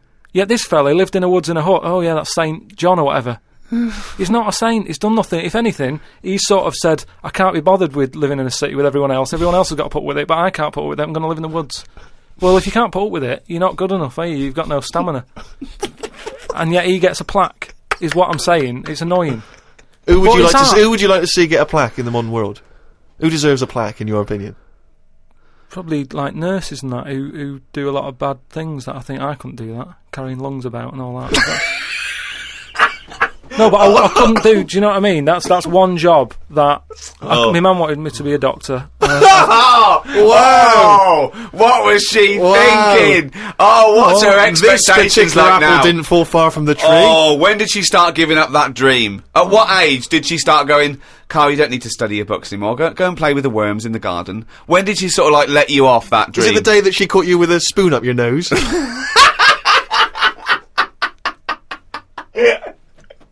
From the creators of The Office, Ricky Gervais and Stephen Merchant. Extras, the first series, now on DVD. Who are you? Nobody. What's that?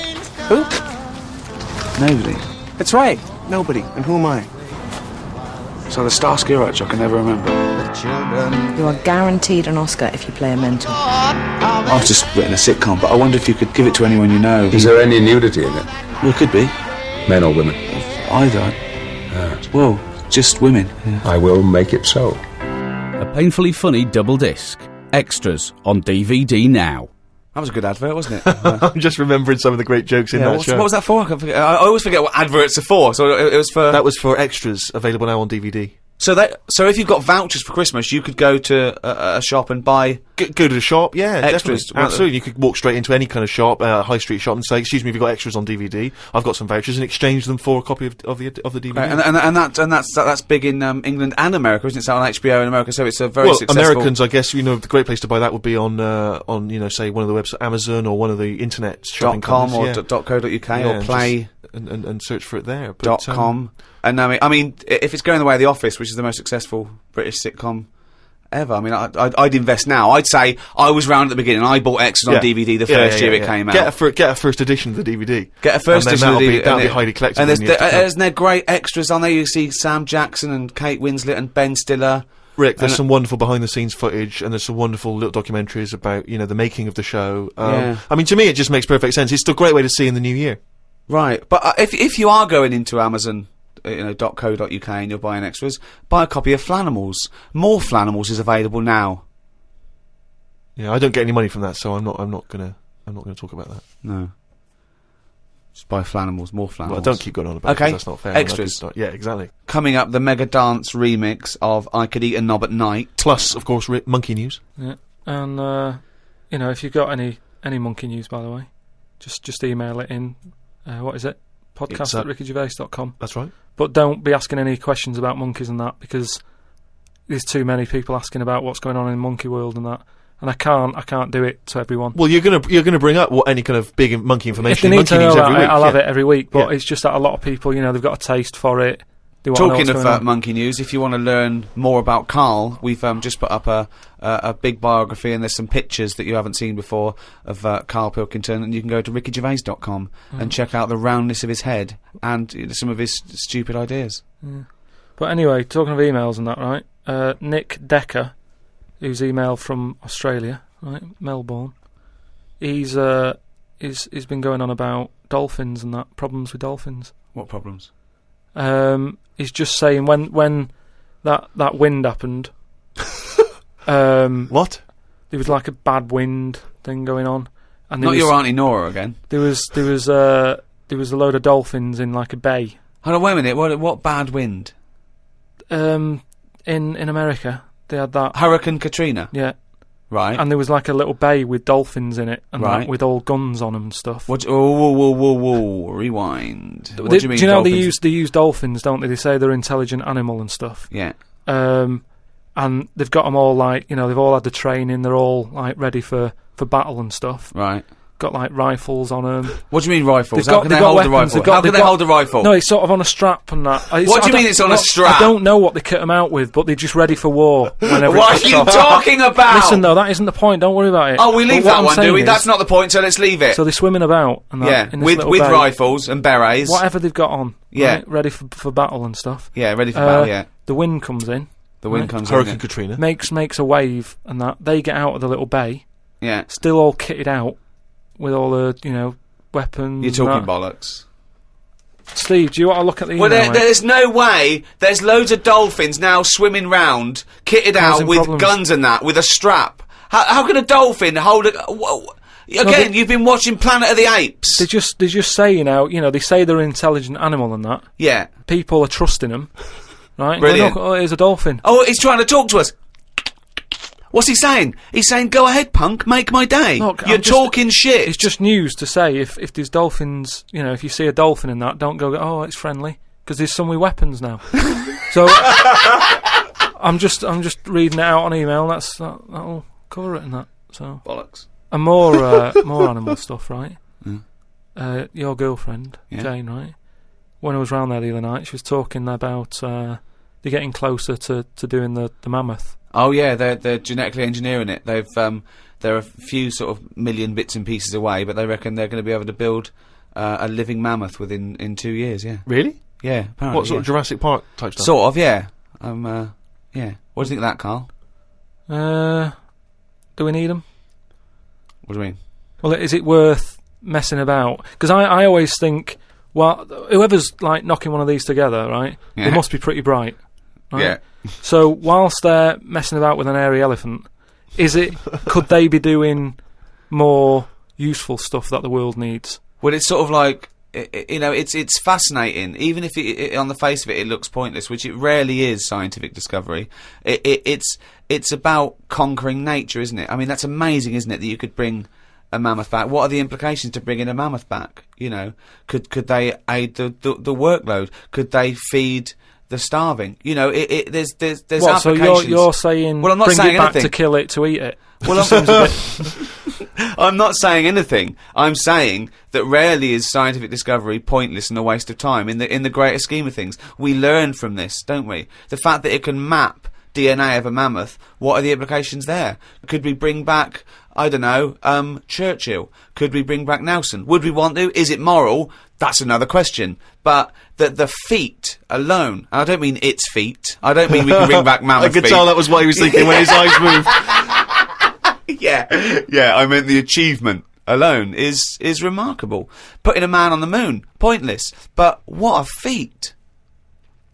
But don't you think... Not impressed by putting a man on the moon?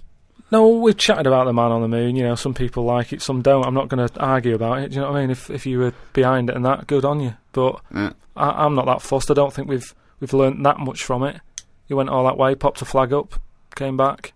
What have we learned about that journey since? We haven't really been back. We conquered space. We just conquered space. That's what we do. We see what we can do. Why climb a mountain? Because it's there.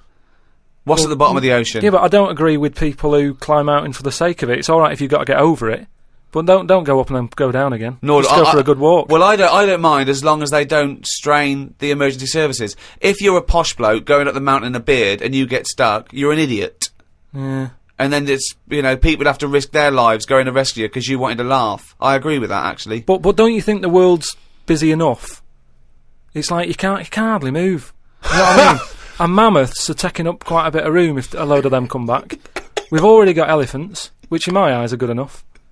They do, you know, they carry stuff about and that. What's going to be better, a mammoth or an elephant? Because I can see that one of them's going to have to go at some point.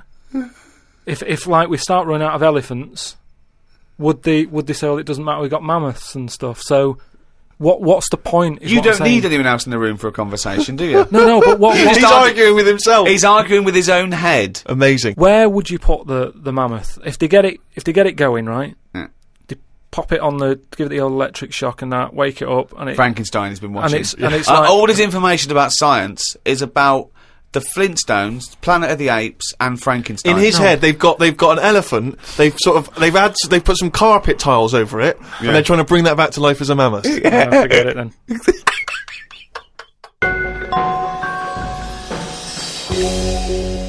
Carl, can we have some monkey news before I die? Alright. Oh, chimpanzee that monkey news, you This week, what I thought I'd do, right, because we're getting loads of emails from people who haven't really heard much of the monkey news that I've done in the past, right? And a lot of people are sending through one of the first ones that I did that was a good monkey news. I think it's worth hearing again, just in case you forgot about it, because it's sort of classic monkey news. I don't know if you want a different jingle. Well, no, I mean, it's just, if it's anything that you've ever said, it's not true anyway, so carry on. Well, it was a true one, because this is the one that, like, this is like world-known monkey news. A lot of people will send this through. It's the most popular one, right? It's about this monkey that was knocking about called Ollie, right? It's called Oliver. Yeah. And it was in this zoo, and it was the only monkey in there, right? So this is one they think was the missing link. It was half human, half ape. That programme on television, because it had bald. It looked like you, which doesn't mean it's half anything. It might have been that one. What happened is it was in the zoo and stuff, and it was getting a bit lonely because, like, it was sharing its sort of time with, say, an elephant and a giraffe and that. No, it doesn't happen. And they didn't really No, get on that well. Wait, they do no, not let me just tell you. They do not put chimpanzees in with... No, well, it's not true. Why would he share his time with an elephant and a giraffe? Look, Gervais, it was some kind of flat share. They put an advert in the student union. Yeah, saying, we've got 2 rooms to let. African mammal wanted, Well, not specific. A mammoth and a... What I'm saying is, there was other elephants to knock about with than that. The monkey, it was the only one there. So what happened is, the zookeeper felt a bit sorry for him. Right. He was like, oh, look, he's looking all fed up and that. Yeah. And like you say, I think he went a bit bald because he was bored and that. So he started to sort of get pally with him. So at lunchtime, when the zookeeper was sat on the wall having his, like, ham butties or whatever, he'd sort of go, all right? And it used to come over closer and closer, right? Yeah. Anyway, within a month, he was sat on the wall having his lunch with him, right? And... What wall? Just a little wall in the zoo. So they let the monkey out. The monkey could come and go. He had his own door key. Just near where the monkey is, it used to just pop over. Oh, these blinking latchkey monkeys. I know, yeah. He was 21. Yeah, go on. Sit there having his butty and that with the monkey and stuff. Yeah. And anyway, the ham butty, as time went on, because the zookeeper back then, zoos weren't as popular as they are now. Right. So it was only it was him on his own really. So he found like the monkey was the closest thing. Absolute rubbish. The zoo cannot run with one zookeeper. This is a true thing. I mean, this is what I'm saying. A lot of people. But the height of popularity for zoos surely was in the Victorian era. So exactly. But anyway, go on. Carry on. But you're sort of picking up on little things that aren't important. It doesn't matter. Yeah, but anyway, so he sat there, and as time goes on, he's sort of sat with him most of the day. Monkey's walking around with him, helping feed the other animals and that. No. But then what happened is the zookeeper at the end of the night, when he's like locking up and stuff. Yeah. He'd feel bad because he'd be leaving the zoo and like Ollie's sat there and he's like, I'll see you tomorrow, and the monkey's like, yeah, see you later. Looking all fed up because he's got home to go to and he's still stuck in where he's basically working every day. Right? So he's never going home, right? Now he's sleeping at work, the monkey. So anyway, the zookeeper goes home, says to his wife, look, Ollie's having a bit of a time at the moment. So she said, oh yeah, what's going on? He said, well, he's just looking a bit fed up, he's sick of it. So she said, bring him home. So he said, well, I did want to ask, but I didn't want to force it, This conversation didn't happen. So anyway... I love that he's giving it in such detail. Yeah, I know, it didn't happen. This is in your head. So she said, yeah, bring it home tonight. So anyway, he's looking forward to going into work and that. He sees Ollie. He doesn't tell him straight away. It's a surprise for him later. Oh, God. So they go through the day, usual stuff, feeding elephants and all that. It gets to the point when it's like, they have the lunch and that. It gets to the end of the day. Yeah. And... sort of Ollie's there, he's looking at him like as if to say, well, there you go, another day, another busy day and that. Little does he know. See you tomorrow and stuff. Anyway, he's like, get your coat. He's like, what? Coat? What do you mean, get your coat? Whatever the equivalent is, right? Whatever you say to a monkey, it was kind of like, you're coming with me sort of thing. Yeah. Right. So he's going, oh, brilliant. Anyway, No, he's not! so What do you mean he's going brilliant? He takes Look, it home. so he gets his hat and coat. He gets his hat and coat and Yeah. stuff. And he Can't Go believe on, his luck, and then- right? yeah. He goes back to the zookeeper's house. Everything's going well for about a week and a half. Right. Has he He's got his at own home. room? He still goes like to work and stuff To the zoo, yeah. to the zoo. He and doesn't then- work there. and then he comes back with the zookeeper. But anyway, what ended up happening is, so anyway, he's back at the house, and it's going well for about a week and a half. Treating him really well. He's sat there, he's having a brandy at night before he goes to bed. Zookeeper noticed that when he took it back to work, it was kind of getting flashbacks of not having a good time in the zoo, right? So he was like, this isn't helping him out. He's happy when he's at home with the brandy and the fags and that. When he comes back here, he's starting to look a bit fed up. So he said to his wife, look, you're at home all day, right? Oh, Jesus. I'm going to work. I'll leave it with you, right? Yeah. So Ollie stays at home. Yeah. Anyway, as time goes on, Yep. a little bit of trouble. Whilst the fella's busy at work, grafting, paying the bills and that for Ollie at home, Ollie starts getting a little bit cheeky. Tries it on with the missus. Right. Whoa. Right. How does a monkey try it on with the missus? Are you So this talking shit? is classic monkey news. And How does it try it on with So the he's missus? a bit drunk. He stinks of smoke. He tries it on with the missus. How does he try it on with her? I don't know all the detail on You don't know on that any bit. of the I don't know details. the detail on that bit. But You don't all I know any of the No, I don't know details. the details on that bit. You but don't I know any of the details. So what happened? So while the zookeeper's away, the monkey did play. What happened? Did the zookeeper's wife reciprocate these affections? Just a little bit of little bit of fun, I suppose. She probably went along with that at first. She's cooking at home, getting the tea ready. That's walking past, pinching her arse or whatever. And do you know what I mean? It starts off just like it does, with humans. Starts off as a bit of fun. Before you know it, split up in the end. Anyway, the zookeeper and the what's it? I think the monkey stayed with the woman. So it's all there. It's Honestly, all on email, mate. your imagination. Well, you look should it up. write stories. You Get should people- write. Get people to look it up. Just put in monkey, chimp, Ollie, and it's all there. The Ricky Gervais Show on Guardian Unlimited.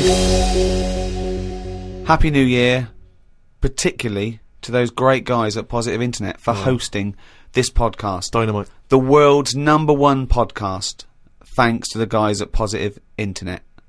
So, check out rickygervais.com to check out Carl's head. Go and buy extras and flannels.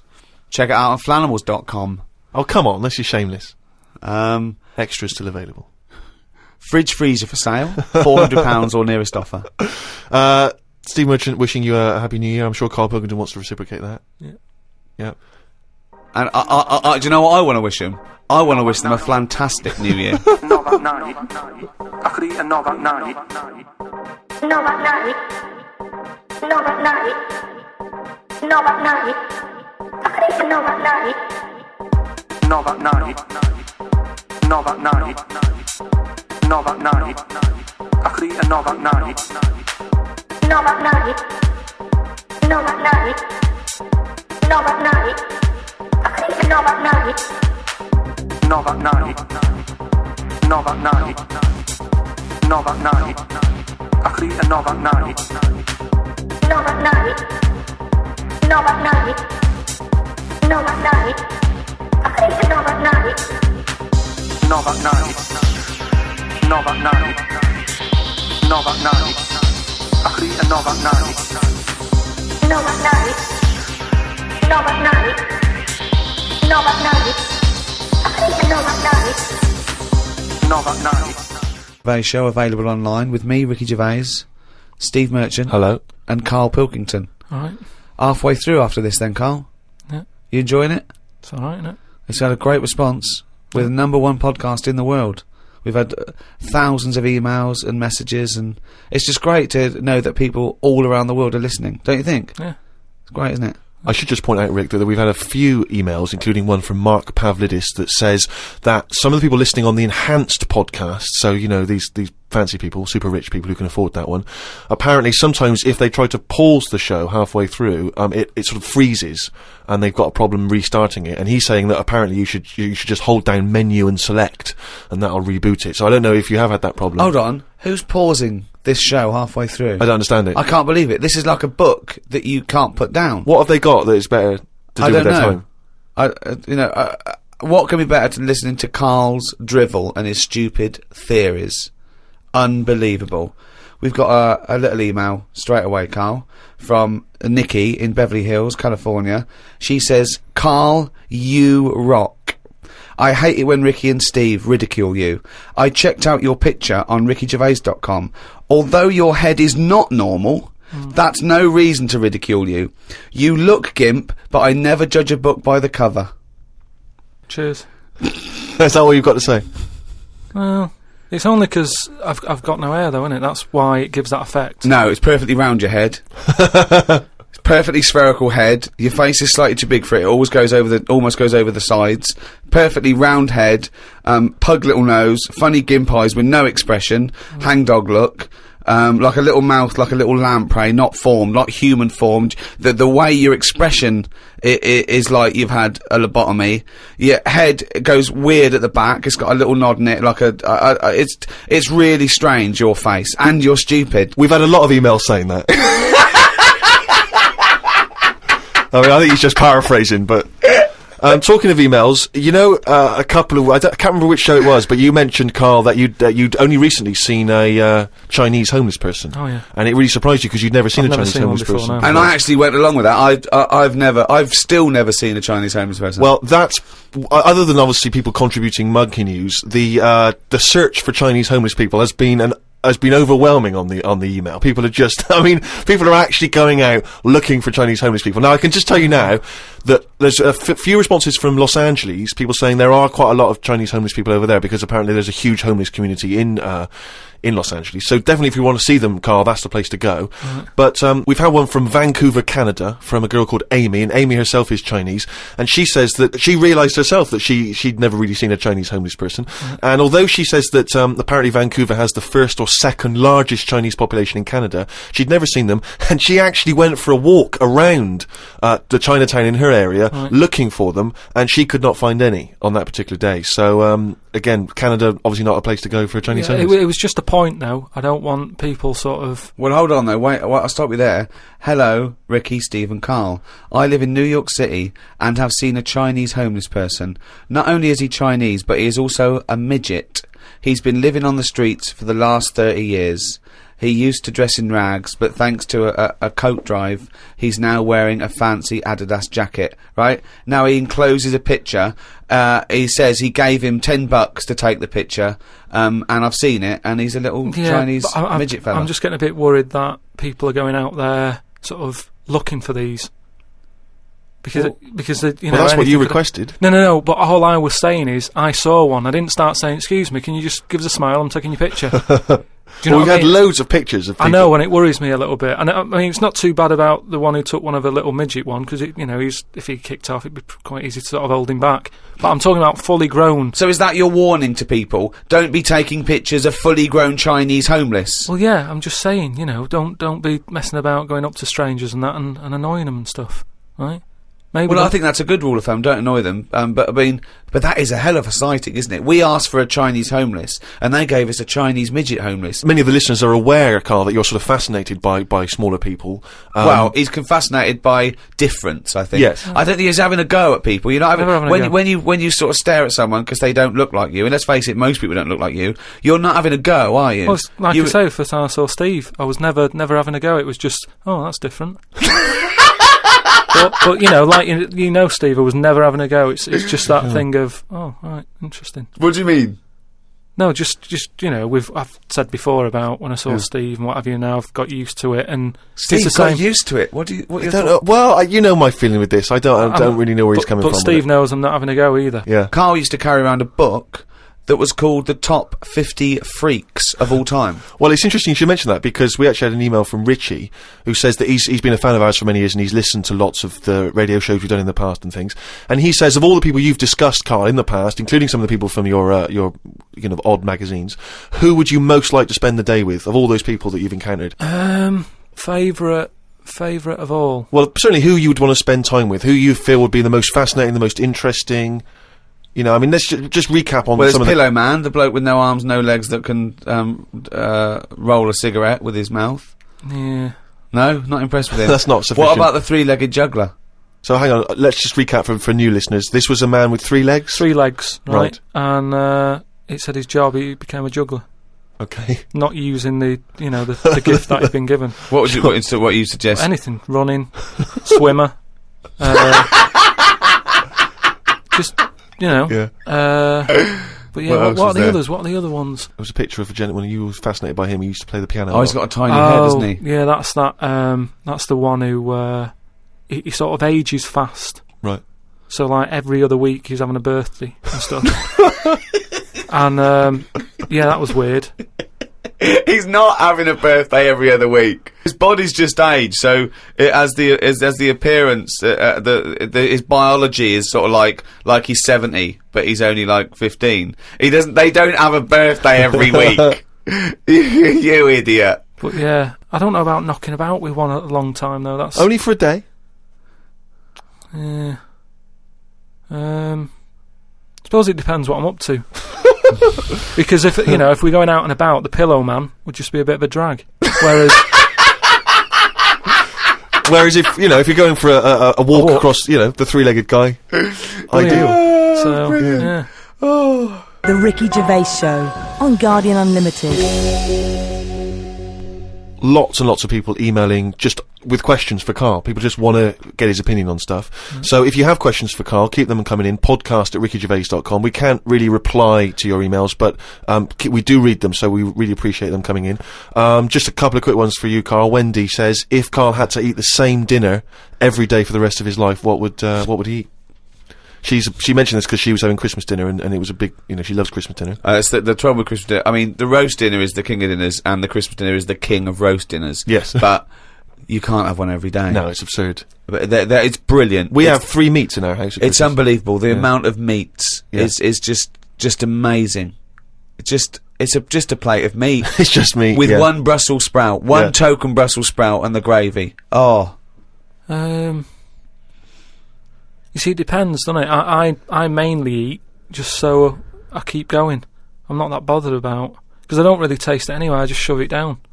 You're like a horse. But at what point did it become important that things were sort of seasoned or garnished to go with it and stuff? At the end of the day, we're all eating, aren't we? So you can move about and that, and you've got energy.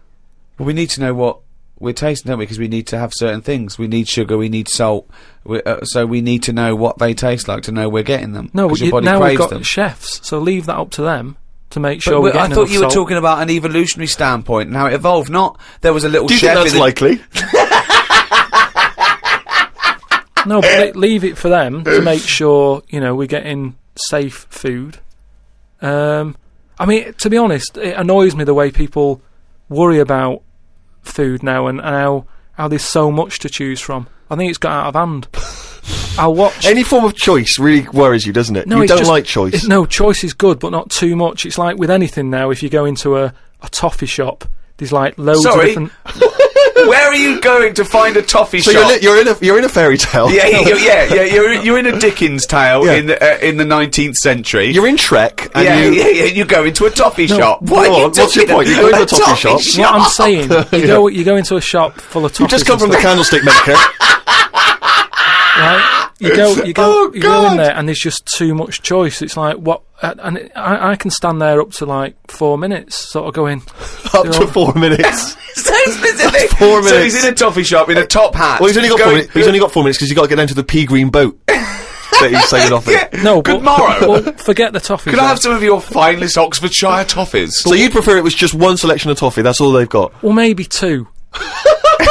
What I'm saying is, right, there's now too much choice. Whenever you get a menu in a restaurant, it's not like you don't just go, oh, right, what is there? Yeah, I'll have that. There's too much. It's like a book now, isn't it? And you look at it all. And then you've got to that point now that people are even taking a risk when they're eating. What do you mean? In Japan or China or something, they're eating that fish that if it's not cooked right, it can kill you, right? Yeah. Not worth the risk when there's so many other fish. Yeah, I agree. Why have mackerel, have a bit of cod or whatever. As soon as there's a risk, take it off. I agree. I totally agree. Not worth it. We've got a fish that might or might not kill you. Well, is there anything that definitely won't kill you? Yeah, but a chicken won't kill you. I'll play safe then. I'll have that. I love the chicken. That's what I'm saying. The Ricky Gervais Show on Guardian Unlimited. But anyway, we were talking about sayings and that. Right? Stitching time saves 9. Don't. I'm never going to use that. I don't think anyway. Right? Okay. Suzanne. You're never going to understand it fully, are you? Suzanne repairs me stuff anyway. So it doesn't really matter. But what about the one? About the one in greenhouses and that? People who live in glass houses shouldn't throw stones. Yeah. What? Does that confuse you? You've never understood that one? No, that's a lot clearer, isn't it? It's sort of saying, don't be chucking stuff about if you're surrounded by glass and what have you. Yeah, but don't forget, it's an analogy, it's a metaphor, it's not to be taken literally. It's not really just talking to people who live in glass houses. It's saying... Hang on, sorry, before you say that, Rick, I'm intrigued to know if he's fully got to grips with this. Okay. Just give us your explanation again of what you'd take that to mean. Well, just don't be chucking stuff about, really. So, well, if that was it, they just say that. No, but that saying's been around a lot longer than we think. That's when people probably did live in basic glass houses and stuff. No, whoa, what they mean now. Now who's ever lived in a glass house? So cavemen went from rock to a nice crystal structure, did they? What are you talking about? When did people live in glass houses? What they mean now, when that saying's used now, they mean sort of, plasma tellies, ornaments. No, they don't. They're saying don't chuck stuff about. No, it's not about damaging your own property. They don't mean you're inside the glass house throwing rocks inside your own glass house. It's a metaphor. It means don't be having a go at people if you yourself have got more to lose. Do you know what I mean? It means it could be anything. Don't start a war where you could come off bad as well. It's about how fragile your situation is. If you live in a glass house, metaphorically, don't throw stones at someone else, because when he throws it back at you, your house is more easily damaged than his. Again, metaphorically. It doesn't mean that if you're living in a glass house or in a house with other precious objects, you don't, in your own home, throw bricks about. Because that would be a very specific audience that I was trying to reach, that phrase. I mean, let's be honest, what kind of a mental case? Do you know what? I think we've got the crux to this, right? I think I can answer. Right. Carl, what is an analogy? It's sort of like a little story told quickly. Isn't it? It's a little story told quickly. To what end? Well, it depends what the story is. Okay. Give me an analogy. Well, for me, I thought a one with the greenhouse. Yeah. Right? It's a greenhouse. Before it was just a glass house. Yeah. Alright, then a glass house. Okay. Right. What I mean is that glass house is metaphorical. It's about the fragility of your situation as compared to your aggression or your... You see, I just prefer sort of, what you say is what you mean. So people who live in a glass house have to answer the door. I don't know what that means. I don't know what that means. I mean, because you may be a genius, because I don't get that. People who live in glass houses have to answer the door. Okay, let's hear his explanation. Because the people knocking at the door will be able to see you, because it's a glass house.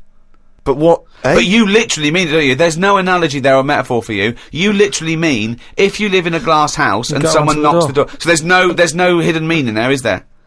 Well, normally... Couldn't that also... you have to add a number of other things, other caveats. Surely, if you live in a glass house, don't walk around naked. Yeah. If you live in a... These are literal. See, if you... Now, you could actually make that into quite a nice... saying there, because if that meant, if someone said that to me and they weren't a shaved chimp, right? If they said people who live in glass houses have to answer the door, I think that means, it means that there are no secrets. You can't hide behind anything. If you're very open, if you've chosen to be totally open all the time, you can't go back on it. So people, if you wear everything on your sleeve, if you shout around and you tell the truth, and you can't go back on it. They can see through you. It can mean that as well, yeah. Oh, okay. Oh, that's handy. But just the idea that in your head there should be sayings for people who live in glass houses. Who is it that's living in a glass house? Well, I'm not talking about them. It's just that if everyone else is bringing up about these people who are living in glass houses, let's get to the real problems they've got. He still hasn't got to grips with the idea of the metaphor or the simile. People who live in glass houses should live near a glazier. Right. Well, here's another saying, right, that I learnt recently from a mate, right? There's an elephant in the room. Okay, I haven't heard that one, but explain it to me. It's like when something's going on in a room, right? But no one's mentioning it because everyone's a bit too sort of. But in a way, it's better that it's out. It's like how whenever we go out for something to eat or a drink or something, it's normally after about 5 minutes the sort of topic gets onto the shape of my head. Yeah. Well, Right. I can't resist the shape of your head. Right, so you're happy It's talking not just about the it. shape, though, is it? It's the state of it as No, well. but what outside and in. But- I mean, it's a fascinating little objet d'art. His head. But what I'm it's perfectly round. It's got no hair where it should have. And it's hollow. The features are slightly too small for the face. Yeah, unbelievable. No, but what I'm saying is, it's interesting how, like, I'm the elephant in the room, right? Nobody's talking about it. You mention it once, suddenly it's the talk of the town. It's what I mean. Everybody starts joining in, going, well, yeah, it is round, but it does suit you. And these are people who I don't even know sometimes, and they're all dipping in. And that is an elephant in the room. So you don't want people to discuss the shape of your head or the lack of hair. You would feel better. You would feel happier that they didn't mention that. Sometimes I think it's better that it's out there.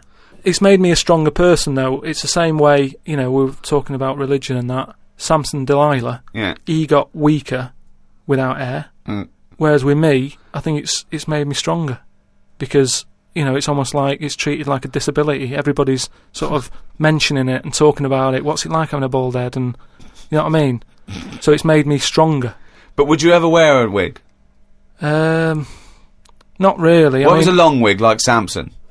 Well, the only time I wanted a wig was when I did jury duty once, wasn't it? And it was annoying that I was sat on the jury, right in front of, like, these criminals, right? Everybody else has got disguises. The judges have them wigs on, right? That's not disguises! It is a disguise. That's a disguise. That's why judges wear them, right? So No! Well, then why if they print their name in the paper and have a picture? What do you mean it's a disguise? it's a disguise, isn't it? No! If it was a disguise, they'd go in with one of those glasses with a nose and the beard attached if it was a disguise. All judges would look like Groucho Marx if it was a disguise.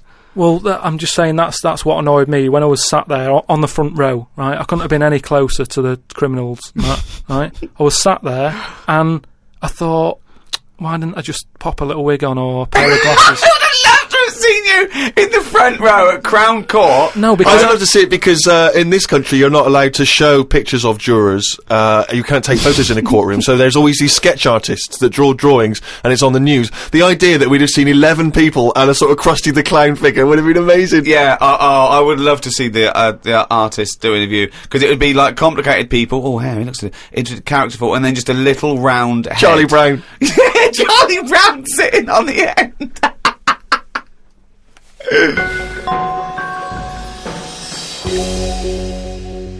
Carl, you said that your New Year's resolution was that you were going to learn something every day.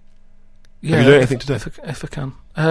Today, like, I don't know the full facts of it, but... Could I just say that when someone says they learn something new every day, that doesn't count if they forget it the next day. No, because that would be Groundhog Day learning. Well, the thing I learnt today was about an octopus. Oh, Go on. What they can do is, they've got 8 legs and that. Yeah. They can use 6 of them legs to cover their head so they look like a little stone, and use the other 2 to run off. Right? But that's He's thinking of Squiddly Diddly. Yeah, it's a Disney image in his head, isn't He's it? thinking They're of pink. But anyway, that's So that's it's not the Pink main singing thing. a song in your mind and running off, yeah. No, but anyway, but something else I learnt, right? It's mainly about animals and that, because that's Yeah. normally quite interesting. Yeah. There's a chicken somewhere, Oh, yeah. Oh, yeah. And Specific. and the owner of it was getting fed up because, he had to feed it and that, but it wasn't. Embellishment. it Guesswork. No, come on, let's hear it. It wasn't giving anything back. No eggs. No eggs, right? So he was like, I'm sick of this. Anyway, someone told him, pop a little axe next to its little house, right? So when it comes out in the morning thinking, I'll have another lazy day doing nothing, right? He saw this axe, and suddenly it was like, oh, right? I'm for the chocolate thought, yeah. It laid about 6 eggs. It's rubbish. Through Squeezed worry. them out It's super rubbish. quick. The chicken wouldn't recognise an axe as a threat. It wouldn't be able to reason that I better start working or I'll be meat. I better start. It's absolute rubbish. Once again, it's this ridiculous thing you got that one personifying animals to reasoning powers better than yours. I mean, I think, you make chickens and monkeys cleverer than you in your stories, which is weird, okay? It didn't happen and wouldn't work. Next! What else haven't you learnt today? No, well, as always, things like that always get me thinking. What right? else haven't you learnt today, No, hang on, Carl? his mind's working now. This Go apparently on. has got his Yeah, mind so that's working. rubbish. Well, do you think then that it's worth looking after animals then if there isn't any memory? If they don't know what's happening anyway, you're always going on about don't be cruel to things. Yeah, why would you be cruel? There's one thing about imagining chickens can reason, and because they can't, being cruel to them. Why does it matter whether an animal can reason or not for you not to be cruel to it? The reason I don't like blood sports isn't the fact that there's a fox missing. It's the psychology of the people that get off on seeing an animal ripped to pieces. They wouldn't like it if it was a robot. They wouldn't care. For some reason, in their psychology, they like this sport. Why does it have to be a sport? They're not culling. They're not putting things down for a good. They like to see this fox ripped apart or a bull tortured for their own pleasure. That's why you shouldn't do it. Why would you ever want to be cruel to an animal, whether it can reason or not? No. I mean, I don't mean really cruel, but I mean like there's an advert on that's on in the in Britain advertising some supermarket, right? And it's saying, we look at before we kill our chickens and what have you. They have a great life. This is like the voiceover, and you see Happy Chicken. Yeah. And it's going, we give it a good little house to live in. It's got straw. Yeah. It eats good. Yeah. And then we kill it. Right? Yes, but that's better, isn't it? Well, no, I don't think it is, though, is it? Because at the end of the day, if I was that chicken, right, I'm that chicken, loving my life. I can't believe me luck, right? Well, we'd be pleased, because at least he'd be able to do the show, and we'd have some interesting conversations. Yeah. So there it is, right, wandering about. It's got its nice little field that it's working on. Yeah. It's got its nice food and everything. But it's going to die. Yeah, we're all going to die. But then, if you were like a rubbish chicken that had like a rubbish life, you'd be going, "Oh, kill me." Carl, they're not thinking what's going to happen tomorrow. They don't know that they're going to get for the chop, are they? A chicken's not going, I'm fed up with this. I can't wait for that axe to be used on my neck. Yeah. Well, that's another. Now you've mentioned the cutting off of an head, right? Yeah. On the chicken. That's something else I've learned, right? It's like a pinball, is mine. Amazing. Isn't it? Ding dong, bong, dang, ding, ding, da, da, oh, head, ding, ding, chicken, ding, ding, ding, head off, bing, doing. No, right, but this was in a proper science magazine as well. Right? Yeah. So you can't have a go. This wasn't something on the internet. This was printed in a magazine. You read it. Okay, and what was it? And here comes the filter. It's going to come out nonsense. Right, well... You could have Professor Stephen Hawking sitting there whispering stuff in your ear, and it could all be true, but when you said it, gobbledygook. Well, let's see then. Let's see, right?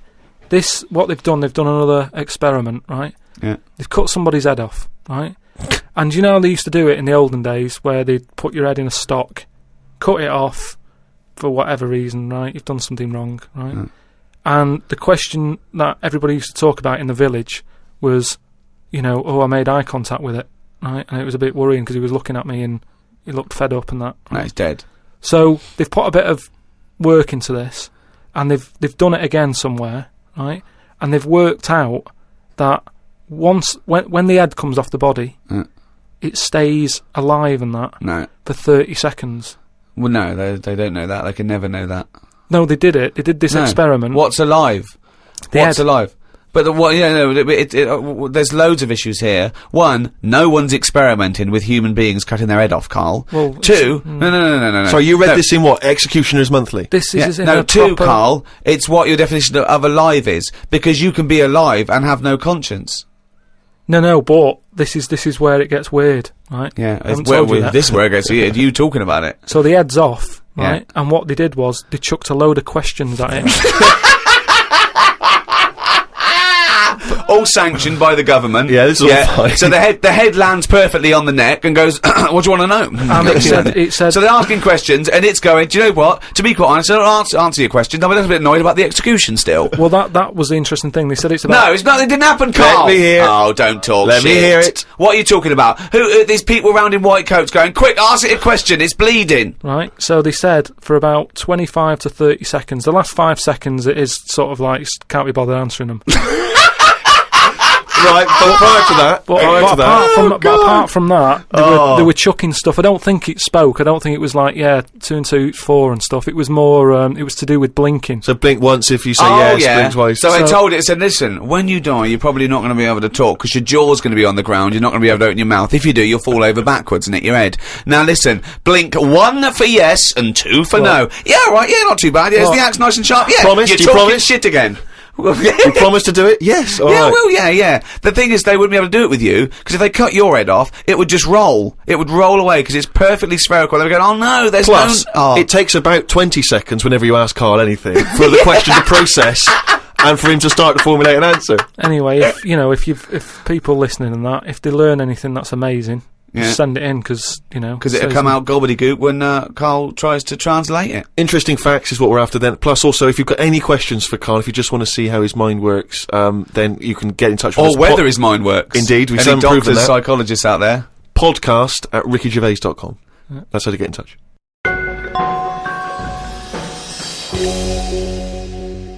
Karl, it's what we've all been waiting for.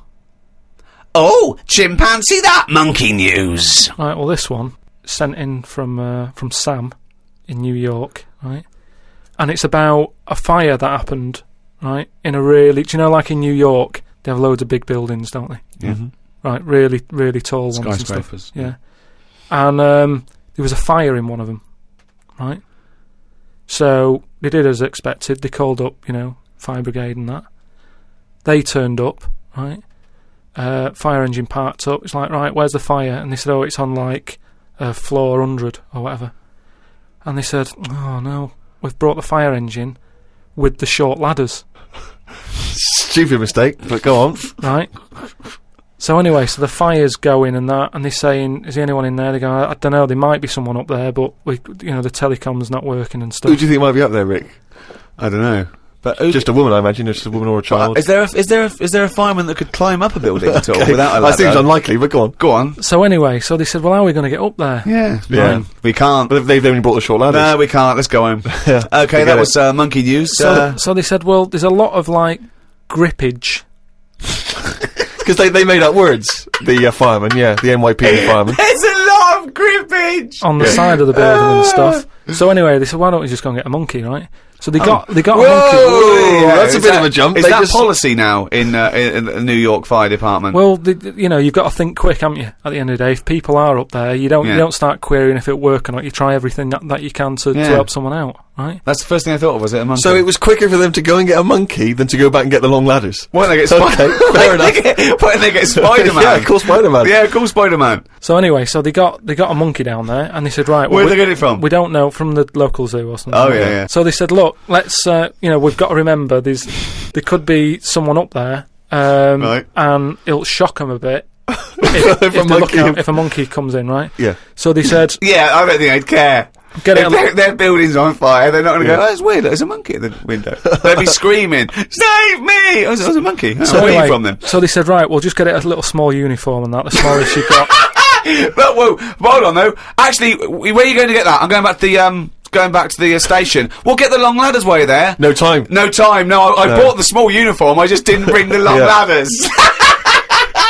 You're an idiot. So anyway, it goes up there. It's got all the kit on and what. It's got its little ardent on and all that. It grabs. There was like a little person up there. Manages to grab that. Not a little. Who was up there then? It was just someone that was just the right size for a monkey to be able to rescue, which is handy. Because if it had been anyone else, like a larger person or a family, we'd all been screwed. No, I don't know about the size of it, but it's just the story saying how like it was quite a big monkey, and that it was good at breaking down doors. Oh yeah. It was good at climbing into small spaces and stuff like that. Anyway, so it's big enough to carry a fully grown man, but small enough to climb through a cat flap. Yeah, sure. So which is handy. So anyway, it managed to get Did it have the boots on as well? It got the person and everything, and now it says it's sort of it's on call if they ever need it again. So. Sure, and if they ever get anywhere again and they've forgotten the long ladders, but there's plenty of grippage, they just call for Coco.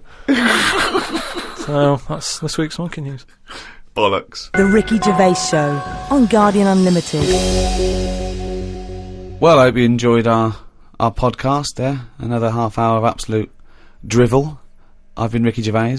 With me, Steve Merchant. See you next time. And Karl Pilkington. And we'd all like to thank those brilliant guys at Positive Internet for hosting this podcast brilliantly. Positive Internet hosting the world's #1 podcast. Here's DJ Reach Around. It is hard eating a knob. So what are you saying? You could... I'm saying, like, I could eat a knob at night. I could eat a knob at night. I could eat a knob at night. I could eat a knob at night. I could eat a knob at night. I could eat a knob at night. I could eat a knob at night. I could eat a knob at night. I could eat a knob at night. I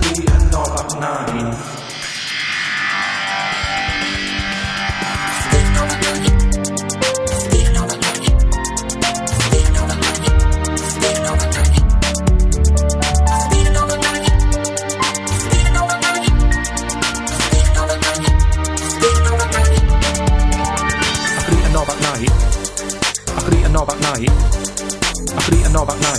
I could eat a knob at night. I could eat a knob at night. I could eat a knob at night. I could eat a knob at night. I could eat a knob at night. I could eat a knob at night. I could eat a knob at night. I could eat a knob at night. I could eat a knob on the stick. I could eat a knob at night. I could eat a knob at night. I could eat a knob at night. I could eat a knob at night. I could eat a knob at night. I could eat a knob at night. I could eat a knob at night. I could eat a knob at night. I could eat a knob at night. I could eat a knob on the stick. I could eat a knob at night. I could eat a knob at night. I could eat a knob at night. I could eat a knob at night. I could eat a knob at night. I could eat a knob at night. I could eat a knob at night. I could eat a knob on the stick. I could eat a knob at night. I could eat a knob at night. I could eat a knob at night. It is hard eating a knob. Welcome to the 7th Ricky Gervais show on podcast. I'm Ricky Gervais, with me Stephen Merchant. Hello. And Karl Pilkington. Alright. Now, talking of that, that's only 5 to go then, isn't it? 5 to go in this series of 12. Oh, still seems a lot though, doesn't it? We'll take a little break. I'm sure we'll come back through popular demand, I'm hoping. Yep. I'm hoping to put that on the poster, backed by popular demand. Well, I'm hoping it's by overwhelming public demand. Yeah, which is exactly. my favourite. Yeah, as we're doing it for nothing. Yeah. We want to get a little bit of a pat on the back, don't Exactly, we? please. Do they give awards out for podcasting? Oh, if they do, hoo-hoo, hello, I am already writing my speech, baby. I was thinking that everyone listening, if you want to register your email with us, we'll let you know when we're back on air. Maybe later in the year.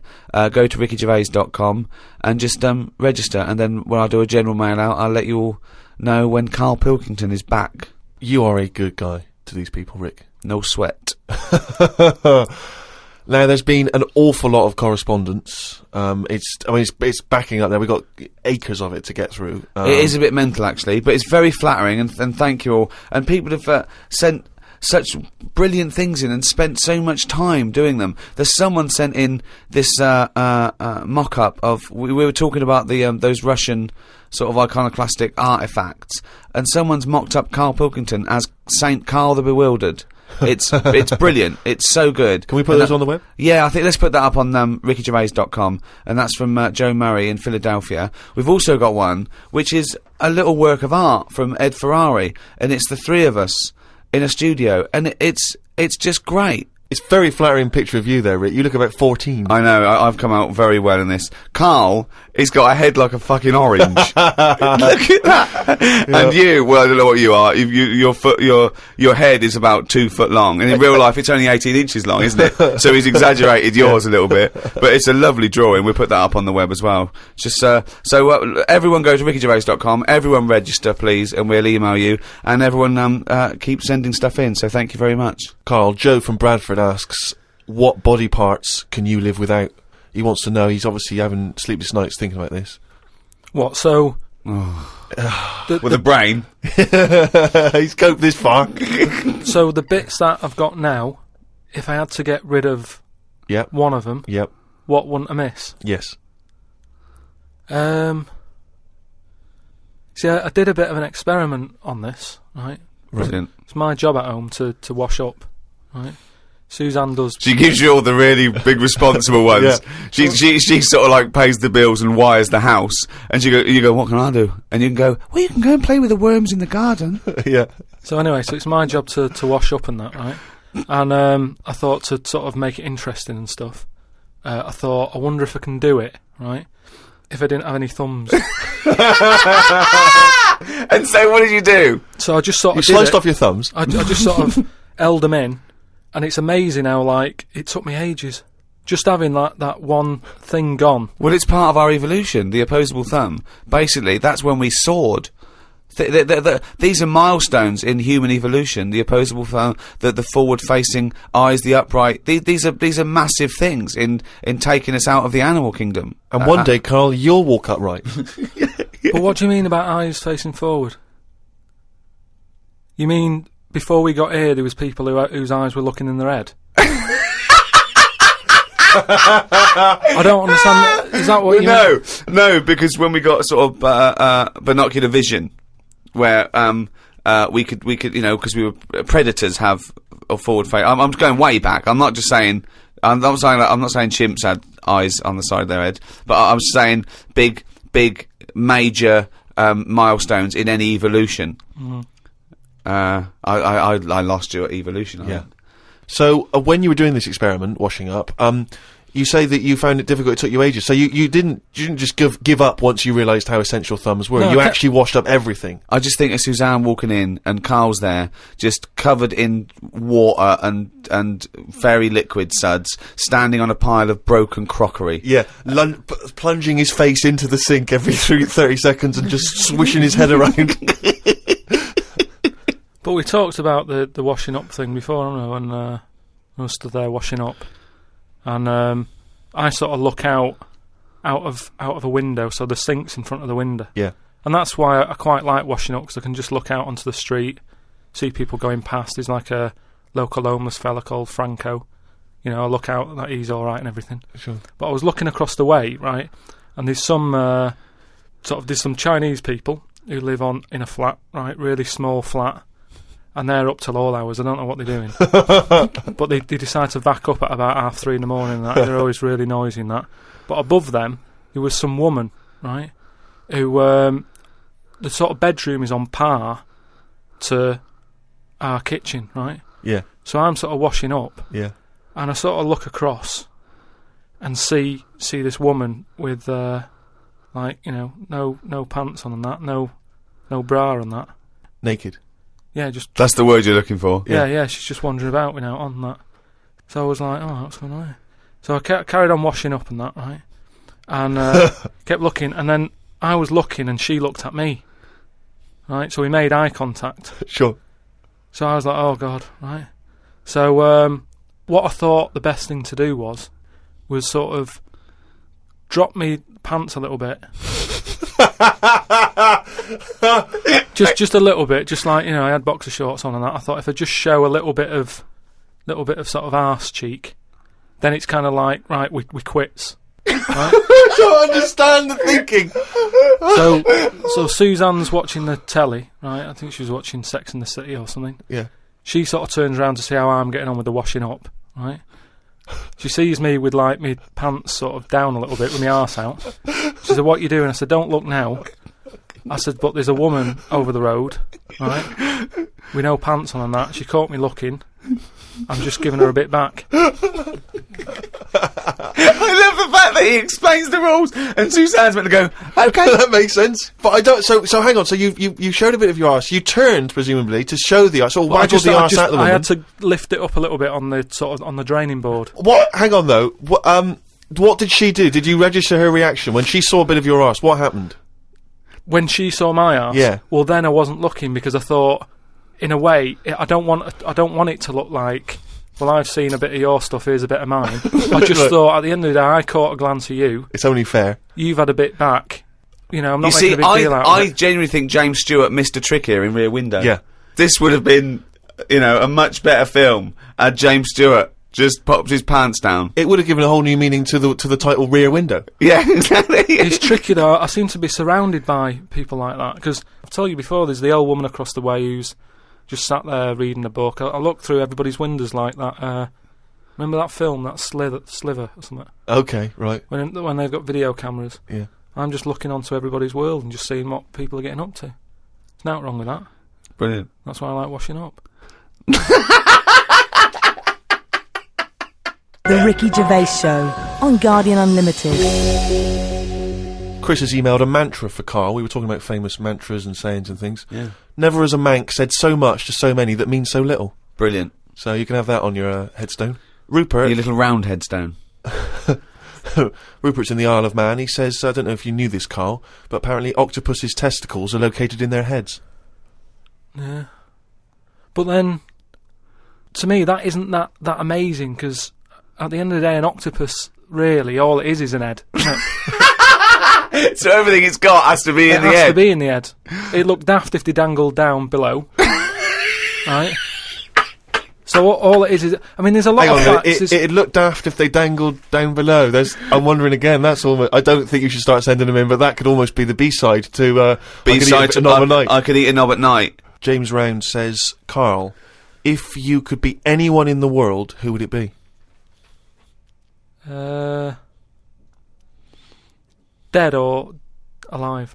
Why would you choose to be a dead person? No, but sometimes, like, there's people who are now dead, but everybody raves about them. Like but are you saying...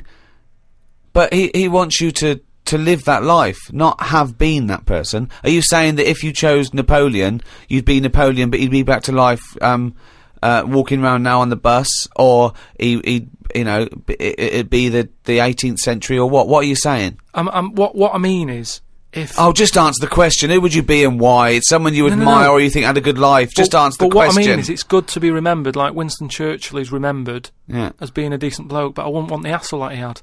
So I don't want to live his life. Right. But it's good to be... You'd like to be Winston Churchill, but you'd like to have a paper round instead of... saving the world. Yeah. Well, that's what I mean, but is he saying whose job would I want to take on? It's not that complicated. The question is this: if he could be anyone in the world, who would Carl be? That's the question. That's all the information I've got.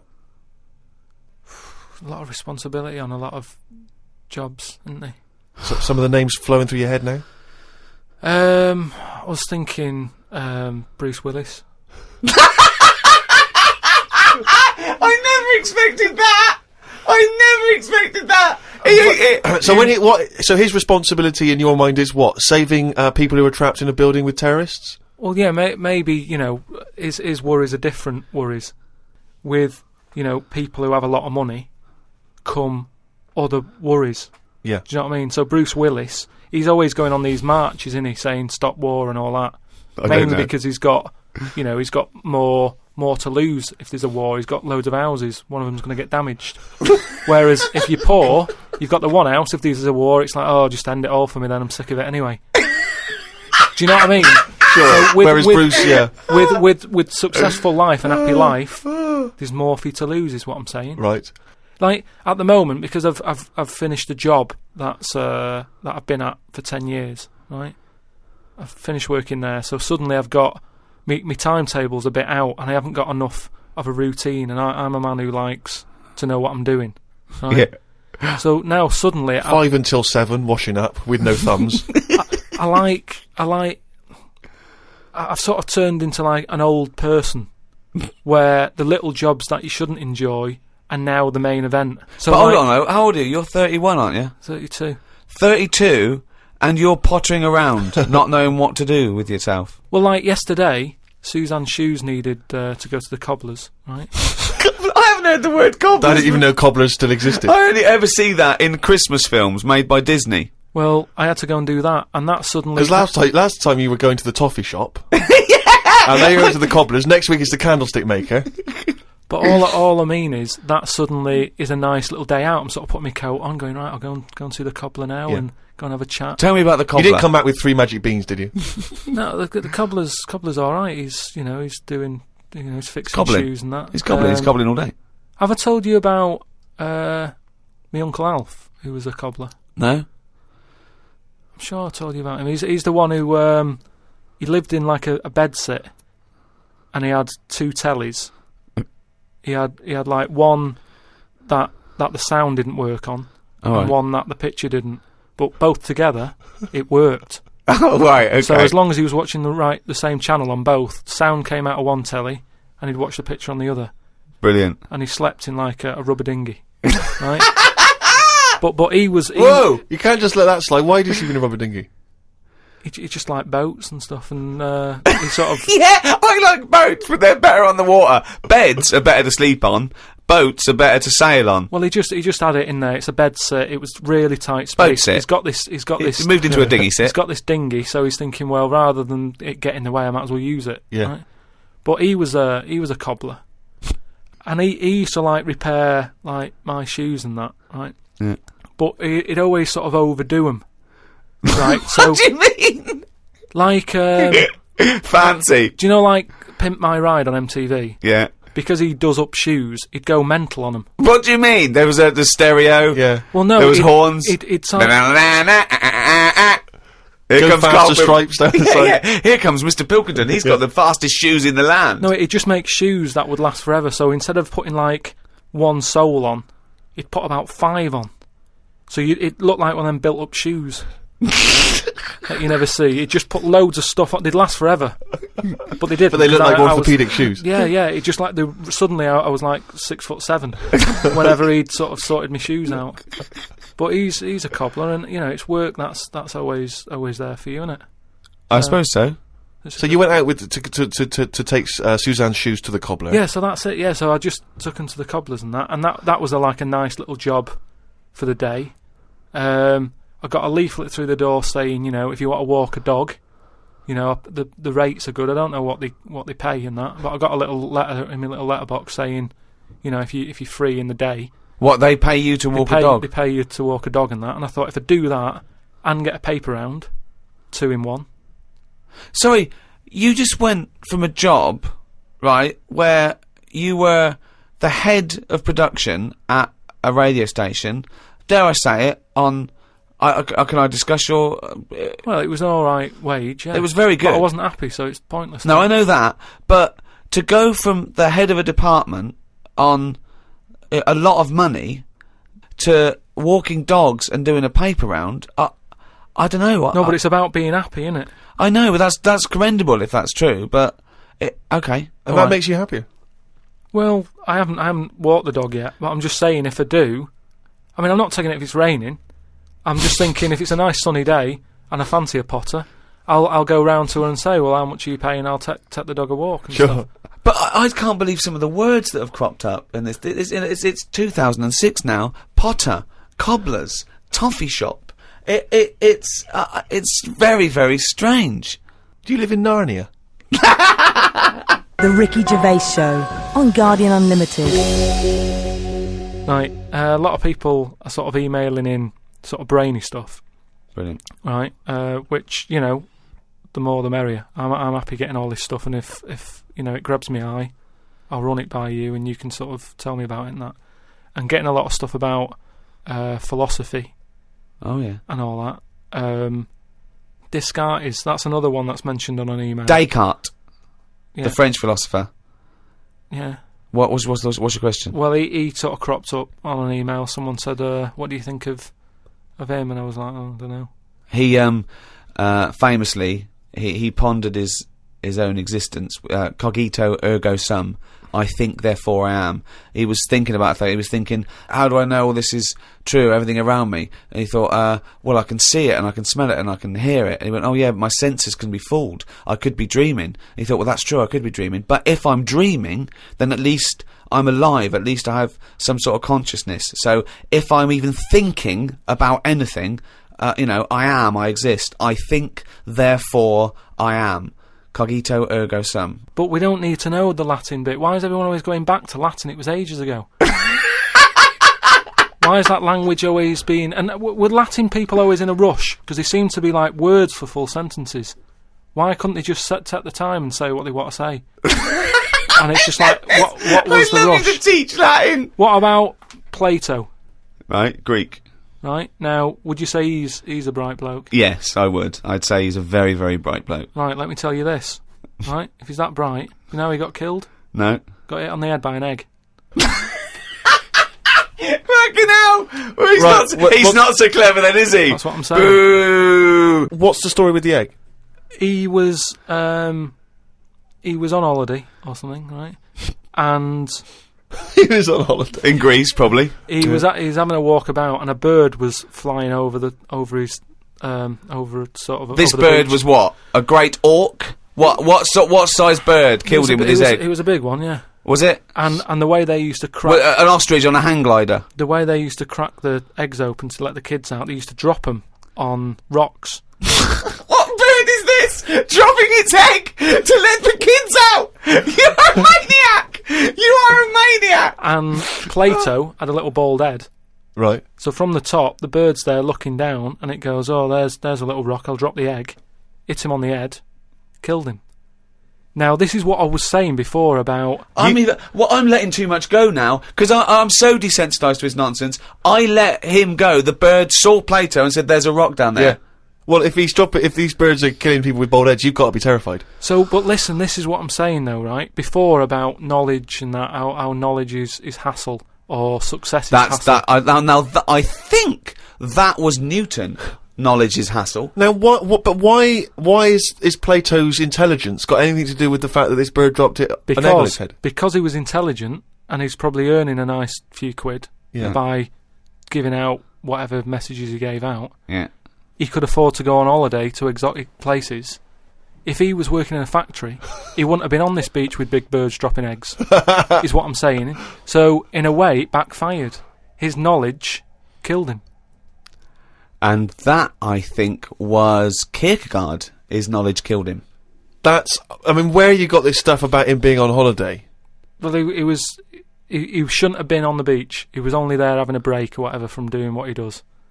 It wouldn't have happened if he wasn't on holiday.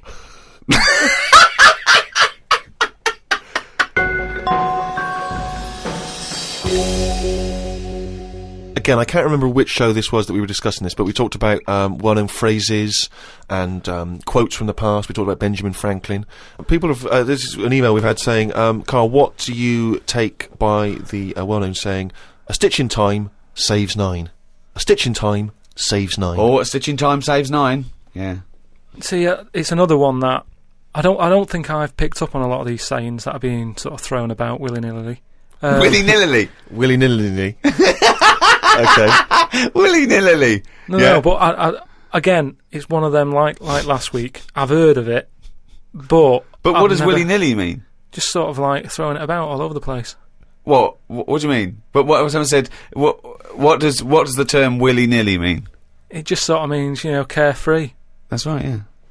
Okay, but what does a stitch in time save 9 So you mean? understood willy-nilly, so you used a phrase. Yeah, but it sounds you nice, used it, you said it willy-nilly, but you sort of got the gist of it. So what does a stitch in time saves 9 mean? I don't know. What do you mean you don't know? Think about it. A stitch in time saves 9. Is it to do with sewing? Well, yeah, sort of. So it's not that clear. So if you got a jacket, yeah, and the seam starts coming undone, oh, there's a little bit of seam. I'll leave it. Oh, it's getting worse and worse. Soon your sleeve falls off. So you just need 1 stitch there. That'll do it. If you do it now, later you'll need 9 stitches. And that, of course, is an analogy to other things. If you leave something that needs attention or repair, it'll get worse. So do it now. Do it in time. Yeah, but they could have said a tile in time saves 9 on your roof. They just used a sewing analogy. But it depends if you're busy at that point, because if you've got something else that needs doing, that means that isn't being done because you're messing about sorting out a hole in your coat, is what I mean. Yeah. You can't always do stuff straight away. So maybe, I don't know if there's a sort of a middle ground where you don't have to do it straight away, but stitching... A stitch sometimes today. Say in 15 or whatever, meaning you don't have to do it straight away, but just do it before it gets really bad. Brilliant. Do you think yours is less poetic than a stitch in time saves 9? So yours this is what you wanted to be a quote, right? Well, you could do it now, but if you're doing something else, then, don't do it immediately, but do it soon so it doesn't get really bad. Karl Pilkington. No, but it's the same, that's the same way I treat most things in life. It's like, I never go to the doctors. Unless it's really That is sensible. bad. That is very good advice. No. That's brilliant advice for anyone listening. Never go to the doctors. Unless it's really bad. But that's why a lot of people, particularly working class people, die because they don't want to bother the doctor, or they're mildly embarrassed, or they don't know symptoms, bad symptoms. Go to the doctor if you're not sure about something. Like you were terrified to go and have your prostate. Still not doing it. Why not? I wish you wouldn't talk about it, because now Suzanne will listen to this, and she'll go, oh yeah, you haven't been, and start dragging it up again. But why are you worried about a qualified doctor? I don't know what they're doing up there. What? They just pop pop are we in? They... What are you talking about? They pop their finger up? That's what I mean, though. Why? Well, it's 2006. Yeah. Why are they still using the index finger? What, would you prefer the forefinger or the thumb, would you? No, what I mean is, we've got... Or a thumb on a stick, some kind of thumb on a stick. Would you prefer it to be... A mechanical thumb, a robot thumb. Why isn't it just a little camera?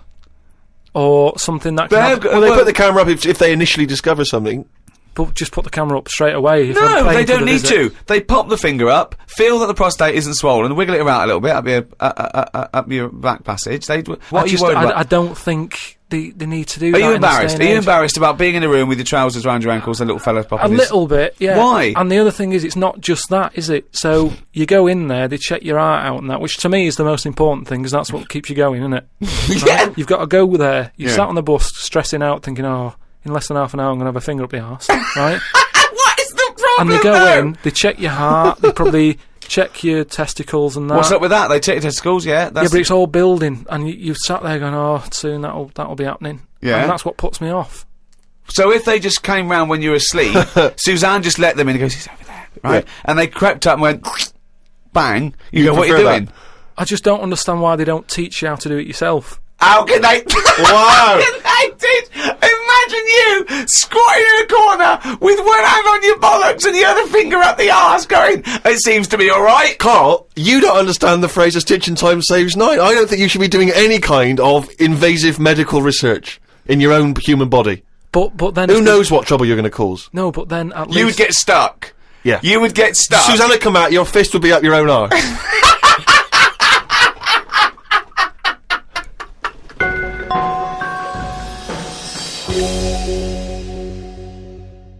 Okay, I think it's probably time. Let me just check my watch. Yeah, it's monkey news time. Oh, chimpanzee that monkey news, yeah. Right, last week we talked about, the one who was good at getting up buildings and that for putting out fires and stuff. Ended up working for the fire department. Yeah, not true, but sure. Yeah. But if the building had good grippage, he was right up there. Yeah, it's not true, but go on. So this week, anyway, it's more about tall buildings and stuff. Oh yeah. It was this bloke who was a builder. Oh yeah. Right? And you know what builders are like? They sort of move about, don't they, from sort of building to building, just building. Well, yeah. Once they've built it, the building's done, and they move on to build some more. Building to building, just building. Yeah. So he goes to his next job and that, right? Who does, the builder? The builder. Yep. He goes to like the boss, new building. the boss of this building, who's building it. Right. Okay. Yeah. And he says what unto him? Do you need anything building? Okay. Right. Yeah. So anyway, he says, yeah, there's plenty of work and that going about. Yep. He says, we're working on this one here. He said, get going on it, like, there's your bricks and your cement and stuff, get on with it. Yeah. Any plans? Just build. Just start building. Yeah. Go up. They're getting on with it and stuff, it's all going well. Right? Yep.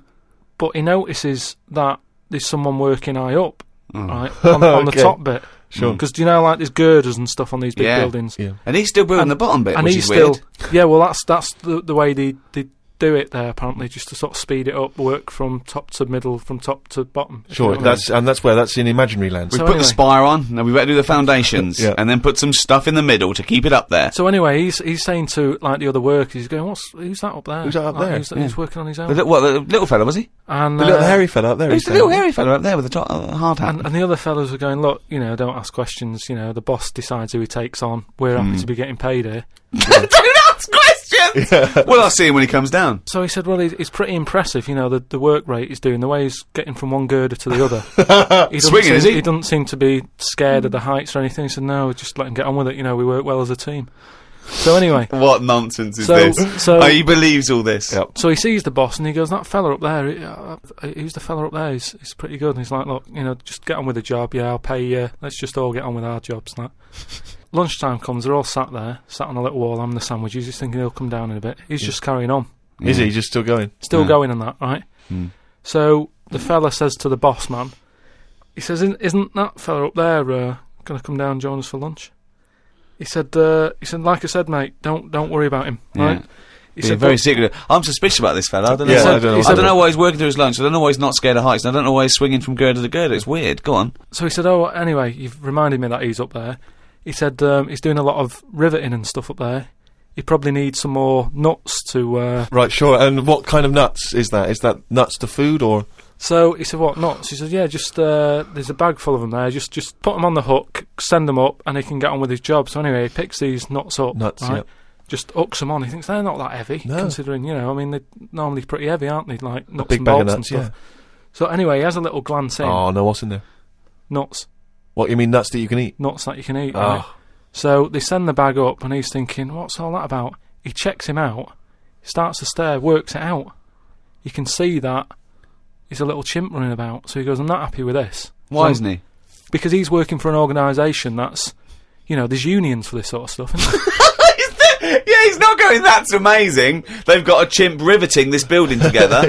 Yeah. that's not scary. He's wondering if they're breaking union rules. So he You goes... don't have to talk So some he goes shit, and has a man. word with He the boss. goes to the boss and he goes, look, I've worked out what you're playing at here. Yeah. He said, all them Is out the there... boss sitting in a tyre? He said, all them lot out there might not be wise to what's going on here. He Yeah. said, but I've clocked it, and you're sending nuts up to it. It's a monkey, it's not on.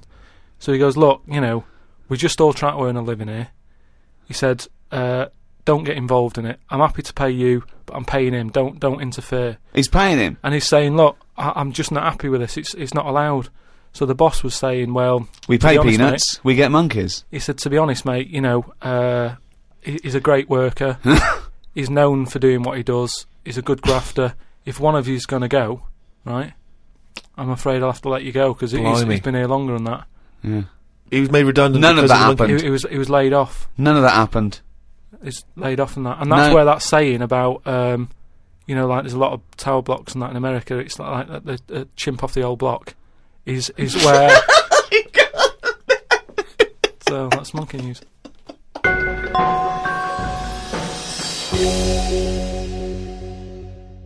Thanks for listening to this podcast. Who was it hosted by? It was hosted by a great bunch of guys called Positive Internet. They host the #1 podcast in the world, The Ricky Gervais Show, with me, Ricky Gervais, Stephen Merchant, Goodbye. and Karl Pilkington. Hello, welcome to the 8th in this series of 12 podcasts, The Ricky Gervais Show, with The Guardian. I'm Ricky Gervais. Hello. With me, Stephen Merchant. Hello. And Karl Pilkington. All right. So, thank you again for all your emails. We're getting thousands. We're up to about 250,000 hits a week now, people listening to this show. Blimey. 250,000 people bothering to go in and listen to this show. Nothing else in their lives. Nothing All around the better to world. do. It's unbelievable, though. North America, Asia, South America, all over Europe, and thanks to everyone in England as well, where we do it from in a little room in London. Keep going to rickygervais.com and registering, because so when we finish these 12, we can email you when we come back and start again. We're going to need a little bit of time off to record the second series of extras. Well, I'll tell you more than that, Rick. You're going to need some time off just to have a little breather, because I know how hard you work. And you, mate. Well, thanks, mate, but I mean, you blinking work hard. But Carl's been on holiday again, hasn't he? Oh, yeah, that's right, yeah, because, Carl, you don't do anything. And you have weekends off. You take at least 5 or 6 weeks holiday a year, even though you haven't got a job now. You're meant to be doing this, and yet you still So go your on whole holiday. life's a holiday, basically. Yeah, why do you need a holiday? You potter around. Your big day last week was going to the cobblers. So why do you need a break so much this week? It's just that, it's good for your brain and that, isn't it? It opens it up a bit. You are not evidence for that. Where did you go? Gran Canaria. For a week? Yeah. Just sitting around? Well, there isn't much else to do at Gran Canaria. I mean, I don't want to go slagging a place off, because every time I seem to talk about somewhere, get into trouble for it. Right. But it's just like a big rock. It's just volcanic, innit? And you must have looked like a little barnacle on that. Have you been there before? Been near it before to another rock, which was just. But It was what, the you've same had your sort of fingers thing. burned, why did you go back? Because you think, well, they can't have loads of these islands that are the same, like just a big rock with hotels on. They can't get away with it. So you think, they well, the obviously next are one. getting away with it. But why do you keep going to these places that are rocks? Why don't you investigate first? Ask your travel agent, is this a giant rock? Because that's what you do, innit? You go and find out yourself. I mean, when Armstrong went to the moon, what was he expecting up there? That's a fact. That's a big rock, and he still went all that way. I don't know what that point was. No, Fair enough. so what I'm saying is, though, sometimes... Tell us about the moon landing. As you started it, what do you know about that? You know, because I mean, so far you've given us a lot of insight into the moon landing. So there was Armstrong. There was Armstrong and that. Yeah. There was fella called Buzz. Yeah. And another bloke. Yeah. Poor bastard. Yeah, never remembered. Yeah, go on. And they went up there, got out. 2 of them did. One of them didn't bother. The one whose name, don't know who he was. Didn't even get out, stretch his legs, right? Went all that way.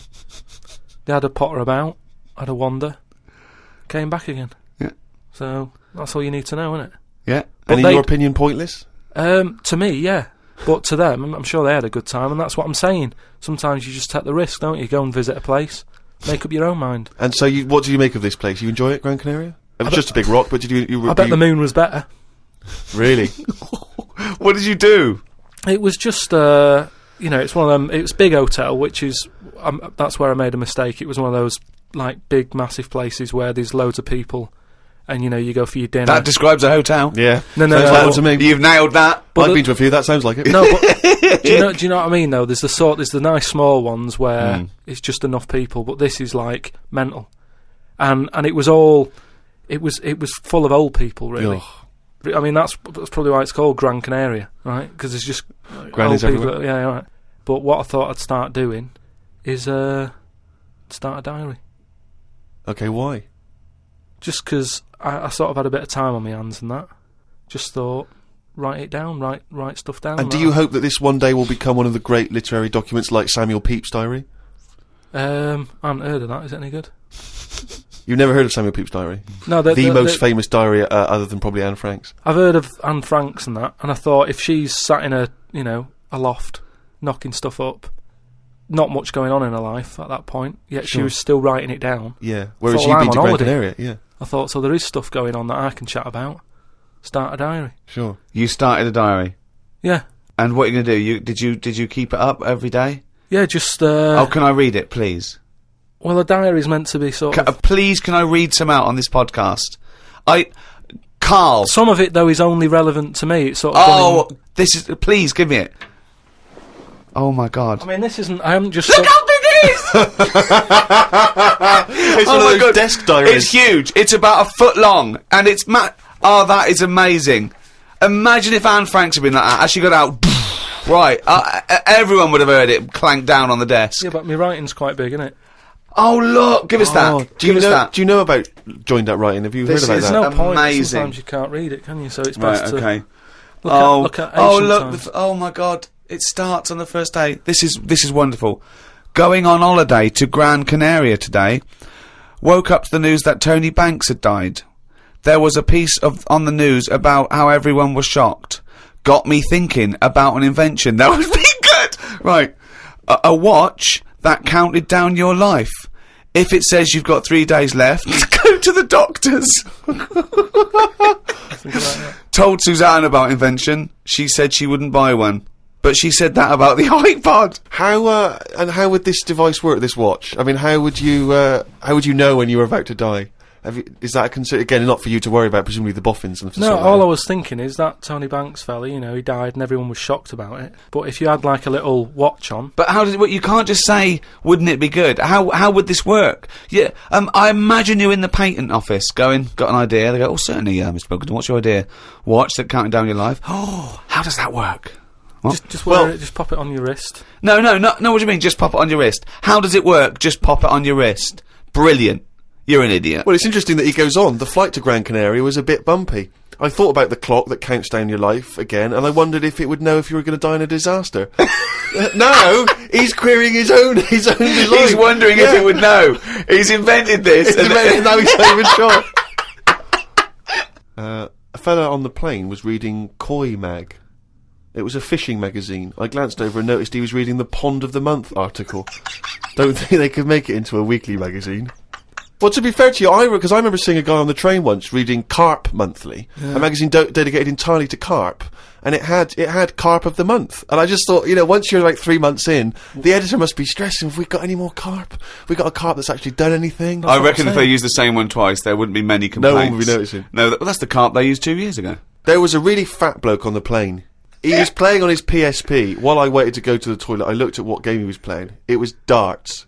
He's that fat and lazy, he can't even face playing a more active game on a games console.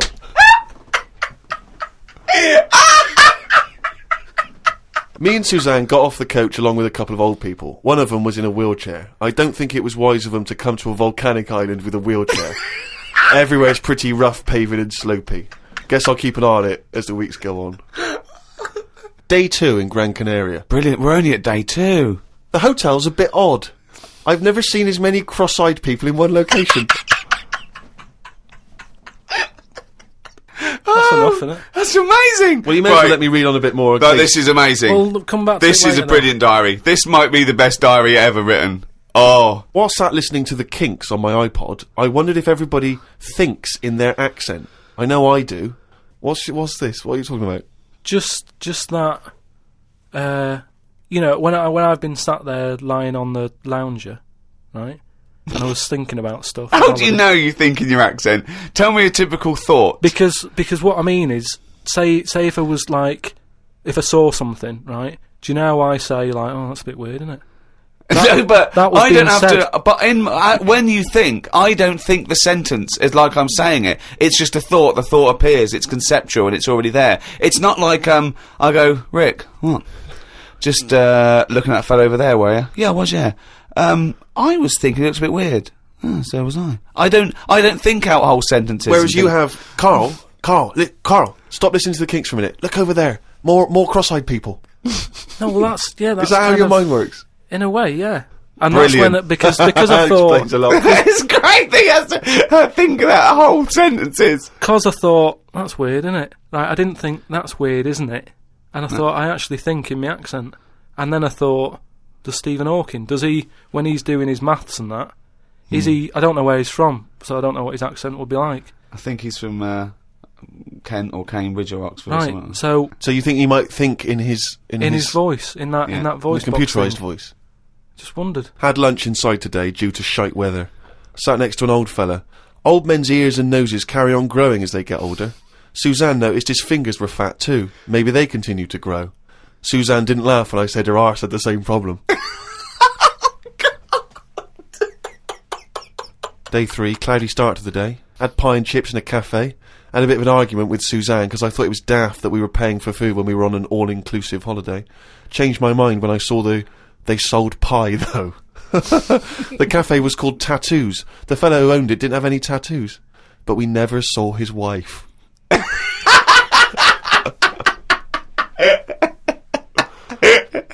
Oh, brilliant. Had a drink in a bar. Everyone sat and watched one of the local cats lick its bollocks. It's the greatest holiday in the world. That's the entertainment in that town. Went back to the hotel and had a sleep before tea. I love the fact you're moaning about old people, but you're just as bad. You've done nothing so far. He's done nothing, he's got a big hip. Oh, God. Woke up to news about ducks being badly treated. There was a really ugly one with bent legs.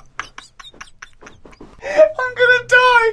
Why does he write this down? Oh, God. Oh. There is a fat bloke from Bolton who is in the pool as I write this. He's got a big tattoo on his back, but I can't work out what it is. ... He just got out of the pool and burped. You just felt like you had to keep us abreast of that. Everything's in the diary. I just seen it get to the point where you're going, breathed in, Yeah. breathed out again. There was a big fat fella in the sea who kept his t-shirt on. If you're big and fat, is there more chance of you getting burnt because there's more of you on show? I asked Suzanne and she said she didn't know in that sort of not listening kind of way. I wanted to hang about to see if the fat bloke was going to get in the kayak, but Suzanne said we had to head back. I just love him waiting to see if he's going to capsize. We go home today, so we got up early to get the last bit of cloud. No, it's just that it wasn't. It's not that sunny all the time. I mean, I was sat in weather that, if it was like that here, there's no way I'd be sat in the garden. But because you're on holiday, it's like, well, we've got to sit in it. Put your coat on. So are you going to continue to write this diary? Every single day? It's amazing. Keep this diary up. It's amazing. No, I will keep it up, because what I find as well is, I think earlier on, before I went away, I think I did learn something. And because I wrote it down, I remembered it a bit better. So... What was that? I just was thinking then, I forgot it now, but but I remembered looking back at it and not having to read it all, because I remembered the end of it before I read it, if you know what I mean. I have no idea what you're talking about. Well, if you've enjoyed the diary of Karl Pilkington, more next week, I hope. Another week's worth. That's amazing. I'm going to try and get that published. We'll put the odd page up on the web. Go to rickygervais.com. Don't forget to register there as well, so we can email you and let you know what's happening. Brilliant. The Ricky Gervais Show on Guardian Unlimited. Hey, fool! Don't give me no back chat, sucker! I ain't here to mess with you. I ain't getting in no plane. I'm here to tell you all about Friday night comedy on Channel 4. There's 3 great new comedies. New Green Wing, yeah, fool, that's nearly ready. My Name is Earl, and The Egg Crowd. They're great new comedy from the creator of Father Ted, sucker. Friday night comedy, this Friday on Channel 4, fool. Switch it on, or I'll be round your house. You stay up all night shivering, 'cause you be so mad scared. Fool. The Ricky Gervais Show on Guardian Unlimited. Rick, who hosts this podcast? The guys at Positive Internet, why? No, I know you're a big fan of those guys. Yeah, because they're brilliant. Well, yeah, they are, and I tell you, they're working overtime. Because we've had an email from Jake, who's the director at Positive Internet, and apparently he's been in touch with the editor of the Guinness World Records book. Oh, right. And he's hoping to see if we can get this podcast in the Guinness World Record breaking section, or the podcast world record breaking section, or whatever they call it. I don't know exactly what record we'd have broken. I assume it's just sheer number of listeners, is it? Or yeah, with the number one? it's the number one podcast, and it's the biggest downloaded show ever at the moment. Right. I think that's because people have only had podcasts for a couple of years. Yes, well, I don't know. I mean, I don't know when the next issue comes out. I guess it's sort of December time. I used to get the Guinness Book of Records every year. I love it. I've never understood why it was such a big seller. I mean, presumably, who's excited to find out whether, I don't know, a man that can balance 3 egg cups on his head has beaten the record? Well, they're real records as well, obviously. I used to go straight for that. I really loved the sort of animals, fastest, strongest, all that sort of thing, biggest. But aren't they the same every year? Well, no, they do change, and obviously there's new entries to keep it exciting. But what annoys me is that it looks like anyone can get in if you're willing to do something that no one else will bother with. Yeah. They did one on Big Brother where it was the stacking sugar cubes, and I was thinking, well, no one's going to bother beating that. No. There's people that walk along with a milk bottle on their head, and no one's going, oh, I'm a bit jealous of Bill. Why? He's broken the record. What? For walking along with a milk bottle on his head? Yeah. Yeah. I'm going to go into training tomorrow. They're ridiculous. Yeah. But I do like the real ones. There was one in there I got on a couple of years ago, and it was about disasters. And there was one where there was some big ornamental incense burners at this thing in, I think, Thailand or Korea or somewhere. And they fell over and they killed 7 of the congregation. And the headline was Biggest Joystick Disaster. Now, again, there's no one trying to beat that. There's no one going, we need 8. Yeah. We need 8 people. We're going for it tonight. What do I have to do? You have to stand quite near those big joysticks. Okay. And what record am I breaking again? We'll tell you after. Also, I think a lot of people waste their energy on this because there's one guy in there that can do the 100 metres in 11 seconds running backwards. And I want to say to him, turn round. Because I think you'd be fast forwards, if you'd have only, from the age of 10, sort of, you might be, one of the fastest runners in the world. Because you're never going to be considered one of the great athletes for doing it no backwards. one knows about him. That's not going to ever be an Olympic sport, running backwards. No. Or, and now the 100 metres, one of them's putting a milk bottle on his head. yeah. This is one to watch. There was a guy in there, I've always been fascinated by the guy, he had the world's longest fingernails, and they were truly extraordinary, and they went out and they started to curl around, obviously, and in the end they almost looked like sort of there was a big spiral of gnarled old fingernail. But I just thought, it just seemed like such a terrible affliction, really, to be walking around, with these giant fingernails. So much you can't do, just missing out on, Jeff, you coming bowling? I can't. You know, just so many different things that you miss out on. I've never quite understood who's willing to have this eat into their life. You know, it's going to take over their whole life just so they can have their photo in this book. It seems a very bizarre impulse. Karl, have you ever been tempted by any world-breaking attempts? Do you find them fascinating or futile? I mean, you don't get paid or anything, do you? No. They do it for the pride. But say, like, the fella who can run with a milk bottle, could he get a milk round? And do you know what I mean? I can understand that if you can use the skill, but like you say, if it's getting in the way of your life and that, then what's the point? There was a kid at school who said, I'm in the Guinness Book of Records. I went, oh, yeah. He said, no, I am. And he brought it in. And now, I don't know if this is a valid claim. He claimed to have been in the audience for what, in this particular edition, was labelled, you know, the largest audience ever for a sporting event. Some giant Super Bowl game in America. He claimed to have been in the audience. Now, do you think he deserves to say he's in the Guinness Book of Records? Sort of. I think that's a lot. As it was the largest audience ever, I think a lot of people can claim that one. I mean, if he wanted to get a name check on doing that, he would have been best saying, I was sat in the audience in a bath of beans. Because then that would add to it, and you get a little, you know, they'd have you in the picture, wouldn't they? So, he's Mr. Do it Fit that there. way. Yeah. The Ricky Gervais Show on Guardian Unlimited. Harry from Canterbury wants to know whether any of us have ever had any cruel nicknames. He claims that he's quite tall and rather hirsute, and he says he's often called Lurch or Wolfie. He's always thought that Karl looks a bit like Mr. Potato Head. Yeah. No, there's no potato that round, but I suppose you could fashion a potato to be that round. Maybe we could, if anyone can carve a potato into the roundest head ever, pop a couple of eyes on it. Make it look as much like Karl as possible. Exactly. But yeah, any nicknames? Did you ever have a nickname, Rick? No, mine was boring. I didn't have any. It was just around the name, like Gerv or something like that. No, I didn't have nicknames. I always wanted a nickname. I just thought it was quite cool for some reason, particularly because gangsters always seem to have nicknames. Lefty. You know, Fingers. Lefty, Scarface. Yeah. And so I decided that I thought, because no one was giving me a nickname at school, it was kind of annoying, or certainly not to my face, that I decided to just come up with one. Yeah. And so I remember I was at lunch once, and I just said to my mate Phil. How old were you? 12, 13. Brilliant. I just said to him, Phil, don't know if you know, mate, but people aren't calling me Steve anymore. Everyone's calling me Spud now. Now, I don't know why I thought Spud. It's weird. We should talk about Mr. Potato Head. I don't know why I thought Spud was a cool nickname. I think it's a grown-up name, though, isn't it? And it's also because I think it sounded like it was probably either something that you'd find in one of those kids' books, like the Famous Five, or like the Bash Street Kids. There'd be Spud, and I always imagine with Spud, he's not the leader of the gang, but he's a reliable member. I think Spud is the biggest lorry driver in one particular sort of car park. Yeah, here comes Spud. Yeah. And he gets out, all right, boys. And he's big and massive. And Spud can eat 2 breakfasts. Exactly, yeah. But I just, in my mind, it was, that I would be one day part of a gang, and it's, I'm Pinky, this is Jojo, and the tall guy's Spud. And you know, it never really caught. And he just went, oh yeah, right. And no one started, and I was hoping he'd go, everyone's calling Steve Spud. Yeah. But of course. Hey, Spud, the first time I said Spud, you go, what? Yeah, exactly. You'd be really proud, wouldn't you?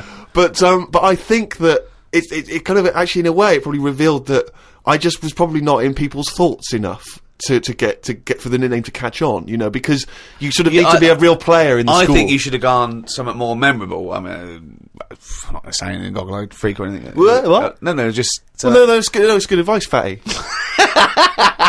fatty pot That's belly. the problem, I wasn't fat at school, and I suppose Karl didn't have a round bald head at school, did you? No. No.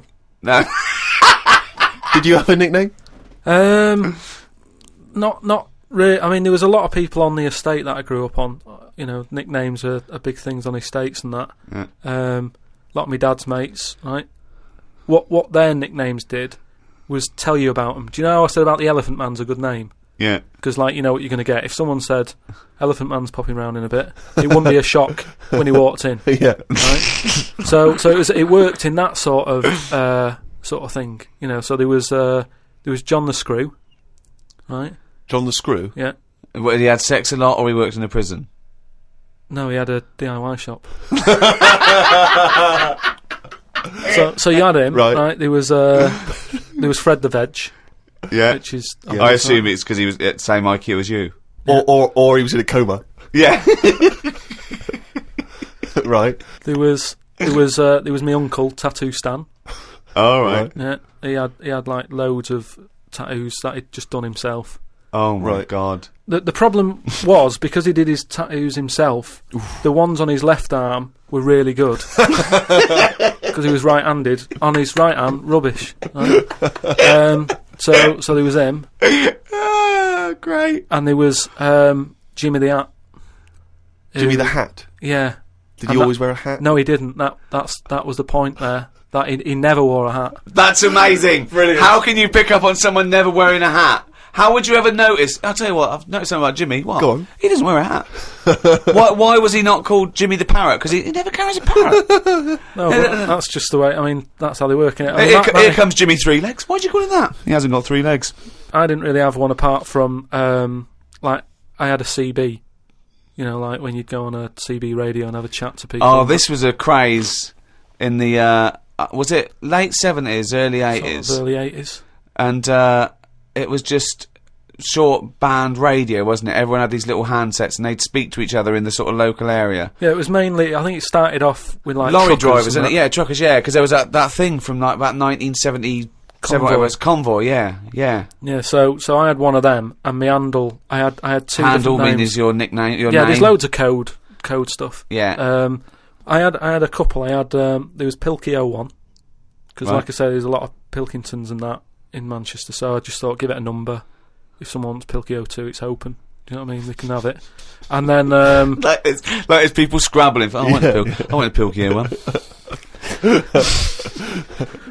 And then because I did boxing and that. Well, you did it once. Yeah. Well, I'd Boxer Boy, because I thought that's quite a good image as well. That's kind of like people going, oh, don't mess with him. Do you know what I mean? Yeah. If he asks what your handle is, tell him. Do you know what I mean? Yeah. It's Boxer Boy and that.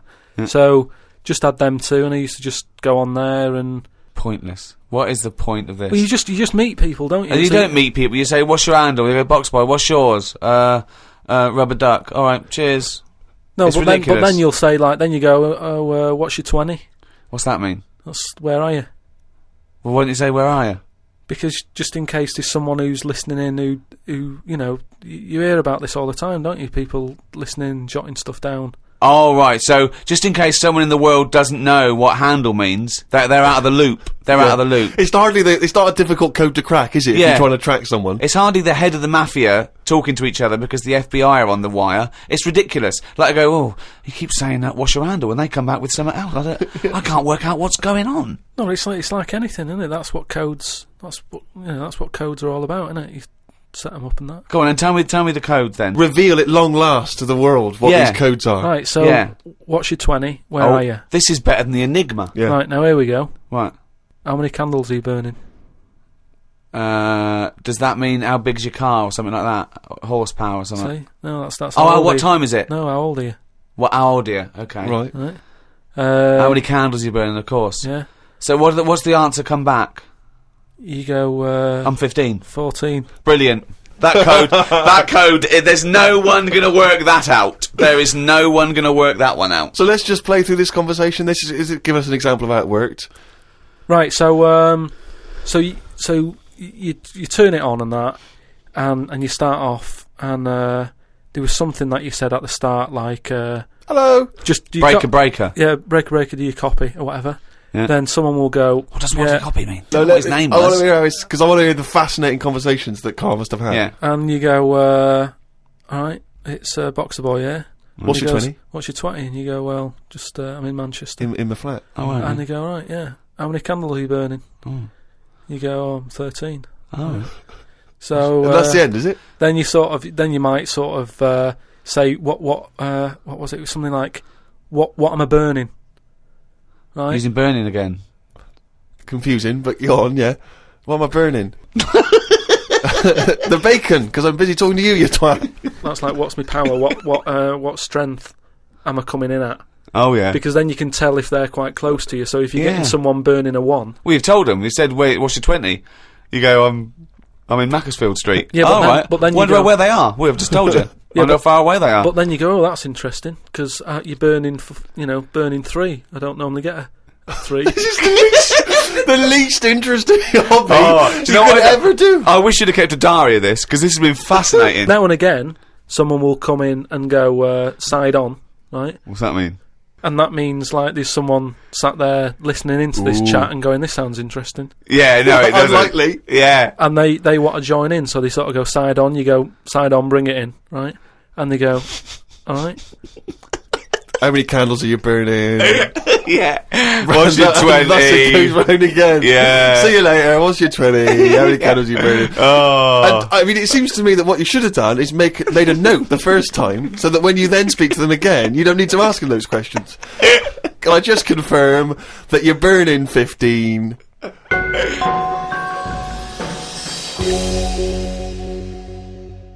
It's that time again. Do the jingle.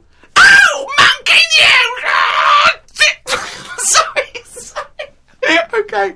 I'm gonna do a really good one. Okay, go. Okay. Oh, chimpanzees! That monkey news! Yeah.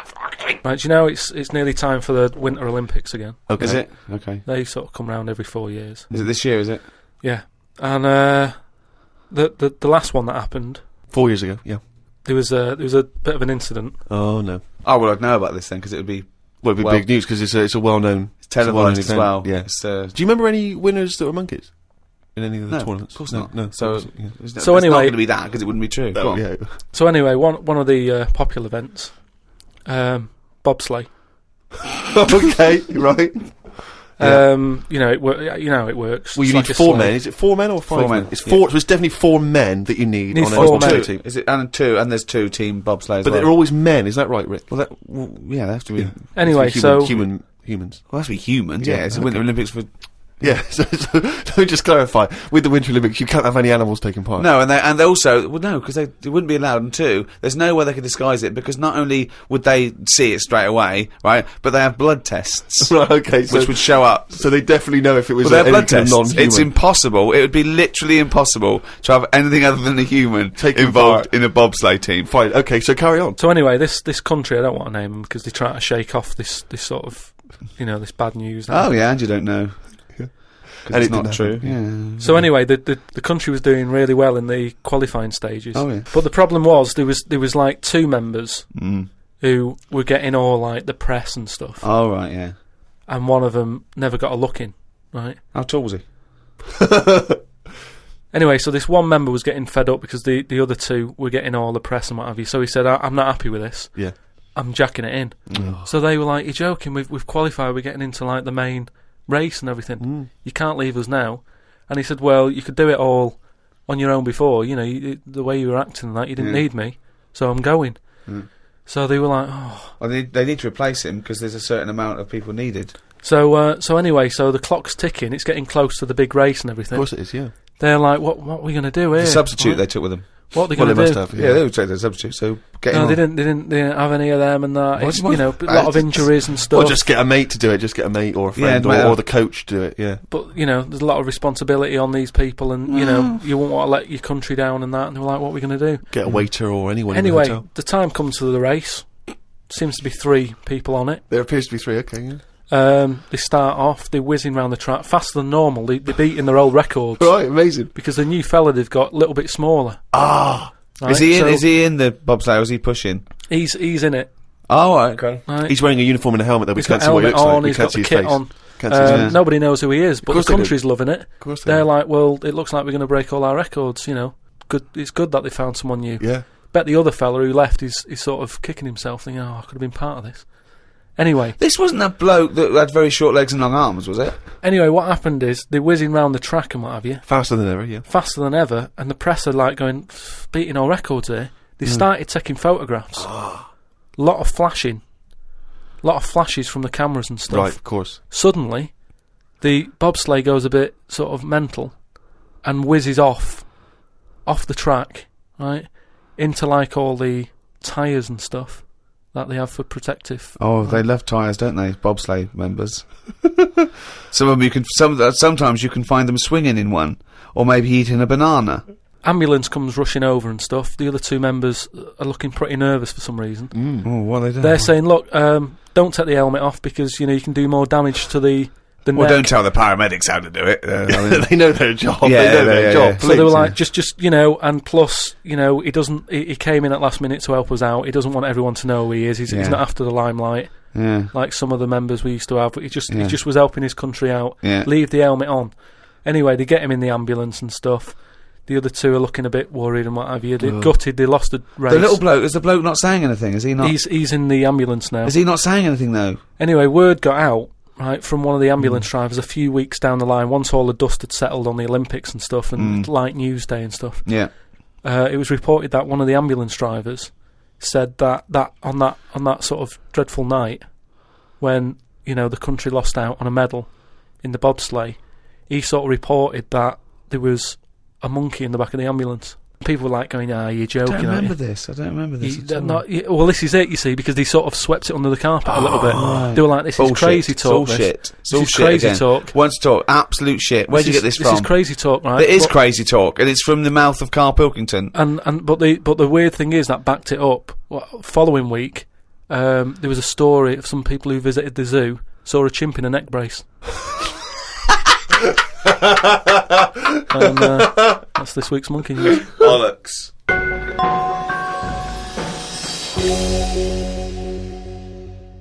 Hasta la vista, baby. I'll be back. I'm here to tell you about Friday night comedies on Channel 4. There's 3 great comedies. New Green Wing, it's nearly ready. My Name is Earl and The It Crowd. The great new comedy from creator of Father Ted. Get your ass to Mars. Friday night comedy this Friday on Channel 4. Switch it on. I'll be back. Uzi 9mm. Cause I did it a divorce.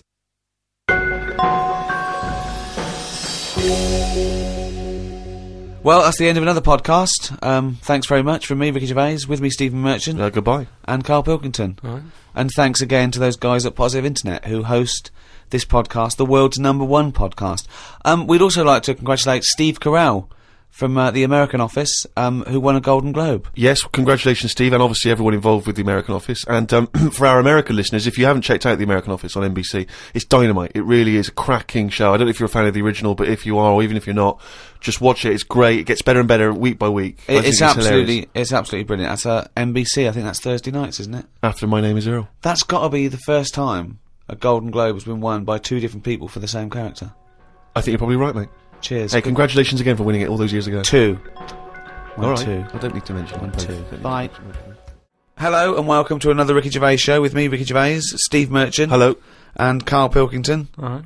The 9th in a series of 12 podcasts we're doing for free. Absolutely free of charge. We're getting, we've already done over sort of 2.5 million downloads. We'll probably do 4 million downloads by the end of the series. If I had a quid... I don't even want to discuss it, Rick. You are gutted, aren't you? I'm absolutely furious, because I said to you when we studied this, I said, why, you were going, let's give something free back to the fans, and I was saying, it's not worth it, they don't deserve it. But no, you demanded it, and I wanted to pay, I want to charge crazy money for it. I've been a fool. We've had about something like 6,000 emails as well. If we could channel this to good, because you know what I mean, this internet has been set up, billions and billions and billions of dollars go on this cyber highway, back and forth, doing good stuff, communicating, sending people into space, commerce, and people, hundreds of thousands of people are sending me pictures of Karl as a monkey. I know, exactly. I mean, it's unbelievable. It's not what this system was created for. Thank you for all your emails as well. That cost us as well a little bit, because they're going through the website, which costs us a little bit of money. But it also costs me my precious time, having to wade through the crap that gets sent to us. Thanks to Kieran Gabriel from Merseyside, who sent me a picture of Karl as Bruce Willis. It's the effort. We'll put all these up on the website. David Weinstein has started his own T-shirt range, I Could Eat a Knob at Night. And Paul Devon has sent me this caricature of Karl, and it's brilliant. Again, I think they're wasting their energies. It's actually a brilliant painting of a little round, bald-headed Manx, some sort of like freak creature. Yeah. Whereas he could have done a beautiful painting. But thanks to all those. I have actually waded through the emails, and I obviously, again, like Ricky, I echo the thanks for sending in all the different questions and comments about the show. And there's so many, it's impossible to obviously even reply to them or talk about them. But a couple of that have struck me. Emily from New York has asked Karl this. Karl, if you were on a sinking ship, or you were in a burning building, and you were with myself and Ricky, but you could only save one of us. I don't know why that's the case, but you can only save one of us. Yeah. Who would you save? Would it be Ricky, or would it be me? I think it's a 2-man dinghy. Right, okay. Possibly. And we're trapped, and he knows that if he stays there to get both our legs out from under this thing... the girder. Yeah, he dies, so he's got room, he's got time to save one. It's obviously me. It's hard to say, innit, at this point. What, because Steve's in the room, you mean? Well, no, just because we don't know what the situation is. Okay, well, let's say we're on a sinking ship, all right? So you're gonna have to rescue one of us, drag us into the dinghy. It's going under. You know, in 30 seconds, okay, this ship's gonna go under and drag you down, and you're gonna die, right? And our legs are trapped, and you've got enough time to untangle one set of legs. Whose legs do you untangle? Now, just because my legs are long does not necessarily mean it's more complicated. No, it's exactly the same amount of time. Just have to make a choice.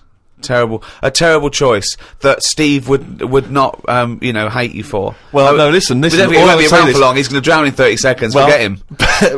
Bear in mind this, Carl. You are going to be stuck in a dinghy with Ricky Gervais, and who knows how long that's going to take. Think of all the head squeezing that's going to be going on, the comments, the wind-up. And do you honestly think that he's going to, if there's any provisions, that he's going to split them evenly with you?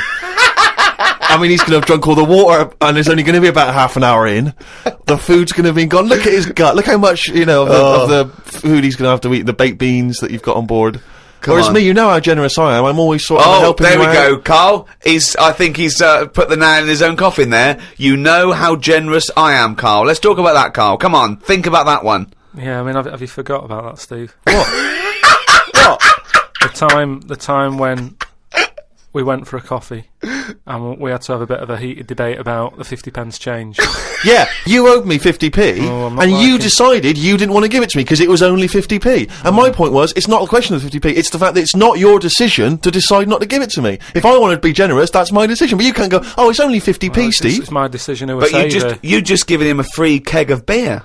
Yeah. That did not come to you, and you didn't pay for the free keg of beer. It was a promotional thing that was sent to you. It's the same thing as the way I gave Suzanne my leaving present from my last job. A lot of people may not be aware of this if they haven't heard us talking about it before. Yes, but you had a gift from your work as you were leaving after however many years of service, which you then gave straight to your girlfriend without telling her that it had been received from people at work. Doesn't matter. She wanted a camera. It's the same thing as you. You wanted that lager that I got for free. It hasn't cost you anything. It doesn't matter where I got it from. So you now decide, because you've given me a free lager, that you can now say, oh, actually, I'm not, in the future, I'll just take your money, Steve, on a whim. Well, listen, stop arguing like this. You're rocking the dinghy. Carl, have some of my cheese. Imagine he would ever say that. Can you imagine him ever offering you any of his cheese? Are you going to save Carl, mate? I don't want to say. Can we say on the website? Can you just do a little explanation of why on the website? Can they...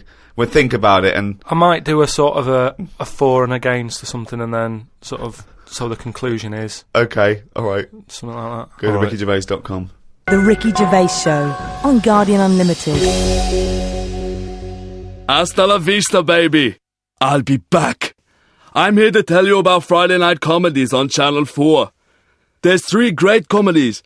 New Green Wing, it's nearly ready. My name is Earl, and the It Crowd. The great new comedy from creator of Father Ted. Get your ass to Mars! Friday night comedy this Friday on Channel 4. Switch it on. I'll be back. Uzi 9mm. Cause I did a divorce. The Ricky Gervais Show on Guardian Unlimited. Well, I've been waiting for this for a week. It's a regular feature now. When we read from Carl's diary. Carl decided to keep a diary. He's gone through with it. I can see it there. It's massive. It's a huge desk diary that he has to carry around with him, and the pages are getting full up. You're really keeping to this, right? This is extracts from Carl's diary. Did podcast and went for an Italian with Ricky and Steve. Italian place is good. We've been there a few times. I always have the same thing, spaghetti. Can't remember what everyone else had. Last time we went there, Steve had little octopuses with pasta. You could see that they were octopuses. They hadn't been cut up or anything. My rule is that I only eat stuff that looks nice when it's alive. A cow, a chicken, some fish. An octopus is an odd-looking thing alive. Even worse when it's dead and limp. It looks like it just shouldn't have been sat in the spaghetti. Yeah, I agree with that. Ricky drew another picture of my head. We've given a few of them away as prizes, but he draws so many of them that they won't be worth as much anymore. Everyone will eventually have one. Like those pictures of a boy crying that caused houses to burn down in the 1980s? What does that mean? What are you talking about? Don't you remember I mean, if you're listening in America, they might not have made it over there. Is it the sort of like the sugary ones with kids? Like, is it Techikov or something? It's just some kid. My Auntie Nora had one, and it was just like a kid with like a blue jumper on, and it's like a painting, not a photo. Yeah, exactly, yeah. And he's just crying. Like a chocolate box, it's really awful, sort of sugary. And what happened is they found out that a load of houses were being set on fire or burst into flames, whatever. And the weird thing was... Oh, it's bollocks. Every house that burnt down had that photo. Yeah, because every house had that picture in the fucking 70s and 80s. Idiot. It's like, we're linking it to sinks. Every house that's ever burnt down had a sink. You're talking shit again. Carry on. Wednesday. Saw a homeless bloke. I'm surprised that no companies have thought about sponsoring the homeless. Something like a clothing company. Give them some clothes that have an advert on the back. Everyone's a winner. Good idea. Not bad, is it? Got on the tube to Camden. Read in a free newspaper that hedgehogs could be gone by 2025. I think I've seen more dead hedgehogs than alive ones anyway, so I don't think I'll miss them. Went round to Ricky's house and had a game of pool. It should have been nice and relaxing, but Jane gave me some cake, and Ricky said I can't play pool if my hands are all sticky from cake. It was the sugar. And it wasn't that either. After he'd finished it, they weren't just sticky. He was licking his fingers, sucking his fingers off, and then was going to pick up pool cues and touch things. And I was thinking, go and wash your hands after licking your hands. You're not a cat. This turned into an argument when I said I didn't want to wash my hands. Why didn't he? Disgusting. He goes for a piss all the time without washing his hands, and then squeezes my head. I know I prefer to have lemon cake crumbs on my head than knob juice. Was going to do a crossword, but I'm tired and have learnt enough today. What have you learnt? Well, the stuff about hedgehogs and that. Oh, God. Was on my way to my mates, and I got on a train. Got close to a station, but realised I needed a wee. Was about to go in a cubicle when a blind man with a dog, who was bumbling his way through the walkway, came around. I said, "Are you after the toilet?" He said, "Yeah." I said, "It's on your right." I shouldn't have let him go first, as he took ages, and it would be my stop soon. The dog waited outside the cubicle. I was going to stroke it, but then I remembered someone telling me that you shouldn't. Don't know why not? That is. Because something to do with the owner should be the only one who sort of deals with that dog, and you shouldn't. Well, you shouldn't stroke it because you'll cover it in fucking lemon cake. No, but just because if you stroke it and that, it might like me and want to go off with me, and he'll come out and be lost and stuff. Yeah. I'm not totally sure, but I just thought... You're not... The Ricky Gervais Show on Guardian Unlimited. A few people have sent this in, including Paul the Party Animal Parker. I wonder if anyone else in his school... I mean, for some reason we've just assumed he's in school. I don't think there's any actual proof of that. But I reckon he left in June, and he's doing sort of bits and pieces, but he's still not a party animal. Do you think he can hold down a job? Is he just partying so hard that... He can hold down a job. He often arrives late. Sure. And the boss, who's in an overall, go, "Parker, you're late again." He goes, "Yeah." Talk to the hand. Yeah. I think that he's the sort of guy that he'll just happily say, "Listen, I survive on 4 hours sleep. Yeah. Sometimes I go to work, I've not slept at all." But I think he comes in with his headphones blaring, right, on a skateboard, and the bloke goes up to him, the old bloke, right, the old fuddy-duddy bloke goes, You stupid idiot, you can't work there. He goes, "Chill out, man," and in 2 minutes, he's got him dancing. Oh, I know what he's like.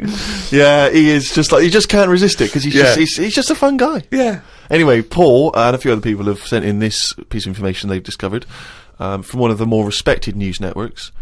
The headline is this: female kidney turns lumberjack onto housework. Right.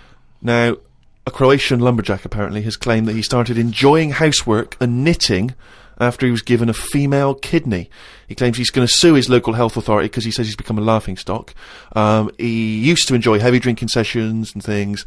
The kidney transplant saved his life, but they never warned me about the side effects. I've developed a strange passion for female jobs, like ironing, sewing, washing dishes, sorting clothes in wardrobes, and even knitting. Well, if he likes it, what's the problem?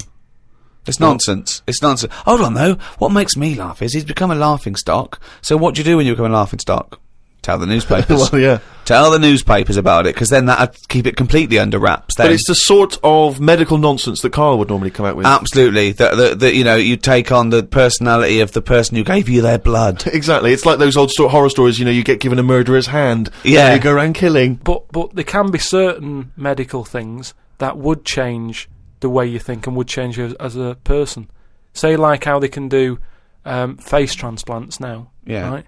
I mean, I don't quite understand how this face transplants work, because do you get a choice of who you have? If you have something done to your face and you go, you know, it's burnt or whatever, or something happens to you and you need a face transplant. Well, if you totally changed your appearance, then you would eventually change because of how people reacted to you. Yeah, but so if you gave yourself the head of an elephant, soon you wouldn't be yourself because I wouldn't have it. I wouldn't have that. That's what I'm saying. If they had a catalogue and they said, here's some faces you can have, pick which one you want. Yeah. Would you be looked upon badly if you go, do you know what? I don't really like the look of any of them. Can I just wait for a better face? Or at this moment in time, have you just got to take what's on offer? Karl, there's no one looking through catalogues at faces they might be able to have. No, they do now because of the face transplant thing. But who are these people putting their face up for? They wait till someone... Yeah, I know, but at some point... Well, I tell you what, I would not have a face transplant if I haven't seen the face before I'm going to have it. You had to... I want to see what I'm having. Because I could end up with anything. You mentioned elephant's head. What do you know what I mean? Whose head are they going to use? Is it the latest thing that's died? Oh, well, this got run over before. Yeah, I'll stick this on your head. But where has this come from? Where are his mind? Where are these faces queuing up to be popped on a skull? Where do you think they have got time to put all these... Maybe this is why it won't catch on. I don't know. This is extraordinary. You've created in your own head the existence of this pamphlet, and now you're defending it, even though we don't know it even exists. And you're this skull on a hospital bed going, I'm not having that. I don't like the look of him. He looks a bit shifty. Oh, I don't like that. Oh, no. Can I ask this now? Let's say we'd passed away sadly in something terribly tragic. The nation's mourned. You know, it's terrible. It's like one of the great national disasters. But you... At the same time, you survived the accident, okay, but your face is hideously disfigured. You can take either Ricky's face or mine to have. I'm surprised you're asking this, though, Steve. I mean, it's just, it doesn't seem like any of them is, like, a great option. Oh, thanks. And this is what I'm saying about the catalogue. If those two were on offer, I might go, do you know what? Pop in again tomorrow. Bring in another booklet. The Ricky Gervais Show on Guardian Unlimited. This is from Anne-Marie Melvin in Amsterdam. She says that she loves the podcast. She listens with her 7-month-old baby. That cannot be a good idea. And she says this to you, Karl. If you had children, what is the most important lesson you'd want to teach them? I mean, in a way, if you sort of look after a kid too much, it doesn't learn that much. But if you let it learn by its mistakes, it'll probably grow up all right. But there are some mistakes you can't afford it to make to learn from. Yeah. Driving a car the wrong way down a motorway. Testing if the fire really is hot. No, but say like the time...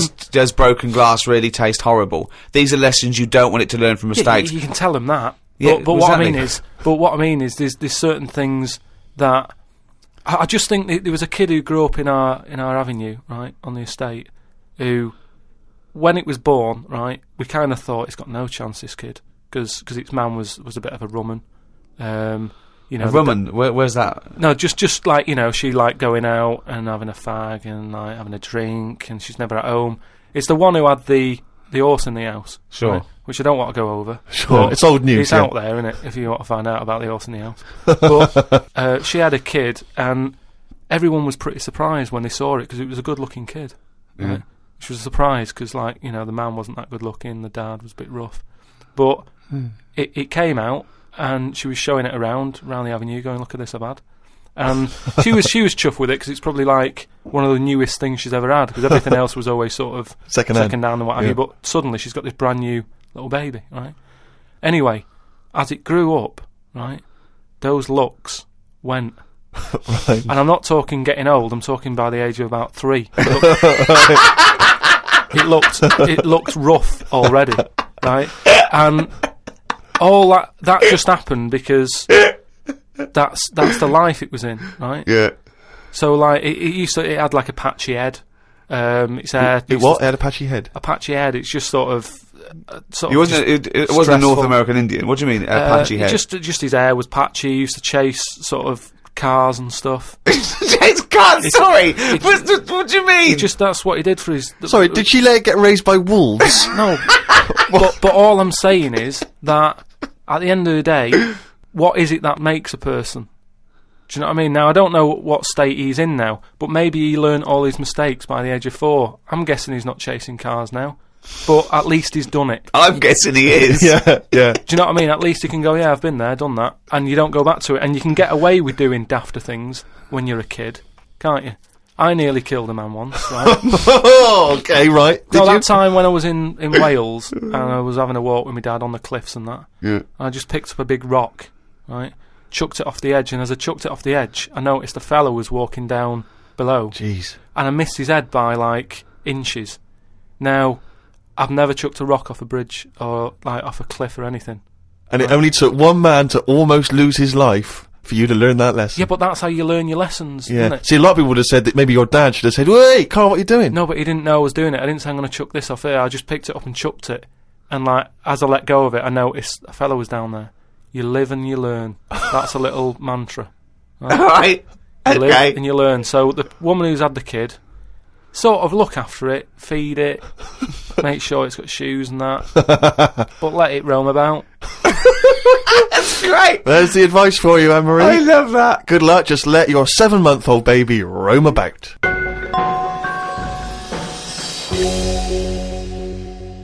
Hey, fool! Don't give me no back chat, sucker! I ain't here to mess with you, I ain't getting in no plane. I'm here to tell you all about Friday night comedy on Channel 4. There's 3 great new comedies. New Green Wing, yeah, fool, that's nearly ready. My Name is Earl, and The Egg Crowd. They're great new comedy from the creator Father Ted, sucker. Friday night comedy this Friday on Channel 4, fool. Switch it on, or I'll be round your house. You stay up all night shivering, 'cause you be so mad scared. Fool.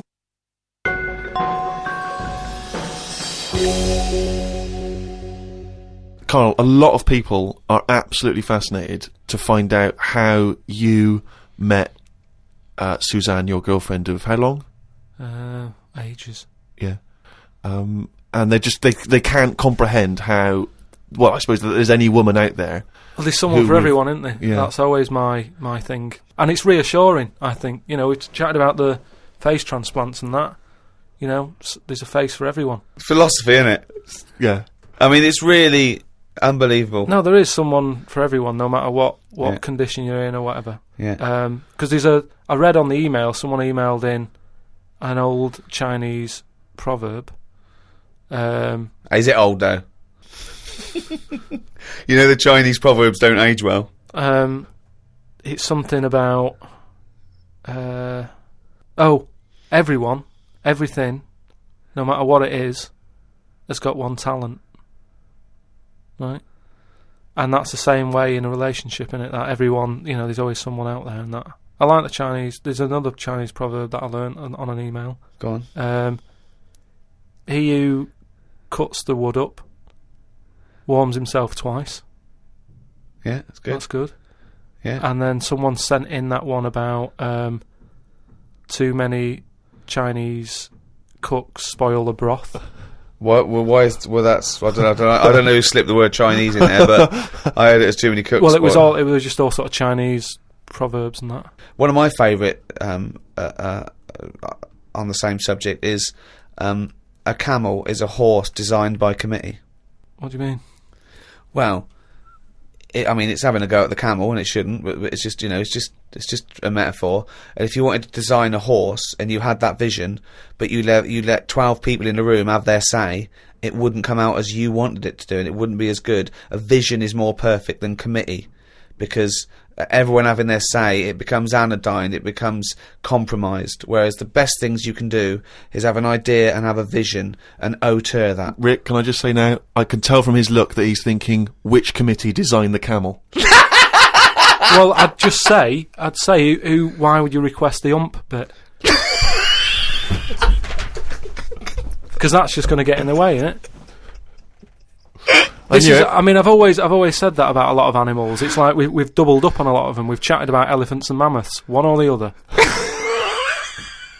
And that's the same with a camel. I'd have that up there as what they're doing. They were good years ago in the Jesus times and that. Don't need them now. You know what I mean? We've moved on. Well, not people who use camels to cross deserts. What other? Bedouin communities. I'm going to throw some animals at you, and you tell how you'd have improved them if you'd have been designing them. Okay? Mm. The octopus. So I can now go back. I can look at them and go, "What are they doing?" And where have they gone wrong? What's up with it? How could you improve it? Like the camel, you'd go lose the amp. I'd probably give it a bit more of a body. Cut down on the arms. And give it some bones, because I don't understand all this. Getting in a jar is good. When does it want to get in a jar? It says... Well, it only wants to get in a jar according to your stories. No, but there's something that says it can get in a jar because it hasn't got any bones, but I don't know why it'd want to do that in the first place. I can't even begin to answer that. Once again, you've claimed that you've read that they like to get in jars. I mean, how do they know that octopus like to get in jars? Oh God, I love that you can improve on an octopus. Millions and millions of years of evolution, making it perfect for its surroundings. Okay, another animal for you then, Carl. Giraffe? What are they adding to the world? What are they doing? Well, it's not about what they add to the world, no, but is I thought that's what everything's about. It's about things are here for a reason. No, because they work. The only reason is that they survived. They passed on their genetic material and evolved and was chosen by nature. It was selected. But there seems to be a lot. The reason they're here is because they didn't die. That's it. No, but there seem to be a lot of animals that are like. Do you think there's a lot of cheating? Is that what you're saying? There's I'm just saying, there just seems to be a lot of doubling up. Yeah, so you get it down to like 8 animals that represented all of it. So okay, who would get in your team? You can choose 8 animals. This is what I'm saying. If I was Noah, I would have gone like, hang on a minute, I've just seen something that looks a bit like this. Let it drown and have a clear out. But he didn't. He was messing about saving everything. He was instructed by God to save everything, to be fair to him. Yeah, but if he's been given that job, for me, he's sort of manager of that job. So you believe with Noah as well? You believe Noah happened as well, and he built a boat big enough to catch 2 of every species. You actually believe that as fact, do you? Well, it's out there in book form. Brilliant. All right. We haven't answered the question that we started with. How did you meet Suzanne? Just at work. Thanks.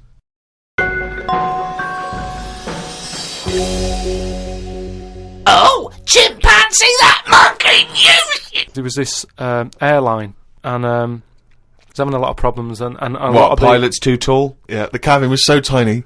Only bananas were allowed in the cockpit for fuel. Anyway, there was a lot of strikes going on, right? Sure. Because I don't know what it was about. It was over money or whatever. Yes. And Well, get something that doesn't need money. Yeah, but but what else could you pay something in, Rick? I mean, peanuts. Okay, peanuts or fruit, yeah. So anyway, the boss of the airline, he had like one pilot who he could trust, right? And that was his son. Right. But the problem is with a lot of these planes, you need 2 pilots. Of course you do. And he's like, if only I had 2 sons. But he didn't. There's no point harping on about it. Right? Sure. He runs an airline? He runs an airline, yeah. But how many pilots are there? Because there must be loads. No, there's loads, but the problem is a lot of them are going on strike. Ah. And each week you can see that we're struggling here. But how can they get... But it was just the pilots that were striking, was it? Yeah, the pilots were striking, yeah. So all the ground staff and luggage handlers and all that was okay in the cab? They were fine, it's just pilots were not happy with the deal and what have you. Yeah. Well, just close it down. No way, you can't do that, no, Rick. Of course you can. It's costing him a fortune if he closes it down. Yeah, but one plane's not going to make a difference in an airline, is it? No, it's all the planes. It's all the planes, mate. Yeah, I know, exactly. So if he's only got one person he can trust, knock it on the head. No. What's the point? You've got to keep going. You can't just nip stuff in the bud like that. If you got a dream, keep it alive. I know, but not with one plane and your son. So anyway. I don't know. Well, but that's the least of his problems, Rick, because he's got his son who's a brilliant pilot. He's the only guy he can trust, but it takes 2 people to fly. Well, you can't fly it then. So the son, he's flying the planes and that. He's getting worried for his dad because of his business. It's falling apart. He's like, anyway, listen. Well, one plane won't make any difference. Don't worry about it. We've found someone who you can work with. And he's like, but I get past the picket line because, they know I'm your son anyway and they'll leave me alone. But any other pilot, they're going to start giving him grief. They're tearing him to shreds, yeah. He said, don't worry about it. Unless he could swing over the heads of all the strikers. He said he's staying over near the sort of quarantine area where all the animals are kept and stuff. Right, okay. They won't be looking in there. They won't bother. No. So he's like, all right. But there's no animal that could be a co-pilot, that's why. I'll see you, he'll meet up with you in the cockpit. He'll meet up in the cockpit, yeah, sure. So anyway, he gets in there, he meets them. At first, a little bit of a shock who he's going to be working with, but Why? he's thinking, as long as I can keep my dad's business alive, I can Not keep with a one job. plane. Not So, with one plane. Anyway, what happens is, the strike's going on, he's flying, he's got his mate with him flying, helping out. Who's his mate? What's his mate's name? The flights are brilliant, right? Everybody's loving them. They can't believe how smooth they are. Sure. You know, the shares are going through the roof. Everybody's like wanting to fly. This one plane they've got. That wouldn't make any difference. Everyone's saying, you know, it's only a small plane, but it's worth getting on there. And if it's you a can. small plane as because it's a great Oh, experience. Gone under, I'd have thought. There's So no anyway- way they can keep that alive. Apparently they can. So they're keeping this plane up in the air and what have you, and everybody's booking the holidays. It's almost like the favourite bit of the holiday. They're loving the flights that much. Why? It's just because it's really good flights. It's a great flight. What difference Apparently it's a great flight. it makes. It's I don't dynamite. So understand anyway, what difference it makes. Everyone's happy. Then one day, what happens is a little bit of a problem. Oh dear. You're not going to tell us that sort of co-pilot Coco he's not able to make it to work, is he? Well, what happened is one woman who was on the plane got a bit peckish, Right. and said to the air hostess woman, said, "I'm a little bit peckish. Have you got any sort of nibbles and that?" She went, "No, I got a sandwich." She said, "I don't really want a sandwich. You want something, like the usual stuff that planes give out, just like a bag of nuts or something." Are they not giving those out yet? So no, they don't give it for some reason. She was like, "Look, we've stopped giving out the nuts. We can get you a sandwich." strange, And the woman's yeah. like, "I don't want a sandwich. I just want some nuts." Do Yeah, you know what I mean? yeah, A sandwich is quite a big meal and what have you. I just want some nibbles, want some nuts. Well, that's not available. So Done. I can't, End of story. Can't get your nuts. She said, "Well, why aren't there any nuts?" She said, "Well, the airlines had problems and stuff, and maybe that was one of the cutbacks. We've never took the nuts back on." Never- yeah, sure.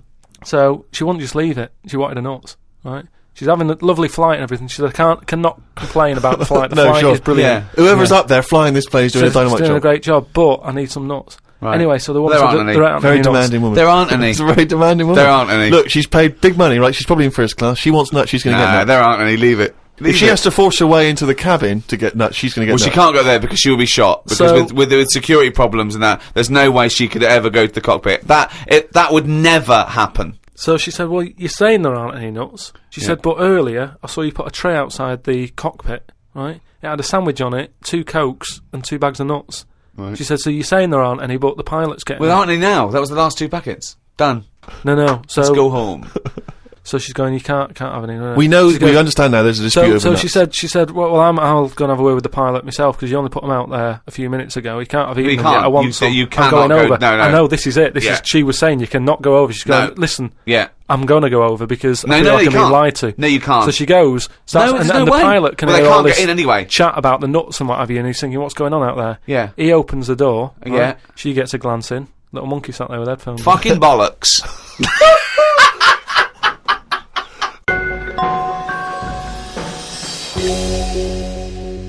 Well, that's the end of another podcast. Do register on rickygervais.com. We'll be able to email you and tell you what's happening when we finish this run of podcasts. We might have some downloads. At the moment, we're working on animating all the monkey newses. So look forward to that. The absolute bullshit that is monkey news in all its glory. This was hosted by Positive Internet. Great guys. The great guys that host the world's #1 podcast. Cheerio from me, Ricky Gervais, and Steve Merchant. Goodbye. And Karl Pilkington. Hello, welcome to the 10th podcast in a series of 12, Ricky Gervais Show, with me, Ricky Gervais, Stephen Merchant. Hello. And, of course, Karl Pilkington.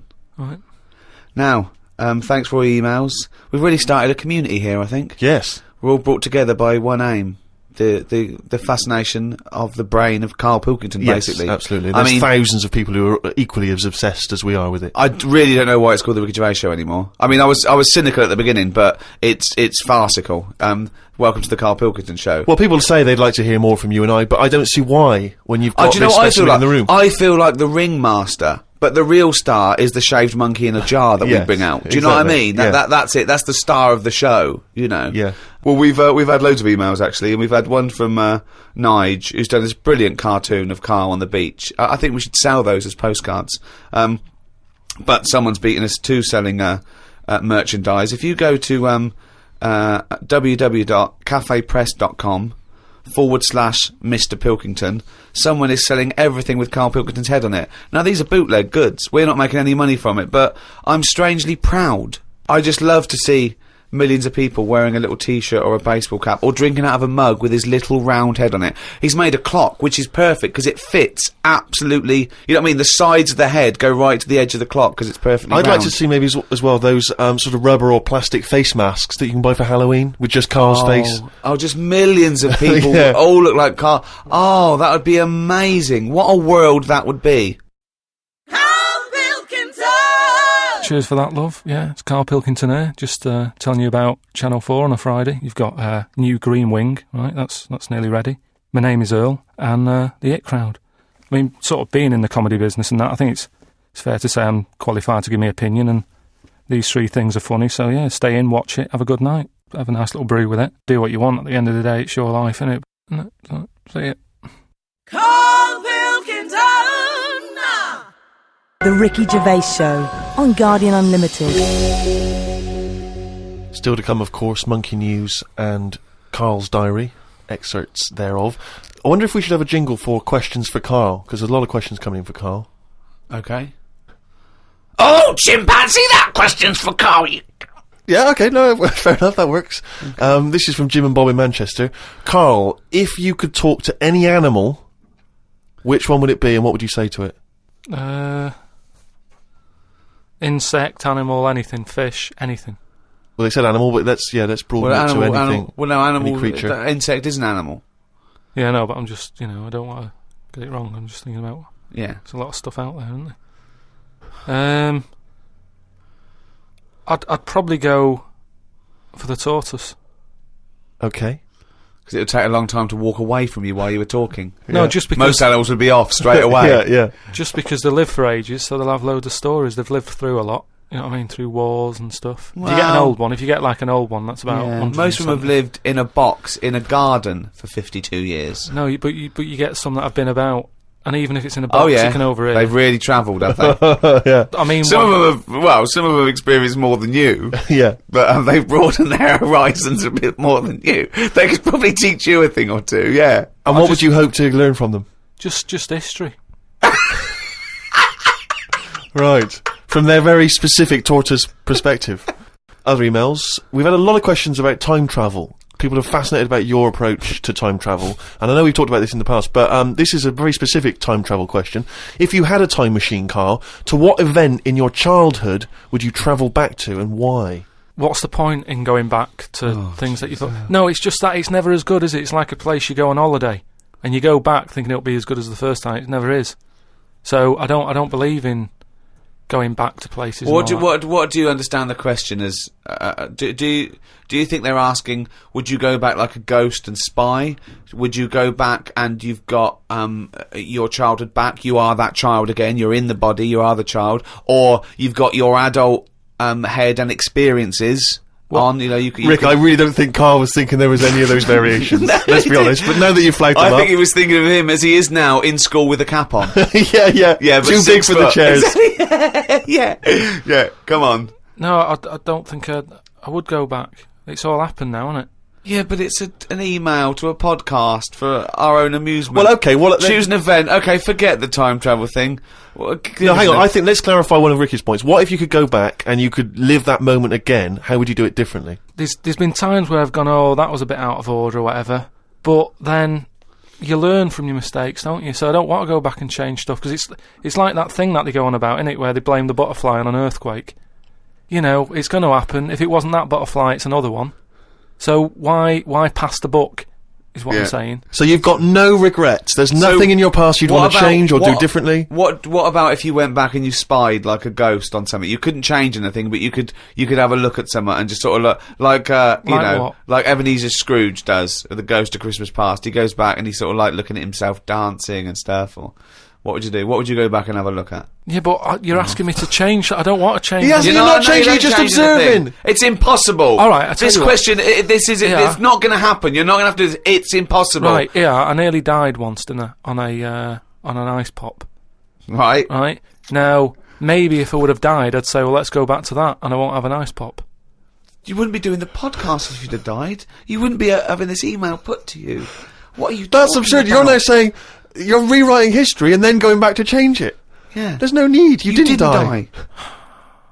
Well, And what- we've changed it. You can't change anything. You're just going to go back and watch them. Would you like to go back and watch yourself choking on a Mr. Freeze? No, that's what I'm saying. That's why I wouldn't go back now, because I'm all right. I haven't had one since. I've learnt a lesson. I'm not missing them ice pops. So I don't think you're making the most of this opportunity to fantasise. I don't see the point in going back in anything. I mean, do you mean go back in time to the point of you can see, like, Rome in its working day? What, in your childhood? Was Rome about when in your childhood? Were there gladiators Well, in your that's what I'm childhood? saying. Everything I've been through, so why see it again? Forget it. It was just a nice little question. I mean, that shows the lack of imagination Right, in Karl alright, Pilkington. can Your I- mind can't alright, fathom well- something unless it's, like, you know, got two heads. But I don't see the point in doing something twice. Because the thing is, say if there's one good moment when I was about 6 that I loved, I'd then have to go through all the other 20 years. Again. Well, why? Why have you imposed that? It's a fantasy. Make it up. You could Just go say- back and come back Yeah, again. whiz back and fast forward 35 years. Nah. Brilliant. No. Like it was on offer. Like this was really on offer. Move on. Migrant workers in South China are wearing adult diapers on packed trains heading home for the New Year holiday because they've got no access to the toilet. Many supermarkets in this particular part of China have reported a 50% increase in sales of adult nappies for the train trips. Now, what do you make of that, Carl? You're on a long, long train journey, 3 hours, 4 hours. You know there's no toilet. You know you're going to need to go. Pop on a... Why isn't there any toilets? They just aren't on the trains. And they're a really long journey. Yeah. How long? Hours. Well, very long in China. It's a big country. I couldn't do that. I couldn't do it. I'd have to hold it in or something. Just like, I mean, when I was a young kid, I don't know how young you are when you wear a nappy and that, but I remember that I didn't like it, doing it in a pair of pants like that, a pair of nappies and that. And I used to have to, even when I was too small to sort of get up on the toilet and that, because you'd fall in. My mum knew that I didn't like nappies and that. I used to just go in the corner, just near the kitchen, in this thing that, like a litter tray. That cat's having that. I mean, it wasn't like that, but that's the same sort of idea. And I'd go there, and I'd do my thing, and my mum used to say, "Oh, he's going there. Don't look at him," and that, because it put me off. You know, like cats don't like being watched when they do it. When they go in their litter tray in the kitchen. No, they don't like it. I tested it again. What are you, just like a little feral kid? Just running around and going to the litter tray, covering it up, and then running up the curtain and eating a sweet at the top of the pelmet? No, but nobody likes being watched, and that's what I'm saying. If you're sat on a train and you're knocking one out and that, and everyone's looking at you, I don't think it'll catch on. Well, it has caught on. They're all doing honestly. it. They're just sitting there. They're doing, they're reading the paper, doing Sudoku, and they're looking round when they're going. They're thinking, oh, no one knows I'm going. Everyone's thinking that, and everyone's going. I mean, it's partly because there are 120 million peasants from China's vast rural areas who swarm into the cities for work. And so, that sheer number of people means that the trains are so overcrowded. I just don't. I mean, what are we getting to? You know what I mean? What's going on in the world that this is happening? I know. I mean, people have always had to travel for ages. I just don't. I don't understand why there isn't a toilet on it. We're going backwards. We're going backwards, aren't we? Why isn't there a toilet on it? Well, maybe there is, but maybe people are thinking the queue is going to take forever. If you've got 125 million people Yeah, going but not back. everybody wants to go at once. I mean, I know Chinese and all that are like at the forefront of everything that goes on in the world, inventing stuff first, but this isn't one of the best that they've come up with. What have they invented then, the Chinese? Just loads of stuff, haven't they? They've Yeah, done well, no, loads you, of stuff. I was going to ask you. You seem quite educated on the subject. But They did them cat mop things that I told you about. brilliant. I mean, this was where you put mops on the feet of cats, was that right? Yeah. And they Brilliant. wander about the house, clean up and that, wash the floor for you whilst they're pottering about. They've done like hats with umbrellas on them. They've done. I mean, they're known for like coming up with stuff first. Yeah, I mean, my first thought was gunpowder, but yeah, cats with mops is good as well. Just a final mention of one of the emails that came through from Phil Hobby in Falmouth in USA. He says, "Hello chaps, just wanted to let you know that I was at a party on Friday and I bought 2 remixes of I Could Eat a Knob at Night on a CD. Let me tell you, I played them at the party. They were a huge success. They were a smash. By the end of the night, the party was hip to the words I Could Eat a Knob at Night. Half of them were even singing along. So big thanks to you, Ricky, Stephen, Carl. Now, what would be ideal, of course, I suppose, is one of the big superstar DJs, if they could drop that into their set. You know, a Carl Cox, a Fatboy Slim. Tong. Pete Tong, yeah. The boy Tong. He got power, and I'd love to hear him drop it. Maybe Yeah. even, and I suppose Westwood wouldn't be able to put that in. I know he's more of a hip hop guy, but yeah. So I mean, if you at any point ever hear I Could Eat a Knob at Night, the remix at any kind of club event, let us know. We'd love to hear about it. Yeah. The Ricky Gervais Show on Guardian Unlimited. Well, now to one of our most popular features. I mean, this could even rival Monkey News one day. It is Monkey News. It's you know, it's news from the point of view of a monkey, a shaved monkey. It's Karl Pilkington's diary. Oh, he's written it down, yeah. Was that the jingle, or were you just just annoyed about something? Okay. Went and did the podcast. We had a meeting after. I don't like meetings, as I can't keep focused on what people are talking about. I think Ricky has the same problem as after 25 minutes he was trying to wrestle me. I tried to do what spiders do and stayed still as if I was dead. But Ricky just stayed on top of me, not moving. A bit like when you see one of them big snakes swallowing a sheep. Ricky got bored and released me. I went home thinking, why had I left my old job for this? A homeless man asked me for some money, but I didn't feel like I should treat him, as I felt that he'd probably had a better day than me. Oh, God. Suzanne called me to say she'd gone for a haircut and that she'd meet me in the supermarket. I went to the supermarket, but she wasn't there. I called her and she said she was near the fruit aisle. I went to the fruit aisle and she wasn't there. Turns out she was in a different supermarket on the other side of town, and that if I'd listened to her properly, I'd have known that. I didn't want to say that What, you just went to the first supermarket you thought of, as opposed to listening to what supermarket? I'm in the supermarket, alright, bye. I didn't want to say that I hadn't heard her properly, because my ears were ringing a bit from the wrestling from earlier. 25 minutes later, I met up with Suzanne. Her haircut wasn't that bad. Normally her haircuts are followed by an argument between us, as she pays over the odds for some daft haircut that's the latest style. Brilliant. I wish she'd take a picture out of a magazine or ask for a style rather than letting the hairdresser do what she wants. I said I only tell her to do this as she's got a square head, and a close-cut hairdo makes it look squarer. She said, what do you think of this cut? I said it looked alright, as I couldn't be bothered arguing about it. It's weird writing a diary. I don't know who thought of doing one of these first. The last time I did one was at school. They used to get you to do it so they could keep an eye on whatever you were up to. My diary used to say the same thing every night. Got home, went to the shop to get potatoes, bread, milk. Went home, watched telly, went to bed. I think I might have gone to Twiggy's Dance Club just so I had something different to write. You've not told us about Twiggy's Dance Club. It's just, you know, I sort of, when I was a kid, I sort of gave everything a bit of a go. I did boxing and that, didn't I? Gave that a go. For about 45 minutes. And, yeah, a mate sort of said, oh, you know, you're into your dancing, your robotics and that, you're doing your body popping, right? Body popping and that. He said, you ought to come to Twiggy's. And, I went there, but I didn't go in, it was shut. They were just having like loads of toilet rolls delivered. I think like they were like using it as a storage place for toilet rolls and that. So I said, oh, I've come to have a dance. And like, oh, not tonight. Come back tomorrow.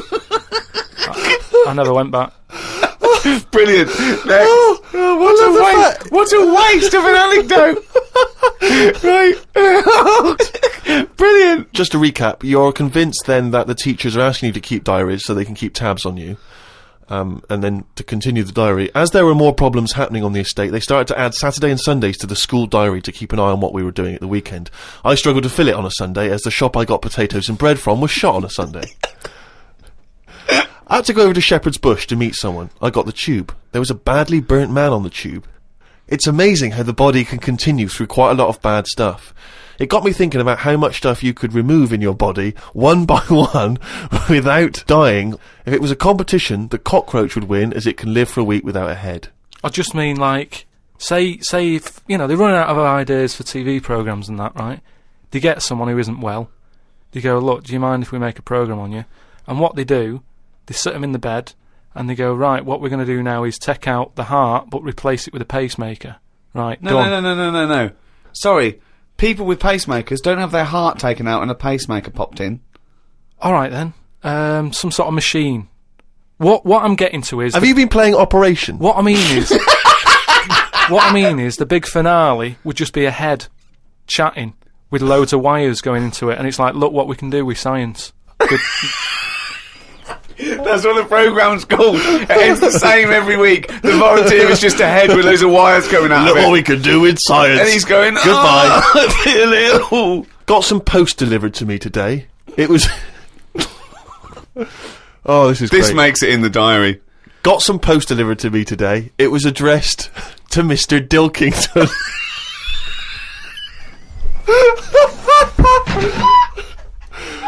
I don't know why that's so funny. Oh, God. I got some post delivered to me today. It was addressed to Mr. Dilkington. I opened it and the first sentence read, Dear Mr. K. Dilkington, you're one of our most valuable customers. I put it in the bin. Thought I would learn some new words, as Steve always says I don't use enough different words. I read in the Fortean Times that the word whew means an ugly female ghost with drooping breasts. What do you mean? Is that how am I pronouncing that right? Who's using that word? Who is using that word? It was just W-E-W-E. Let's call it a woo. An ugly female ghost with drooping breasts. I think I'm right when I say there are too many words in the world. I don't think I will ever get round to using the word woo. Watched a health programme. Wasn't watching it properly, but heard some doctors say that we only get so many heartbeats in a lifetime, so don't do too much exercise. I told Suzanne, and she said I probably hadn't heard it right. We got talking about death. Suzanne said she didn't like thinking about it. I said she might end up being a woo. I was chuffed as I'd managed to use my new word. I went to the supermarket to get tonight's tea. On the way I stopped and looked in the fishmongers at all the different fish they had in the window. It's like a child in one of those kids' TV shows. I know! Mr. Pilkington went to the fishmonger. He stopped and looked at all the fish in the window. Hello, Mr. Dilkington, they said. There was a newspaper clipping stuck on the glass about a two-headed fish that they've made in Taiwan. I don't see the point in doing this, as a fish having two heads ain't going to solve the world's hunger problems, as the head is the bit you throw away. Invent a fish with two bodies, and I'd say well done. Good point, isn't it? Suzanne watched one of her favourite TV programmes. I've told her the telly only goes on if there's something she wants to watch. If there's nothing on, she has to talk to me about stuff I've learnt. Like Descartes. Watched a programme on him the other day. He is the one who said something like, I know I'm about 'cause I dream. Doesn't work for everything 'cause ants don't sleep.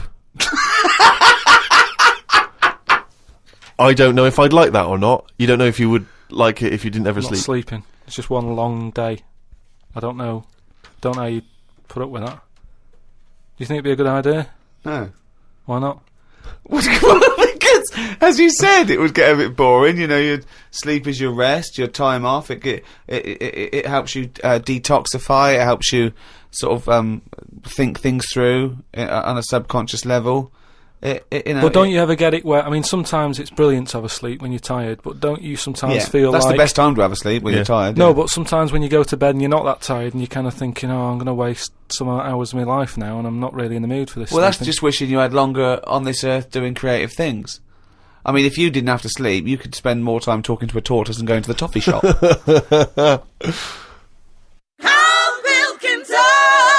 Alright, just doing a little advert for Friday Night Comedy on Channel 4. I mean, I don't know what you're doing. You might be going out and that, doing something nice, which, you know, if you are, then fair enough, go out. But I'm just saying, if you're staying in, you've got new Green Wing, right, that's nearly ready. Got My Name Is Earl, The It Crowd, all funny stuff and that.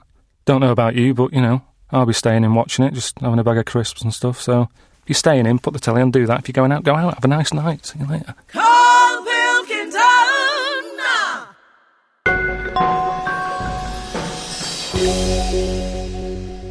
Well, it's that time again. If you'd give us the jingle, please.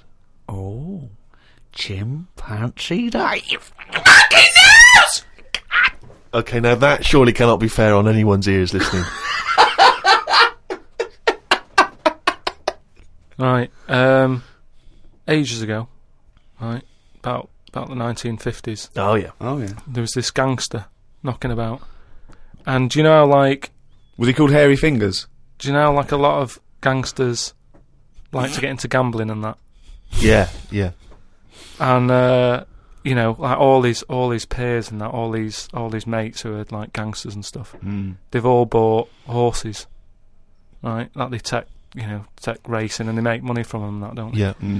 So anyway, he was Chuckles the Seagull was no different. And he was like, yeah, that's a good thing to get into. I might get into a bit of that, right? So he gets himself this horse, right?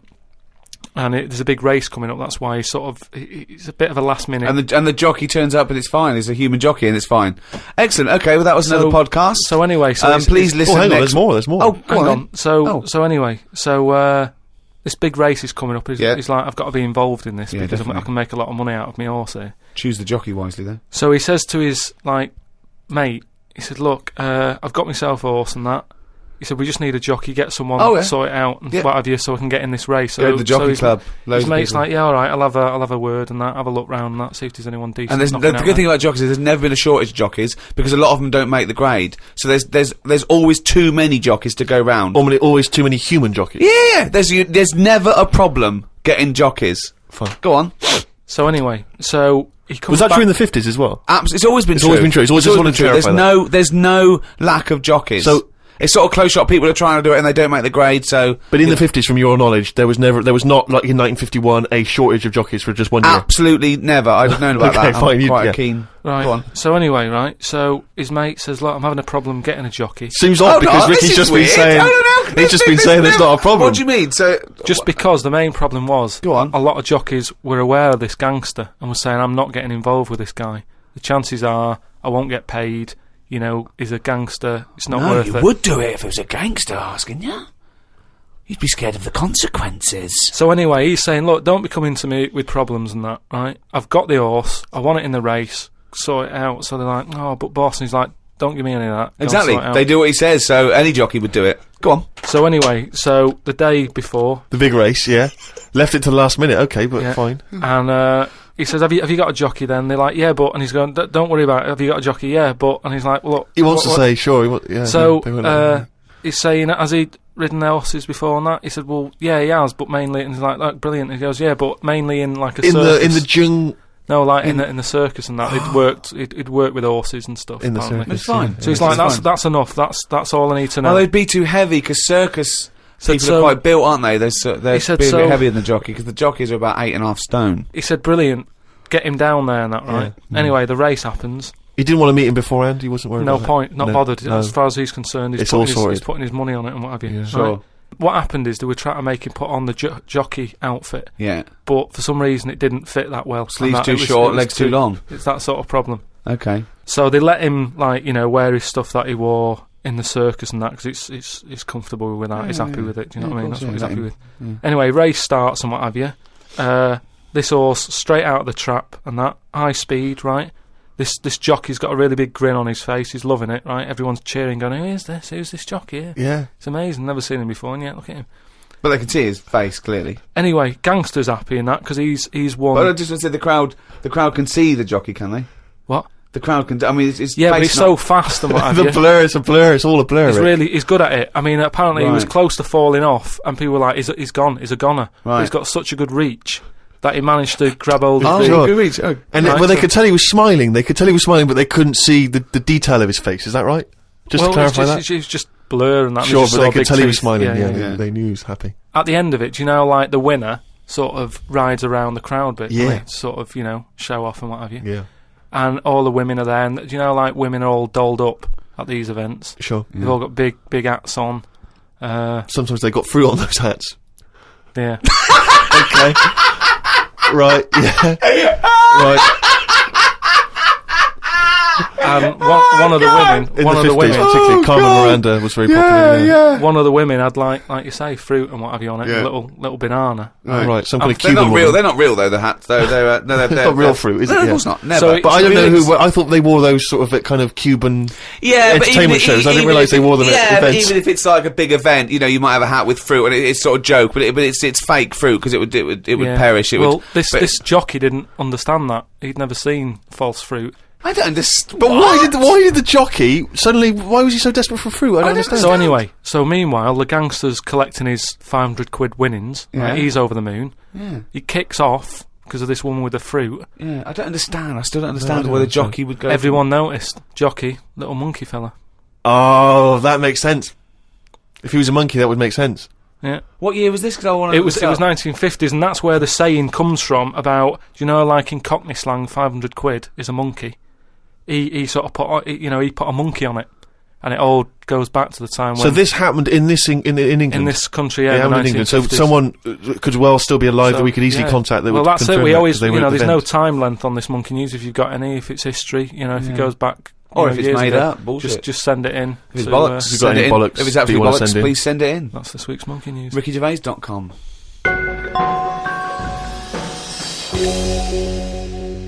Well, that's the end of the 10th podcast in a series of 12. Only 2 more to go. 1 more hour of the drivel that is the thoughts of Chairman Pilkington, or Dilkington, as he should now be known. This podcast was brought to you by Positive Internet. Those great guys at Positive Internet host the world's #1 podcast. It's goodbye from me, Ricky Gervais, Stephen Merchant. If you want to get in touch, remember it's podcast@rickygervais.com. And Karl Pilkington. All right. Hello and welcome to number 11 in our series of 12 podcasts with me, Ricky Gervais. Hello, Stephen Merchant. Hello. And Karl Pilkington. All right.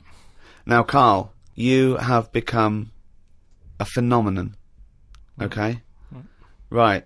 This is a news story that's gone everywhere. It started, I think, in New York, Reuters, and then that's been taken up by every Reuters network everywhere. India, all over Australia, England. Okay, here it is. The headline is, Podcast makes Britain an unlikely internet icon. Britain there, Briton. Okay? Now, this is the story by Mark Egan.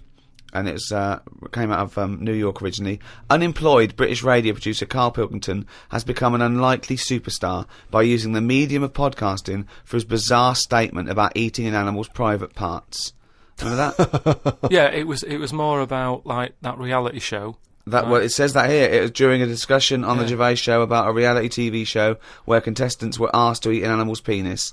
Pilkington made internet history while talking about this, it says, right? First, he said he could not eat an animal's penis in the morning because he had a delicate stomach. He then proclaimed, using the British slang for penis, I could eat a knob at night. Okay? His knob soundbite has become so popular that a Google search for I could eat a knob at night yields more than 500,000 listings, okay? Among them are T-shirts featuring the slogan, okay, and Pilkington's bald head, selling for $17. Why did I have to make a point about your bald head? I don't know. Why is that getting a little mention? Wow! It doesn't matter. See the T-shirt. Have a look at it. I mean, what is bald? I'm not buying one then. It's not going to make any difference. Either you want a T-shirt with me head on or you don't. It's not an issue. All it says is, but among also them are T-shirts featuring the slogan and Pilkington's bald head. I also liked it when it said, Pilkington plays the village idiot on the Ricky Gervais show. Okay? Now, plays the village idiot suggests that he thinks you're a character, that character being a village idiot. The problem is, the fact that you're not a character, to me, suggests that you are just a village idiot. A global village idiot. Yeah. Now... Just on the websites, though, when it said there's loads of websites about eating a knob at night. Yeah. Have they looked at each website and gone, yeah, that's to do with the podcast? Yeah. Or is it just like gays and that saying, oh, I love a bit of knob at night? It's a valid question. It's a valid question. That's why you're an internet icon, Karl, because you say things like that. After Gervais mused on the show that the soundbite could be used in a dance remix, it took just a few days for the internet to be awash with songs using the soundbite as a hook. So what do you think of that, Karl? Oh, I mean, is it big in India? Well, I don't know. It goes around the world. This is a story. I know, but I just can't believe the problems that... If I was in India, I wouldn't be getting upset about someone in London talking about a knob at night with the problems they've got. Well, I don't think anyone's getting upset in India. No, he's just saying that the information... I can't imagine people walking around India. Have you heard that song, Knob at Night? I can't imagine that happening with the, they're hungry and that, and it's dusty and everything. That's your image of India, is it? They're hungry and it's dusty. I assume it's, the parts of India that aren't dusty and in poverty. There is a lot of poverty in India, but there is also, you know, Yeah, but these it's parts still of the a major civilization, and the people that live in apartments with computers, they probably might tune in. But I don't think it's an issue all over the world, is it? Because there's some places where they eat dogs. They'd go, no, at night, not a problem. Might not be a bad thing. You know, why is that out on a t-shirt? I had one last Wednesday. Not an issue. What do you mean? No, that's what I'm saying. Yeah, again, if there are cannibals listening, if there's, you know, in places that you wouldn't travel to, and they get hold of a little laptop and an iPod, and they're listening to that, I can eat a knob at night, then they're going, what's the problem? What's the big deal? We love a knob at night. Yeah, we love a little knob at night, yeah. Bollocks in the morning, knob at night. That's the rule. But what about the fact that they're saying you're a phenomenon, a global phenomenon? Because when you were, you know, a tiny little round-headed mank growing up in Manchester, you could not surely have ever anticipated that you would one day be described as a phenomenon, an international phenomenon. But, you know, at the end of the day, I went to that school, you know, with a kid with a big head and webbed hands. Now he should be being talked about. Well, maybe he doesn't want to be talked about. If you've grown up with a big head and webbed hands, the last thing you want to be is talked about. He wants to put on to blend into society. He wants to put on a bit of a pair of mittens and paint his head like a crash helmet, so people think, oh, it looks like a big head, but it's probably just a crash helmet. Yeah, just go about his business. Yeah, unnoticed. Won't get stopped on a bike or anything. Yeah, but I say if you've got something that's a bit weird, use it. That's what we're doing. That's exactly what me and Steve are doing. We have got something that's a bit weird, and we're using it. And I want to speak to the people all around the world. Thanks for listening. But how famous can you make Karl Pilkington? Are you a journalist? Please write about this for people who probably haven't listened to Karl. Talk about Karl Pilkington. Put a little poster up in your window. I love Karl Pilkington. Print a badge. Give it away. Email your friends. Tell one person about this podcast and let them discover the amazing beauty that is Karl Pilkington's mind. Right.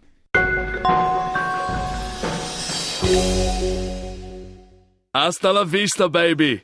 I'll be back. I'm here to tell you about Friday night comedies on Channel 4. There's 3 great comedies. New Green Wing, it's nearly ready. My name is Earl and the It Crowd, the great new comedy from creator of Father Ted. Get your ass to Mars. Friday night comedy this Friday on Channel 4.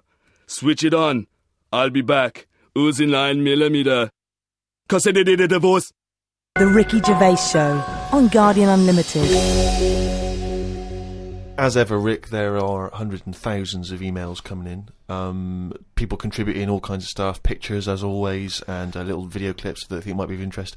And of course, as ever, lots of questions for Karl as well, just to sort of try and tap into his brain, see what's going on there. Question from Jade Ramira. Karl, what would you change if you were in charge of what kids are taught in school? Right, you know, because I mean, your school experience was a bit iffy. You got very bored, didn't you? You got very disillusioned by school. Yeah. What I'd do, right, is instead of sort of teaching kids about 2 and 2 and that, she's 4, right? Well done. Show off. I think they should be asked more questions that make them think rather than something that has just got an answer. I totally agree. Right?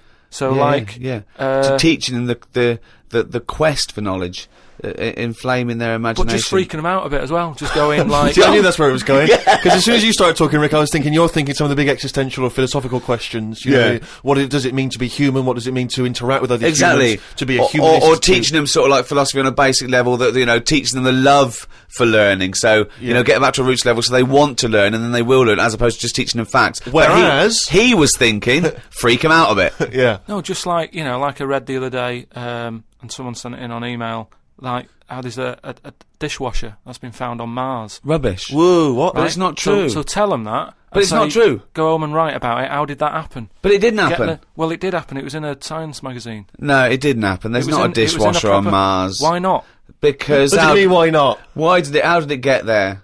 But we're always sending, like, rubbish out there and that. It's like... Not dishwashers. What, you think the council take it away and they go, where can we put it? Well, the tip's full. Well, where's the nearest thing we can dump this? Mars, I imagine. No, but the same way that fella who, I don't know, was it 2 Christmases ago when he was messing about saying I can get stuff to Mars and all that, he did it wrong because he did it on like Boxing Day, and I just think nobody's concentrating. No one wants to work on that day. It's kind of like, do you know what I mean? They're going to do stuff sort of half-arsed, aren't they, Sure. on Boxing Day? So it didn't really get there, I don't think, but it crash-landed. What are you talking about? What was he trying to do? He was sending something up to Mars. Yeah, that little fella that wanted to get something on Mars, and it got probe, you mean? And it didn't open properly. Yeah. It got there, didn't open. But the thing is, it got there, it didn't open properly. No one's been back to pick it up. And what I'm saying is, we're saying about going to Mars as our next planet. It's a tip. There's loads of stuff that's been flirted up there. No, it's not. What are you talking about? It's just all like that probe thing is still there, rotting away. Yeah. So ipso facto, there is a dishwasher on Mars. We've settled that. Why would they have a dishwasher on Mars? Would they take the dishwasher up in the space shuttle in case they had dinner parties? What are you talking about? I just think they would have a little dishwasher in there. There's a lot of them, tight space. You don't want to. But who's going to do that? You know, that means. Do you know how much fuel it takes to move a kilogram? Yeah. Out of the Earth's atmosphere. So they're going to take up a dishwasher, are they? Sorry, but what are they cooking up there, Carl? How many people does it take to fly a rocket? How many people? Tell me how many people. Well, it's either one monkey with a banana shoot that feeds it, or probably 2 or 3 humans. Right, say it's 3 humans. Yeah. Now there's 3 humans because they need one to steer it, one to like be going, yeah, we're all right. Yeah, one to make some hors d'oeuvres. One to stop at the petrol station to get more. What I'm saying is, if you're going to start having a sink, then whoever's they washing haven't got a sink. I know, because they've got a dishwasher. He's got you there. But anyway, I'm not going to go into that. But all I'm saying is, teach kids things about. Say to them, right, when you go home tonight, there was dinosaurs knocking about ages ago. How would you have lived with them? Get on with it. See you later. Well, they didn't. I've told you this before. You got a lot of your information from the Flintstones and 1 million years BC with Raquel Welch. There weren't dinosaurs knocking around where there were little fellas knocking around in furry pants. No, but just sort of saying to them, all right then, here's a different question. Go on then. Would it be better to have dinosaurs knocking about now whilst we're here? Because I put that in my diary the other day. That when you think about it, there's a population problem. Yeah. There's too many of us. Yeah. We're saving people all the time. No one's allowed to get injured anymore. You've got to, wear a helmet when you're on a bike. There's speed bumps to slow people down. Zebra crossing.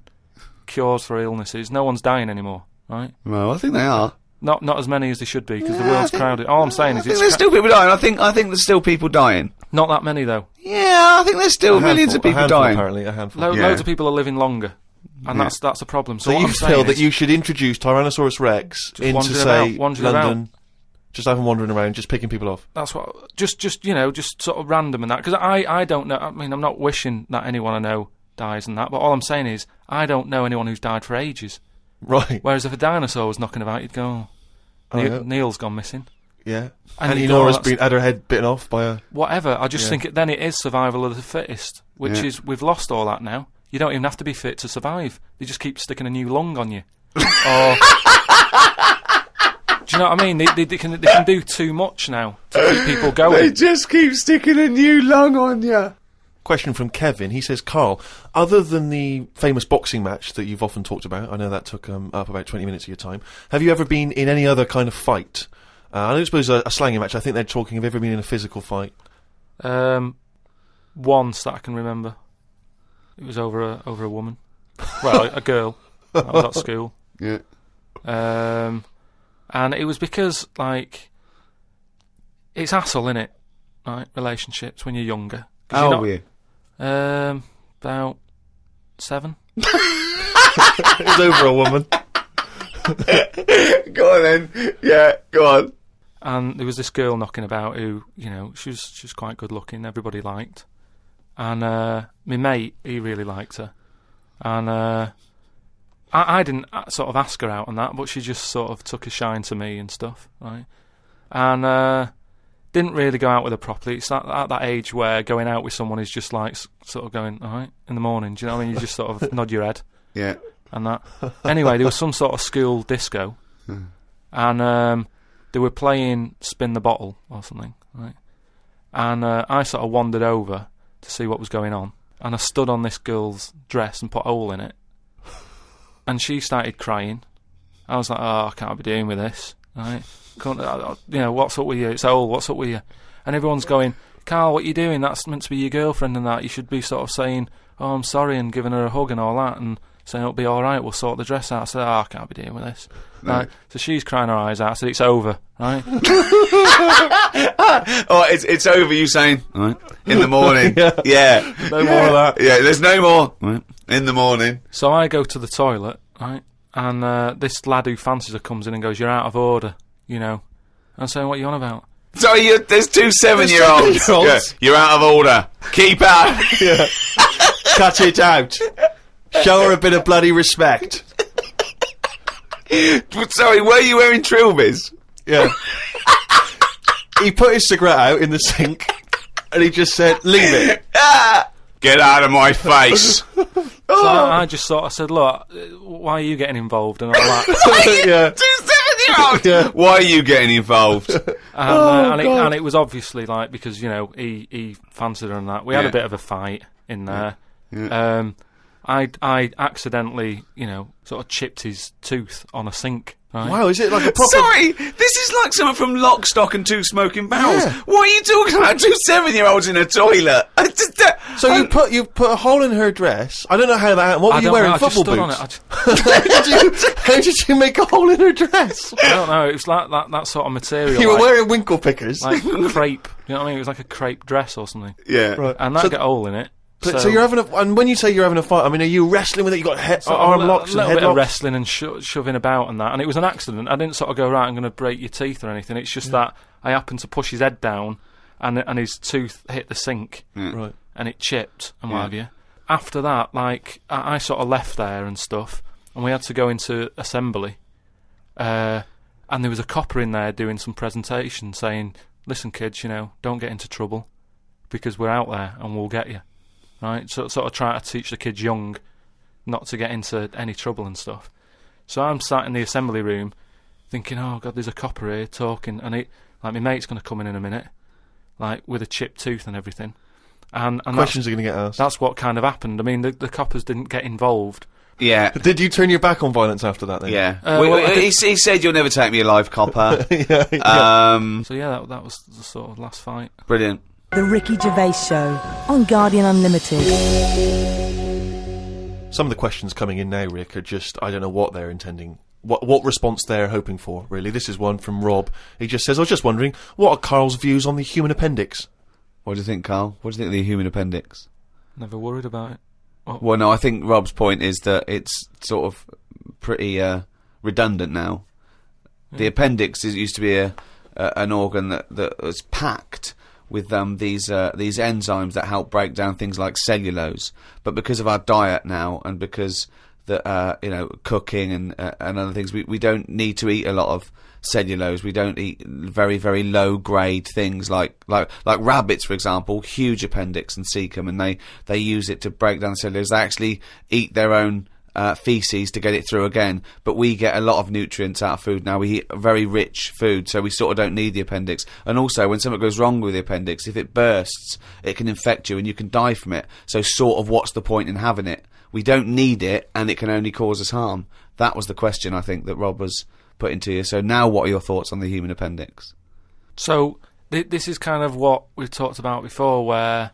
He always says that. He always says something like, "Oh, we've talked about this before," and the thing that he's talked about is nothing like it. Yeah. There's never. Go on. No, but just like in the way that we've messed with our body and we've messed with the world too much. Yeah. If we've got an appendix, we must need it.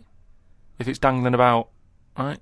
Well, no, because such is the human evolution is that as you said before, it's no longer based on survival of the fittest, because we can fight nature and combat it. So our evolution, if you like, socially and everything else, it has been much faster than our biological evolution. What I mean is we've obviously interfered somewhere along the way, and we have interfered. Yeah, we shouldn't have done, because it's the same way. Like if we didn't have planes and that, would we have wings now?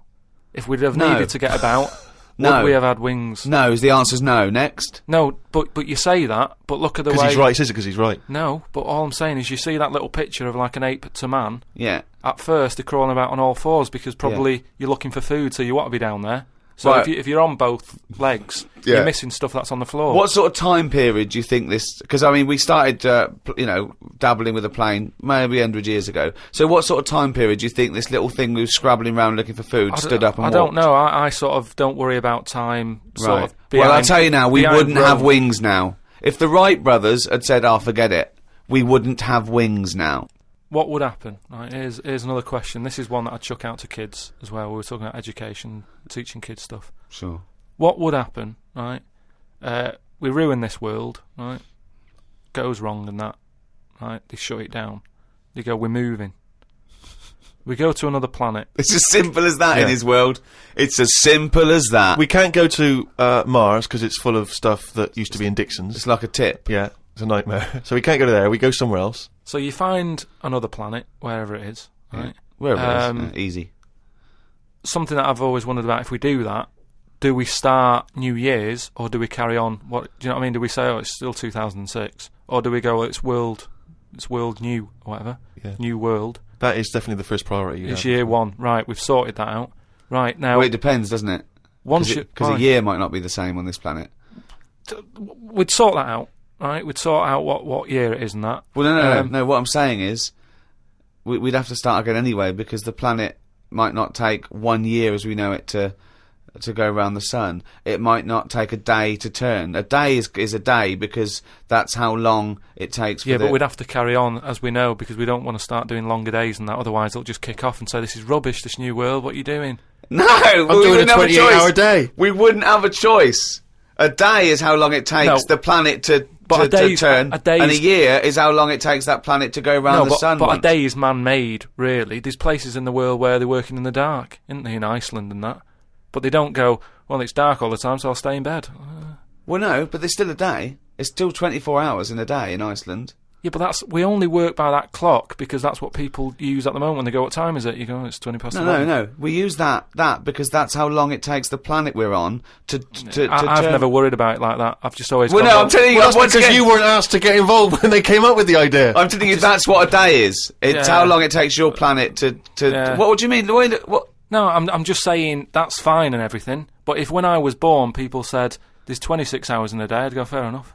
I'm not going to argue it. We could have made up how long an hour is. Yeah, we could have made hours shorter and get 26 Well, they're saying they're going to do that. Because they're not. No, they are, because there's so many people in the world. Yeah. This is what I was talking about before. They've got to create more jobs. The only way to have more jobs, keep shops open, take on more people, everyone's happy. That makes no sense at all. Right, say if there's 28 hours in a day. Yeah, it'd still be 24 hours long as we used to know it. No, you'd have like, oh, what time is it? Oh, it's like 20 past 25 or whatever. Well, you're not making any sense at all. No, I'm just saying... The Earth would still take 24 hours as we know it now. Forget it. Hang on a minute, I want... there's more interesting territory here. Let's say we've got to our new planet, wherever that is. It takes 14 hours... Okay, to do its turn. So we call that a day, right? So we've now agreed that 14 hours is a day. But nothing. It's going to take ages to get the town centre built and that. If you've only got... I'm going with you. I'm defending you here. All right. Yeah. So we've got that. We've established what the day is. We've established what a year is, right? It's year one. It's Karl year one. What next? All right. We've got all the people. We've moved to another planet. You said you had a bunch of other questions. Don't forget, our sleep patterns have evolved on a day.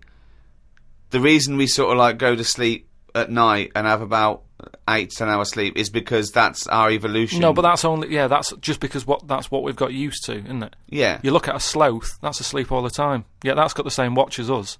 It's doing what it wants. But it evolved differently, didn't it? It evolved but it's living now in 2006, so wake it up. Right, you can't get away. You're not getting away with this anymore. If you want to live now, join in with us.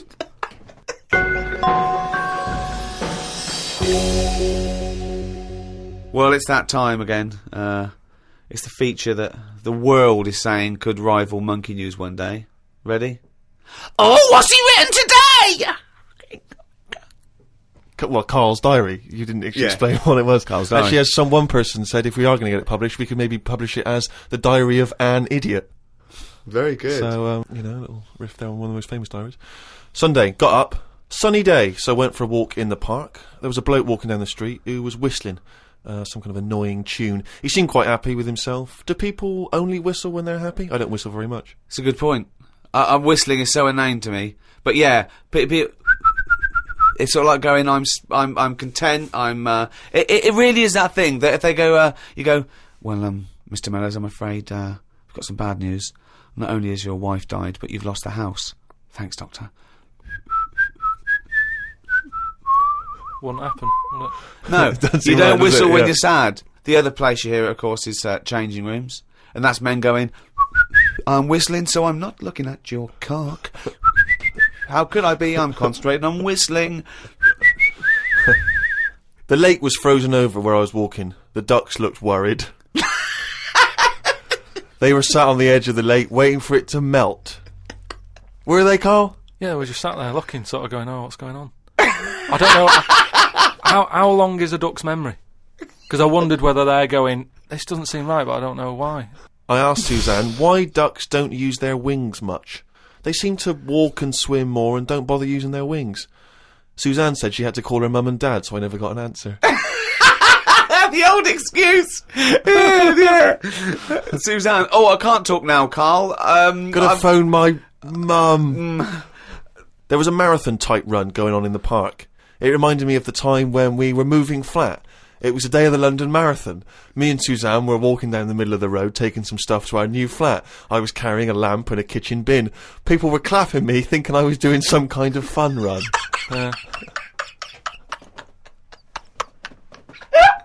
Why were you walking on the same route? Because it was when we lived on the Docklands. Oh, brilliant. There was no other route. The flat was just about 100 yards down the road. They're going, look at the bloke with the bald wig. He's carrying a lamp and a bin. Took a bag of old clothes to Oxfam. It was just old T-shirts and a couple of jumpers with holes in it. I don't think anyone will buy them.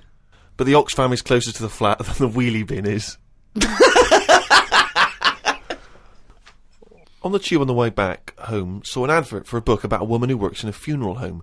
She went into work one day, she goes to work on a body, she takes the sheet off of one of the bodies, and it looks exactly like her. This is called a doppelganger. What's a doppelganger to you? It's the thing I read about him ages ago where someone was walking down the street. Yeah, and he sees somebody who looked a bit like him. And no, this was weirder than that. Go on. He remembers, like, going down that street as a kid on his bike, whistling. Yeah. And then he's walking down the street, going to get some milk or whatever from the shop. Little bike comes whizzing past. He hears the whistling, he goes, that's weird. Looks at it, it was him when he was a kid. So it's like a time. Shit. What do you mean it was him as a kid? This is like a different form of doppelganger. It's just... well, it's impossible, it's rubbish. Some sort of time thing, isn't it? No, it's not even that's impossible, so don't worry about it. It's just some kind of time thing, Rick. No. Yeah, it's something you read again on the internet, or it was a short story, or something someone told you. On my walk back from the tube, I saw a jogger who was pushing a pram at the same time. The kid looked terrified. Got my science book out. It said that the static you get on the telly when a channel isn't tuned in properly is radiation that is still knocking about from when the Big Bang happened. I thought about the Big Bang and wondered if it was really a Big Bang, or did it just sound louder as there was no other noise to drown it out.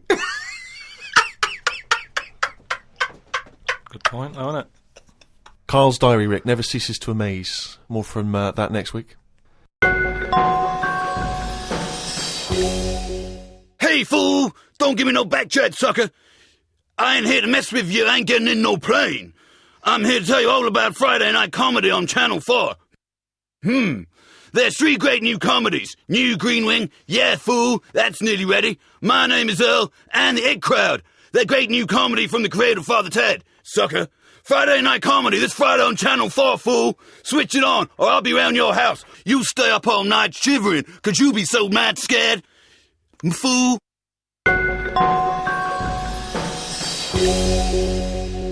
Oh, well, it's that time now. Yeah? It's the big one. Oh, chimpanzee that monkey news!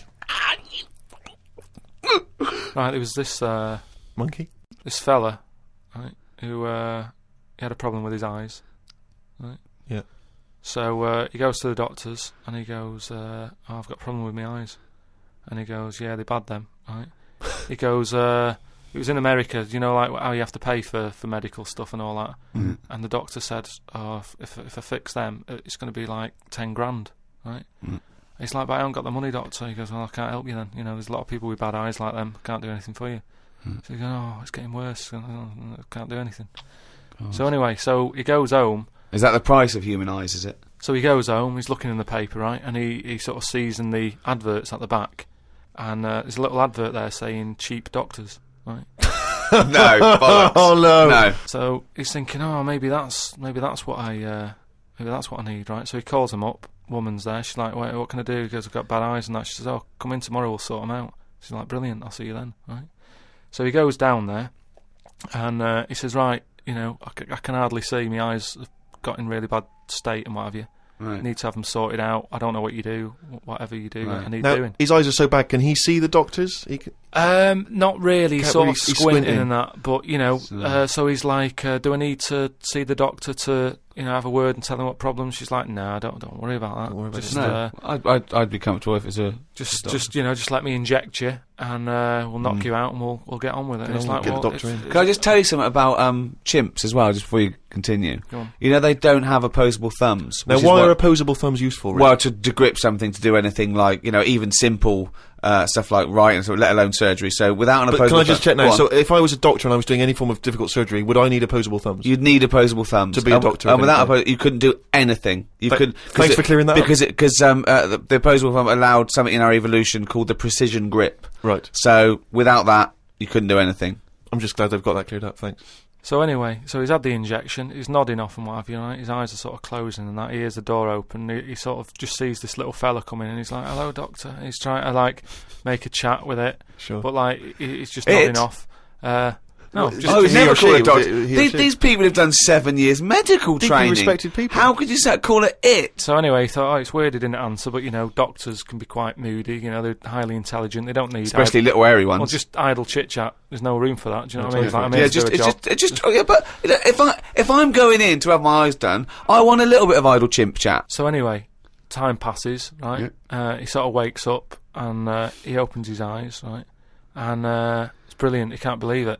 Eyes are perfect. He's had the op. He can't believe the sight. He's like, nurse, right? And the nurse comes in because I can't believe it. This is brilliant. I've never had such good sight. Do you know what I mean? Even when I was a baby, Yeah. and my eyes were new, Yeah. I didn't see this good. Great. So she's like, well, you know, that's You realise the nurse is a panda. That's what we do, right? So he said, right, so can I just see the doctor and just say thanks and that? And she's like, well, to be honest, you know, he's specialised in what he does. There's a lot of What work. a load of bollocks this is getting. Please. Where did you get this from? No, come on, let's hear the end of the news. There's a lot of like operations he's got to do. Yeah. So you know, leave him to it. He's just having a kip. You know, I'll let him know that you were grateful. You know, pay us a check. Off you go. Go and enjoy looking at stuff. Yeah. So he said, no, I just what's wrong with that? I just want to see that. She's No, like, just no, fine. leave it. Just leave. Yeah, exactly. Leave it. If And he he's says like, it's yeah, but I can't. You know, I want to thank him. So he's done such a good thing for me. So they're getting into a bit of an argument and what have you, and the voices are raising, right? Door opens. Going to wake the doctor up. Well, that's what they did. They woke it up, right? They woke it up. It. So the door opens, right? Little monkey comes out, Oh. and he's like, "What's going on here? It's a hospital. Why is a monkey knocking about?" Yeah. So the woman said, "Well, what do you mean? He's the doctor, right?" so he's like, "You are having a laugh, aren't you?" She goes, "Look, don't complain. Your eyes are sorted. Yeah. You know, the doctor's done it. What's the problem?" He said, "Well, if I'd have known that, I wouldn't have come here." She said, "Well, what do you mean you didn't know that?" She said, "The advert in the paper you read, it's like chimp doctors." That is the biggest load of shit I've ever heard. That really is the worst. What? And because his eyes were so bad, he thought it said cheap doctors. He saw the advert and it said chimp doctors, but because his eyes were bad, he just saw it. What journal is this in? It was years ago, because it sort of says how the monkey sort of carried on working for a few years. He couldn't do anything Then about just it. He had retired to leave play it. golf. It's absolute bollocks. He There's tried no way. I mean, it's not even worth talking about. So- It's the most ridiculous thing I've ever heard. It's the most ridiculous monkey news we've ever heard, and that's saying something. Chimp doctors, cheap. It's easy mistake.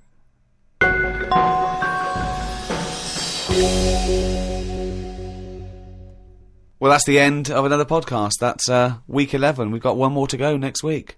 So go to rickygervais.com, see some of the things we've been talking about, register, so we can let you know what's happening when we're back. Who hosted this podcast? It was the great guys at Positive Internet who host the world's #1 podcast, The Ricky Gervais Show, with me, Ricky Gervais, Stephen Merchant, Bye-bye, and Karl Pilkington. Hi, Ricky Gervais here, with me Stephen Merchant. Hello. And Karl Pilkington. All right. Welcome to the final episode in our series of 12 podcasts. I say final, it's final of 12, but we may be carrying on. Go on. Well, next week we're going to try and do another one to continue this for at least a little while. We may have to charge a small fee for it because it'll cost us money, and Karl is unemployed, but we mean a real tiny little fee. But hopefully we'll be back next week. Now, we're not sure where it'll be. It'll probably be on iTunes, but just go to rickygervais.com and we'll guide you there. Hurrah! Yay! And thanks for listening for this long and supporting us. I hope you continue to support us. Go on, continue to support us. Yeah, particularly Karl, who has no money whatsoever and is desperate. He's a desperate man. Is that right, There's no Karl? one out there going, oh, look, they're charging for it now. But, you know, people forget we gave 12 for free. This is it. So quickly people forget. We're big shots. Yeah. Well, Karl's not, but, you know, we are, aren't we? Exactly. I mean, we were generous, but we're not that generous. We're not mad, and Karl needs a little bit of money. Look at his little round little head. He's like little tiny Tim over there. Exactly. Yeah. Look at him sitting there. Karl, you've had a good week? It's been alright, yeah. Brilliant. Well, more of that next week. You have to, but you'll have to pay for it now. I'm surprised you're not buzzing, because we just had our photograph taken to enter the Guinness Book of Records for the greatest downloaded podcast of all time. We went along to the Guardian, and the press were there, and they took a little picture of his round head, didn't they? Yeah, but I don't know why should I be excited about it when it's just... Have you always wanted to be in the Guinness World of Records? Not really, no. I've been looking at the they presented us with the this year's, and I've been looking through it, and there's some fascinating ones. I used to get this as a kid. That's what I'm saying though. There's loads of things in there that I used to go to. Like I looked at it online the other day to see if what's on there. You click on it, the home page that you get when you click on Guinness Book of Records. It's a fellow with the most ear hair, right? Looks amazing. So that, to me, is what the Guinness Book of Records is about. Sorry, you're impressed with the bloke who just happens to have the most ear hair? No, but it's commitment. He could have shaved it off, but he didn't. He left it. Yeah, no, it's less commitment. But that just grew. We actually bothered to do a podcast. All right, forget that then. The one with the rings on the neck where they stretch the neck so their head's tall. That's commitment. If that didn't work out, he's stuck with that head, and he didn't even get in the book. You're stuck with that head, and you have got in the book, so be happy. What if it's a stitch-up? What if you're under roundest head? I'd be a bit annoyed. Why? Just because I don't... I mean, have you got a choice? Say, like, the fella with, the small man. Say if he's not happy about being small. He's trying to go about his life. He knows people are looking at him, pointing at him, going, look at him, he's tiny. But does he want to be in the book? Oh, I think they've got to give their consent. Have they? Because if the smallest wasn't willing to be in there, they'd go, the second smallest man is so-and-so, he was willing to be in here. Yeah, but the smallest one is Frank, and he didn't want to do it, so again, he's in it without wanting to be in it. No, but I don't know. He's got you there, Rick. I don't know if they do. I don't know if they go around. I think that you'd have to be complicit in it for them to measure your head and say this is the roundest head on the planet Earth. Not, you know what I mean? But then what do I do with that? That's what I'm saying. Is it something you put on a CV? I don't see the point in it. Well, I think you are the fellow with the roundest head, and I think a lot of people know that. Because also, I've noticed when people ask for a picture of you, they don't say, can I have a signed picture of Karl? They say, can I have a signed picture of Karl's head?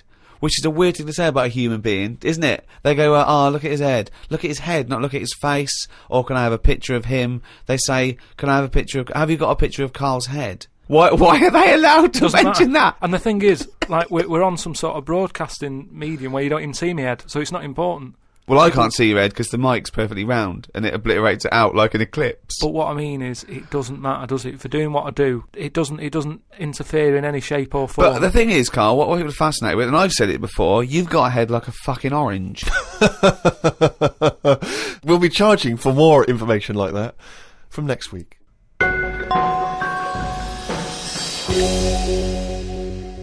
We do, of course, Rick, every week get thousands of emails. I mean, it's crazy. It takes us ages to go through them and read them. And we are going through them, we are reading them. Freddie Gerstrom from Winchester says, of course, it was recently Valentine's Day. What's the most romantic thing that you've done for Suzanne, Karl, that you can think of? I don't really do all that. Sure. The Valentine's Day stuff. It's just... The problem is, if you do it once, they expect it every year. Yeah.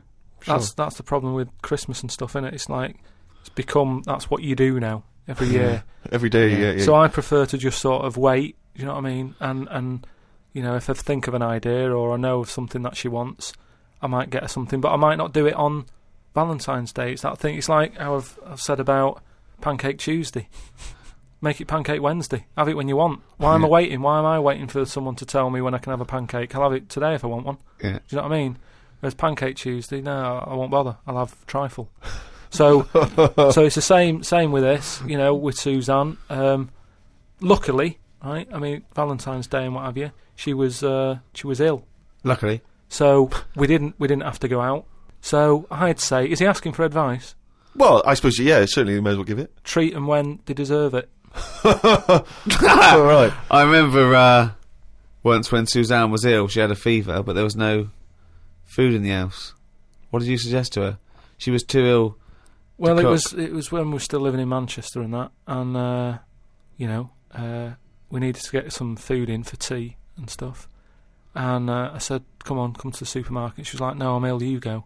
And I hate buying food. I just sort of get a bit blank when I'm looking at it. There's too much, isn't there? That's the problem. You go down all these aisles and there's just too much. So anyway, I said, no, come with me. She was like, oh, but I've got this fever, I'm hot and everything. So I said, well, come to the supermarket, you go on the frozen aisle, cool yourself down. And she did, and she said, you know, it made it worse, she was ill for another 3 days, but... How would you go about chatting up a woman in a bar? What tips could you give? I've never worked like that. It's always been like a friend of a friend and all that, and just happened to meet them, and then, you know, you have a chat, and then... How did you meet Suzanne? That was when I was working with her, and she gave me 20p for the hot chocolate machine. She never asked for it back. Thought she's all right. Been there sort of 11 years, so it works.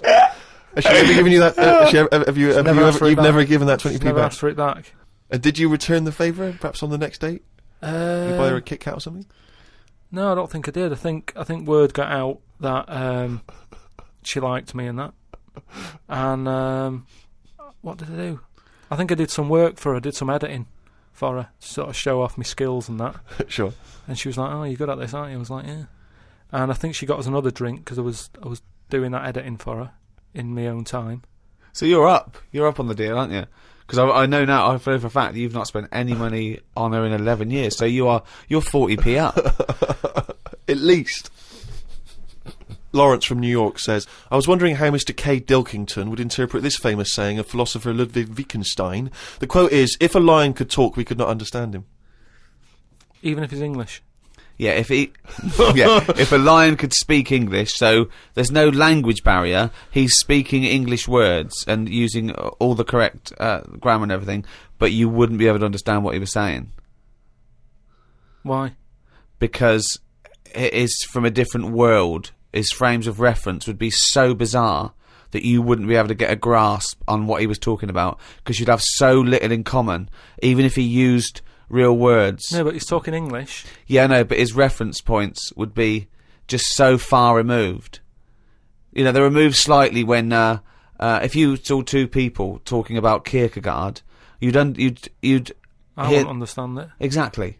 So remove that a billion times to a different species with different input. No, but it depends. If I'm talking to a lion in London Zoo, yeah, he'll be saying, "Oh, I'm fed up of being stuck in here." I'll go, "Yeah." It's like that. It depends what his background is. I mean, there's some people who might have lived down the road from me, but have a totally different life. Absolutely. So it doesn't matter that it's a lion, does it? Well, yeah, because they're just trying to remove it even more. So now it's not just a bloke who lived a few doors away.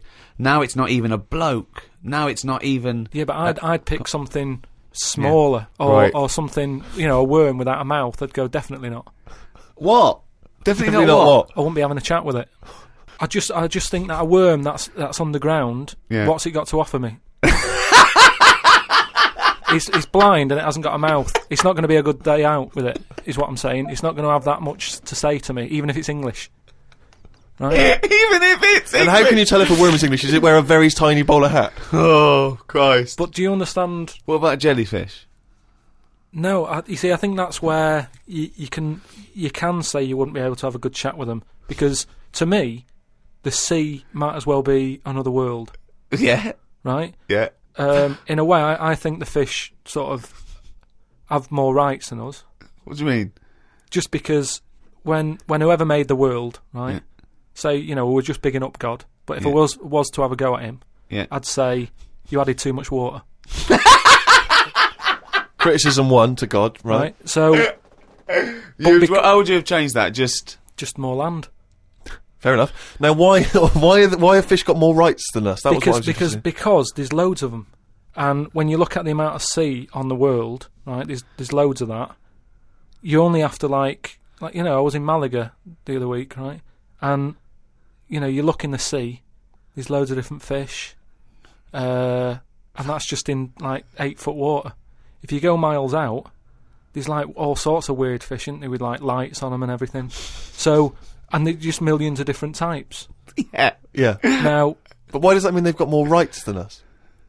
Just because I think, rights come in numbers, don't they? If you know what I mean. Like, if there's one of you shouting, people go, "Oh, he's an idiot, shut up," whatever. If there's loads of you shouting, they go, "Oh, best listen to them, see what they've got to say." Right. And that's what I mean about fish. Yeah. There's loads of fish. Right. So... But they're not really making their voices heard, though, are they, Carl? Yeah. I know, because they're underwater. But what I mean is... I don't know what I mean.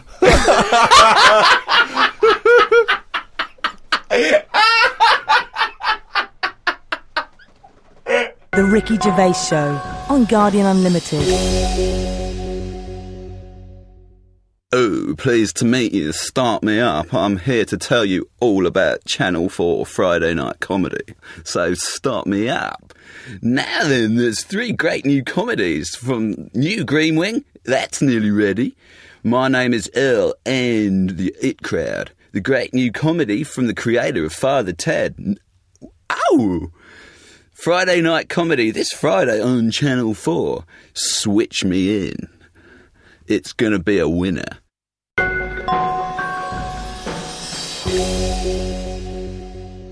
Carl, right? What do you think it's like being a crab? If you could go now, your mind into a crab, what would you see? Where would you be? What would you be doing? What would you be thinking?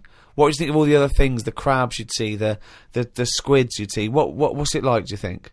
I want you to. It's like creative writing. Just think. Just let yourself go. Come on. It's got to be a crab.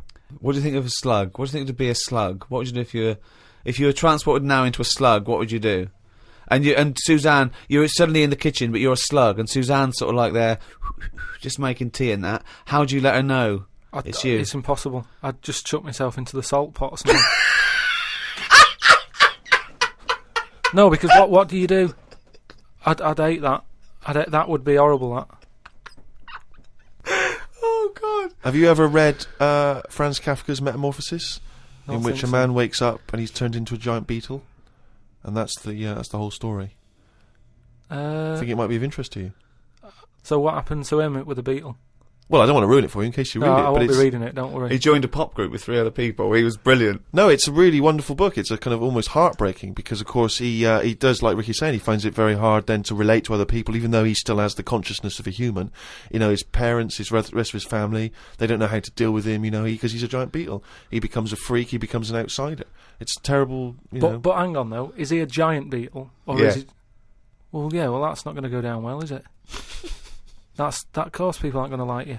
But if it's a normal-sized one, then you just get in with the other beetles, don't you? Whereas if you're a giant... How would you do that? How would you ingratiate yourself? Right, so you're suddenly a beetle, you're Karl Pilkington, right? There's other people, they're doing their business, they're scuttling around, and you go in there, and they look at you as a new beetle. What's your first... What do you do? How do you ingratiate yourself? Well, for a bit, I wouldn't sort of barge into their house and that. I'd wait until they're out and about. And I'd like in life, right? Sort of help them out. I don't know what beetles do all day. I've never seen one doing anything. They just seem to be going from one place to another. Right. I've never seen them carrying anything. I don't know what they eat. I don't know what they do. I don't know how we've got them, right? But what I mean is, I'd watch them and I'd sort of help them out. And I mean, you know, it's like going on a date or meeting a woman, isn't it?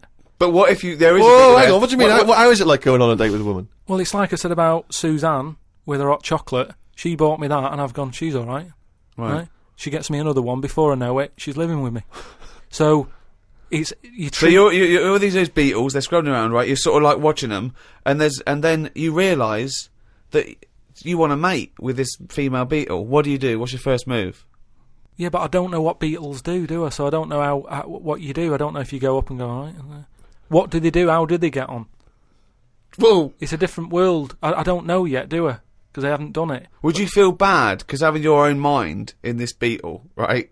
Would you feel bad shagging a beetle? Would you feel that was a bit sick because you've got a human mind? Well, no, because you just close your eyes and that, wouldn't you? And go, pretend to think of something else. So get round it that way. There's no point getting down about it because I'm stuck now as a beetle. So you've got to get on with it. But if you're a slug, you said you'd throw yourself in the salt pot. What would you do if you were a beetle if you got depressed? And you see all the other humans. No, you see your mates, right? They're listening to the iPod. What would you do? But no, that's what I'm saying, though. Beetles are different because they do tend to hang about with each other. A slug's always on its own. It's a lonely insect, isn't it? It's not an insect. All right, what is it? A mollusk. Right, they're lonely. I've never seen a load of snails all together or slugs wandering about, whereas beetles seem to knock about in crowds. Yeah. So, oh God, okay, right, another one. So they're sociable creatures, and it wouldn't bother you that you've got the mind of Karl Pilkington in there? Because you can't communicate with these people, because they don't speak English, they don't have any communication with you. Yeah, but if it's happened to me, there'll be another one in there. Okay then, right, okay. What would you do, right? That's the most disgusting thing. What could it be? Right, what would you do, right, if you were suddenly a fly, right? And you were knocking around with the flies, right? And you had to land on some... excrement? Yeah. What would you do? Yeah, but I don't have to. What do you mean? You're a fly. You're but I loving wouldn't. No, I wouldn't be loving it, though, would I? Why? Because I'm me in that fly's head. So I'd just... I don't think other flies would be going, come on, join in. I'd just be like, no, I'll wait here. Wait, watch and that. Because I don't see why they have to do that. What would you do, right, if you had to go back and you were in a... you had to go and put your mind in like an unhatched egg of something, like maybe one of those that a wasp was injected in a spider. So you're in an egg, right, which is really uncomfortable, in a spider. How would you feel about that, Karl? You're a baby wasp in the abdomen of a spider, and I know everything that I know now. I'm sat in there. Yeah. And now I'm in a spider as an unborn wasp. What the fuck am I doing here? What's going on? I don't know what I'll do there. Probably try and sleep. There's nothing else to do, though, is there? I just pray to God it never happens. The Ricky Gervais Show on Guardian Unlimited. I don't believe that he's written it down. Well, that's the jingle that signals it's time for more extracts from Karl's diary, and we'll lunge straight into it. Wandered down Carnaby Street. There was a happy homeless fella. I gave him £1.50. I thought of a tongue twister after giving him the money. It goes, if you can't treat a cheerful tramp, what sort of tramp can you treat? It's good, that. All right. Say it fast. If you can't treat a cheerful tramp, what sort of tramp can you treat? Yeah, good, isn't it? Good, that, yeah. You've got too much time on your hands, Karl. Learned some famous quotes to see if they are as good as my sayings. Number 1, treat every day as if it's your last. Very famous saying. Now, is that something you do, Karl? But you know, me problem with that one is that if it was your last, you wouldn't want to be doing much. That's the only problem I've got with that. I wouldn't want to, go to a fairground or whatever, because you're going, oh, it's my last day, what am I going to do? And I think you'd spend so much time worrying about what you're going to do that you'd end up staying in. I think you're right.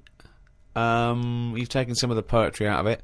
I think it means live life to the fullest, right? I like the fact that you were musing on the idea that if it was your last day, you'd go to the fair. It's getting such a 19th century way of spending your final day. I know, yeah. Well, the thing is, the other thing is that the only thing that people get depressed about in terms of sort of like life and death is not the knowledge that they're gonna die, but more the knowledge that they know they're going to die when they're dying. If someone told you, no one ever knows when they're going to die. No one ever gets an illness. No one ever gets hit by a truck. Everyone passes away peacefully in their sleep, dreaming they're riding a big marshmallow, right? Then you wouldn't care about anything. It wouldn't matter when. It wouldn't matter if you died tomorrow or in 30 years' time. You'd just live life to the full. You'd have every day would be great. You'd go out. You'd come back. You'd fall asleep. That would be amazing. There'd be no stress. There'd be no angsty, we're all going to die stress, because it wouldn't matter, because it would just be your life. Wouldn't it be amazing if someone guaranteed you, Carl, you're going to die in your sleep? I'm not going to tell you when. Yeah, but some people do, don't they? Well, exactly. Yeah, but we never know we're going to, because we stress. What if we get a dreadful illness? What if we, But we're almost not letting people die naturally anymore, are we? Because we're always bodging stuff up. What do you mean?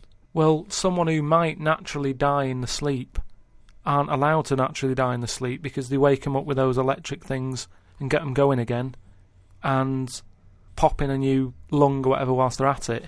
That's what I'm saying. They don't just... You never hear it anymore, do you? Frank peacefully died in his sleep. No, he died on the operating table whilst we were putting in a new lung. They don't die naturally anymore. Frank died peacefully with 40,000 volts going through them and a couple of people going, clear! Clear! Rushing about today. Got to get a lot done as I'm flying to Malaga tomorrow to see my mum and dad. Don't like flying. I'd be happy if they give you a parachute instead of a life jacket. They say Da Vinci invented the parachute as well as the helicopter. He never got round to making them though because he only drew them on some paper. Got up at 5 a.m. as I had to get to Heathrow to get on the plane to see mum and dad in Malaga. Went out for a drink with a cousin who lives in Spain. Ain't seen her for 27 years. Oh, that must have been tricky, making conversation. I didn't really bother. Because where do you start? I might as well go up to anyone in the street and start having a chat. Yeah, you have to go further back than... did you want Chantal to win Big Brother? Yeah. Me dad and me talked about history. I said we shouldn't go on about things that happened ages ago because I bet something similar has happened more recently. Brilliant. Read about an island in the Indian Ocean where there are tribesmen still living like they're cavemen. A helicopter tried to land and the tribesmen chucked spears at them. This is what I meant about not having to talk about things that happened ages ago. We have got new cavemen now, so why do we talk about the old ones? People could have lived before, but computers and all that blew up and books got burnt, so all they had left was what these tribesmen have got left.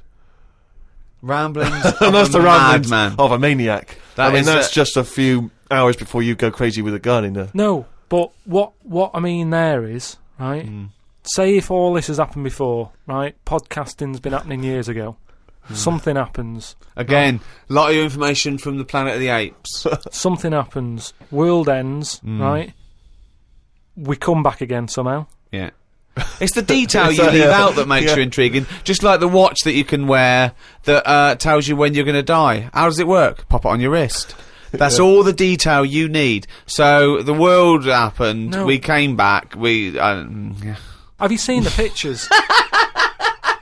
Forget it then if you don't get it. It's interesting that you had all those profound thoughts about this period in the past when they all lived, but you've still found it appropriate to include at the end of that. It says the tribesmen wave their knobs about when they've had enough of having visitors.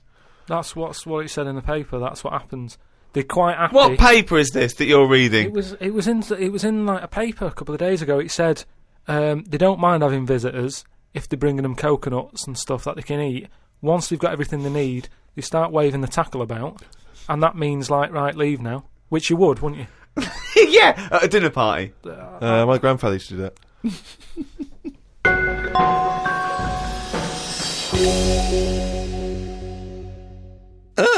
Well now, what have we here? I'm here to tell you all about Friday night comedy on Channel 4. There's 3 great comedies.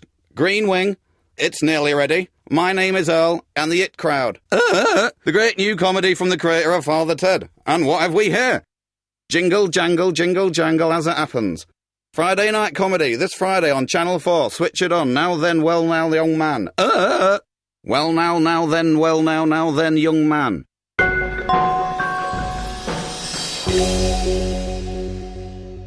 Oh, fancy that monkey news, you that jingle is getting more annoyed by the week. Well, this is the final monkey news, right? I'm not doing this anymore, right? Because we've covered it all. All the monkey news has been covered? It has. It has. We've done loads of them. I think all the news that needs to be sort of known has been told, right? That is the end of the news. Jesus Christ. What? Get on with it. Right, do you know, in the first podcast that we did, we chatted about the monkey that went into space and stuff. Mm. So where we left So it... haven't you got a real new monkey news? Well, it's an update, isn't it? I mean, is it new? Has it happened Has it happened since podcast 1? I have to pick Ricky up on the point that he thinks any of the monkey news we've heard, A, happened, and B, happened recently. It almost always happened in olden times, or ages ago. Oh, you're right. It never happened. Yeah. Right, anyway. So, like I say, the first monkey news, it was about this monkey that went into space. This was the one that was fed by bananas that came out of a little chute on the spacecraft. Yeah, it went up there, did a really good job. It was taught how to press the buttons, hit the left button for a banana, you know. Right button to go right, make history and go to right space. Right. What do I want? Not more banana. You haven't taken off yet? More banana. Oh, we shouldn't have given him a choice of banana or a change history. We should have the right button. We should have fed him before he went and only had a right button. He's at the left button again. He's just eating bananas up there. What's going on? It's costing us a fortune! Hey, little fucker. Press the right button and do something. Oh, bananas. Hey, hit the left button again, the little fucker. So anyway, yeah, I told you, he went up there. He came back. He could never get that the high again. After, yeah. You know what I mean? He tried other things. I think he tried to get a band together and that.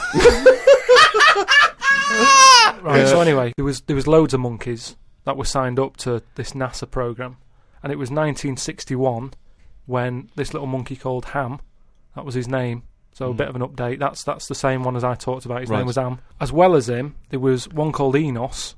He went round the world loads of times. So anyway, what I found out about it since then, Ham went up there, did the left-right business with the bananas. Enos, they didn't put as much work into the trip when he went up there, and something went wrong with the machinery. And do you know how you get a banana for the left button and all that? It's official now. There's 2 buttons in this spaceship.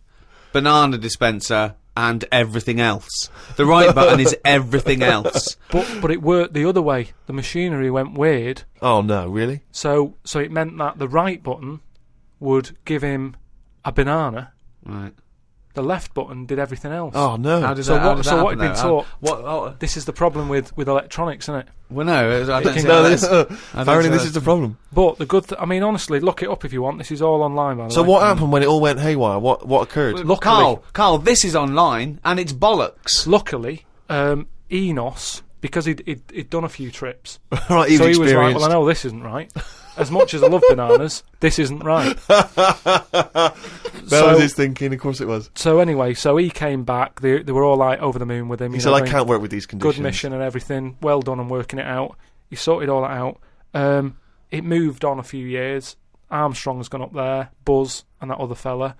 They've been up there. The monkeys aren't needed anymore. But they were like, we've got all these monkeys who have done NASA training. What are we going to do with them all? And they had to raise £14 million to make them like an old sort of chimps home for retired retired NASA trained monkeys. Chimpanauts. Something they've got in there is like a little museum, right, of all the missions and that they've been on, so they can sort of, even though they're not going to be going into space again, they can almost relive it and reminisce of the times that they've had. And they're reminiscing with each other, are they? Just sort of going, oh, remember that time when it all went wrong, the button became the left when it should have been the right and all the rest of it. They just, you know, sort of talking about old times and what have you, like old people like to do. Yeah, sure. And yeah, that's it. So if you want to like give some money towards their home, you can go to like savethechimps.org, and it's all there. All that information that I've given you, it's all there. You can. I'd be surprised if all the information you've given us is there. It's all there. I'd be very surprised. It's all there. Just retired, you know, monkeys and that who have done the bit. Perhaps we should retire Monkey News to that same place. That's what I mean. So, you know, I hope you've enjoyed the Monkey News and that. That was the last one. Look after the monkeys. Do your bit, because they've done their bit. That's it, yeah. But just because I'm not giving the news, look it up. Do you know what I mean? It's all out there. Don't be ignorant. Wise words.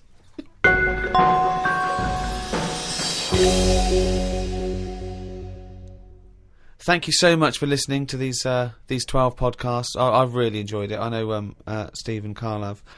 This podcast was, as usual, hosted by Positive Internet, the world's #1 podcast. Next week, a brand new podcast. We have, as I say, we have got to charge a little bit for it because it does cost money to host. And please keep listening. It is going to be very little, and Carl needs your money. If you could see what I see now, he's just looking at me with his. He just needs stuff, don't you, Carl? What do you need? What do you need? Just something more than nothing. For information on the archive of the podcasts, these last 12 shows, and for the new podcasts to come, go to rickygervais.com. You can register there. We'll send out loads of information. Plus, you'll just find out links to how to get all this stuff that we're offering out there. There's also a free taster if you just can't wait for more of Carl's nonsense. Make sure, please, that you register your email and everything so we can get in touch and just tell you what's going to happen with the Ricky Gervais Show, with Carl's Mind, and with everything else. rickygervais.com. Go there. Makes perfect sense. It's the end of an era, but the start of a new one. It's almost seamless in a way, isn't it? The end and the beginning. But Carl, what do you think about that? How things end and new things begin? Well, I suppose you've got to have an end for a beginning, so it's just a bit odd that we've got an end and having a beginning. But that's science for you.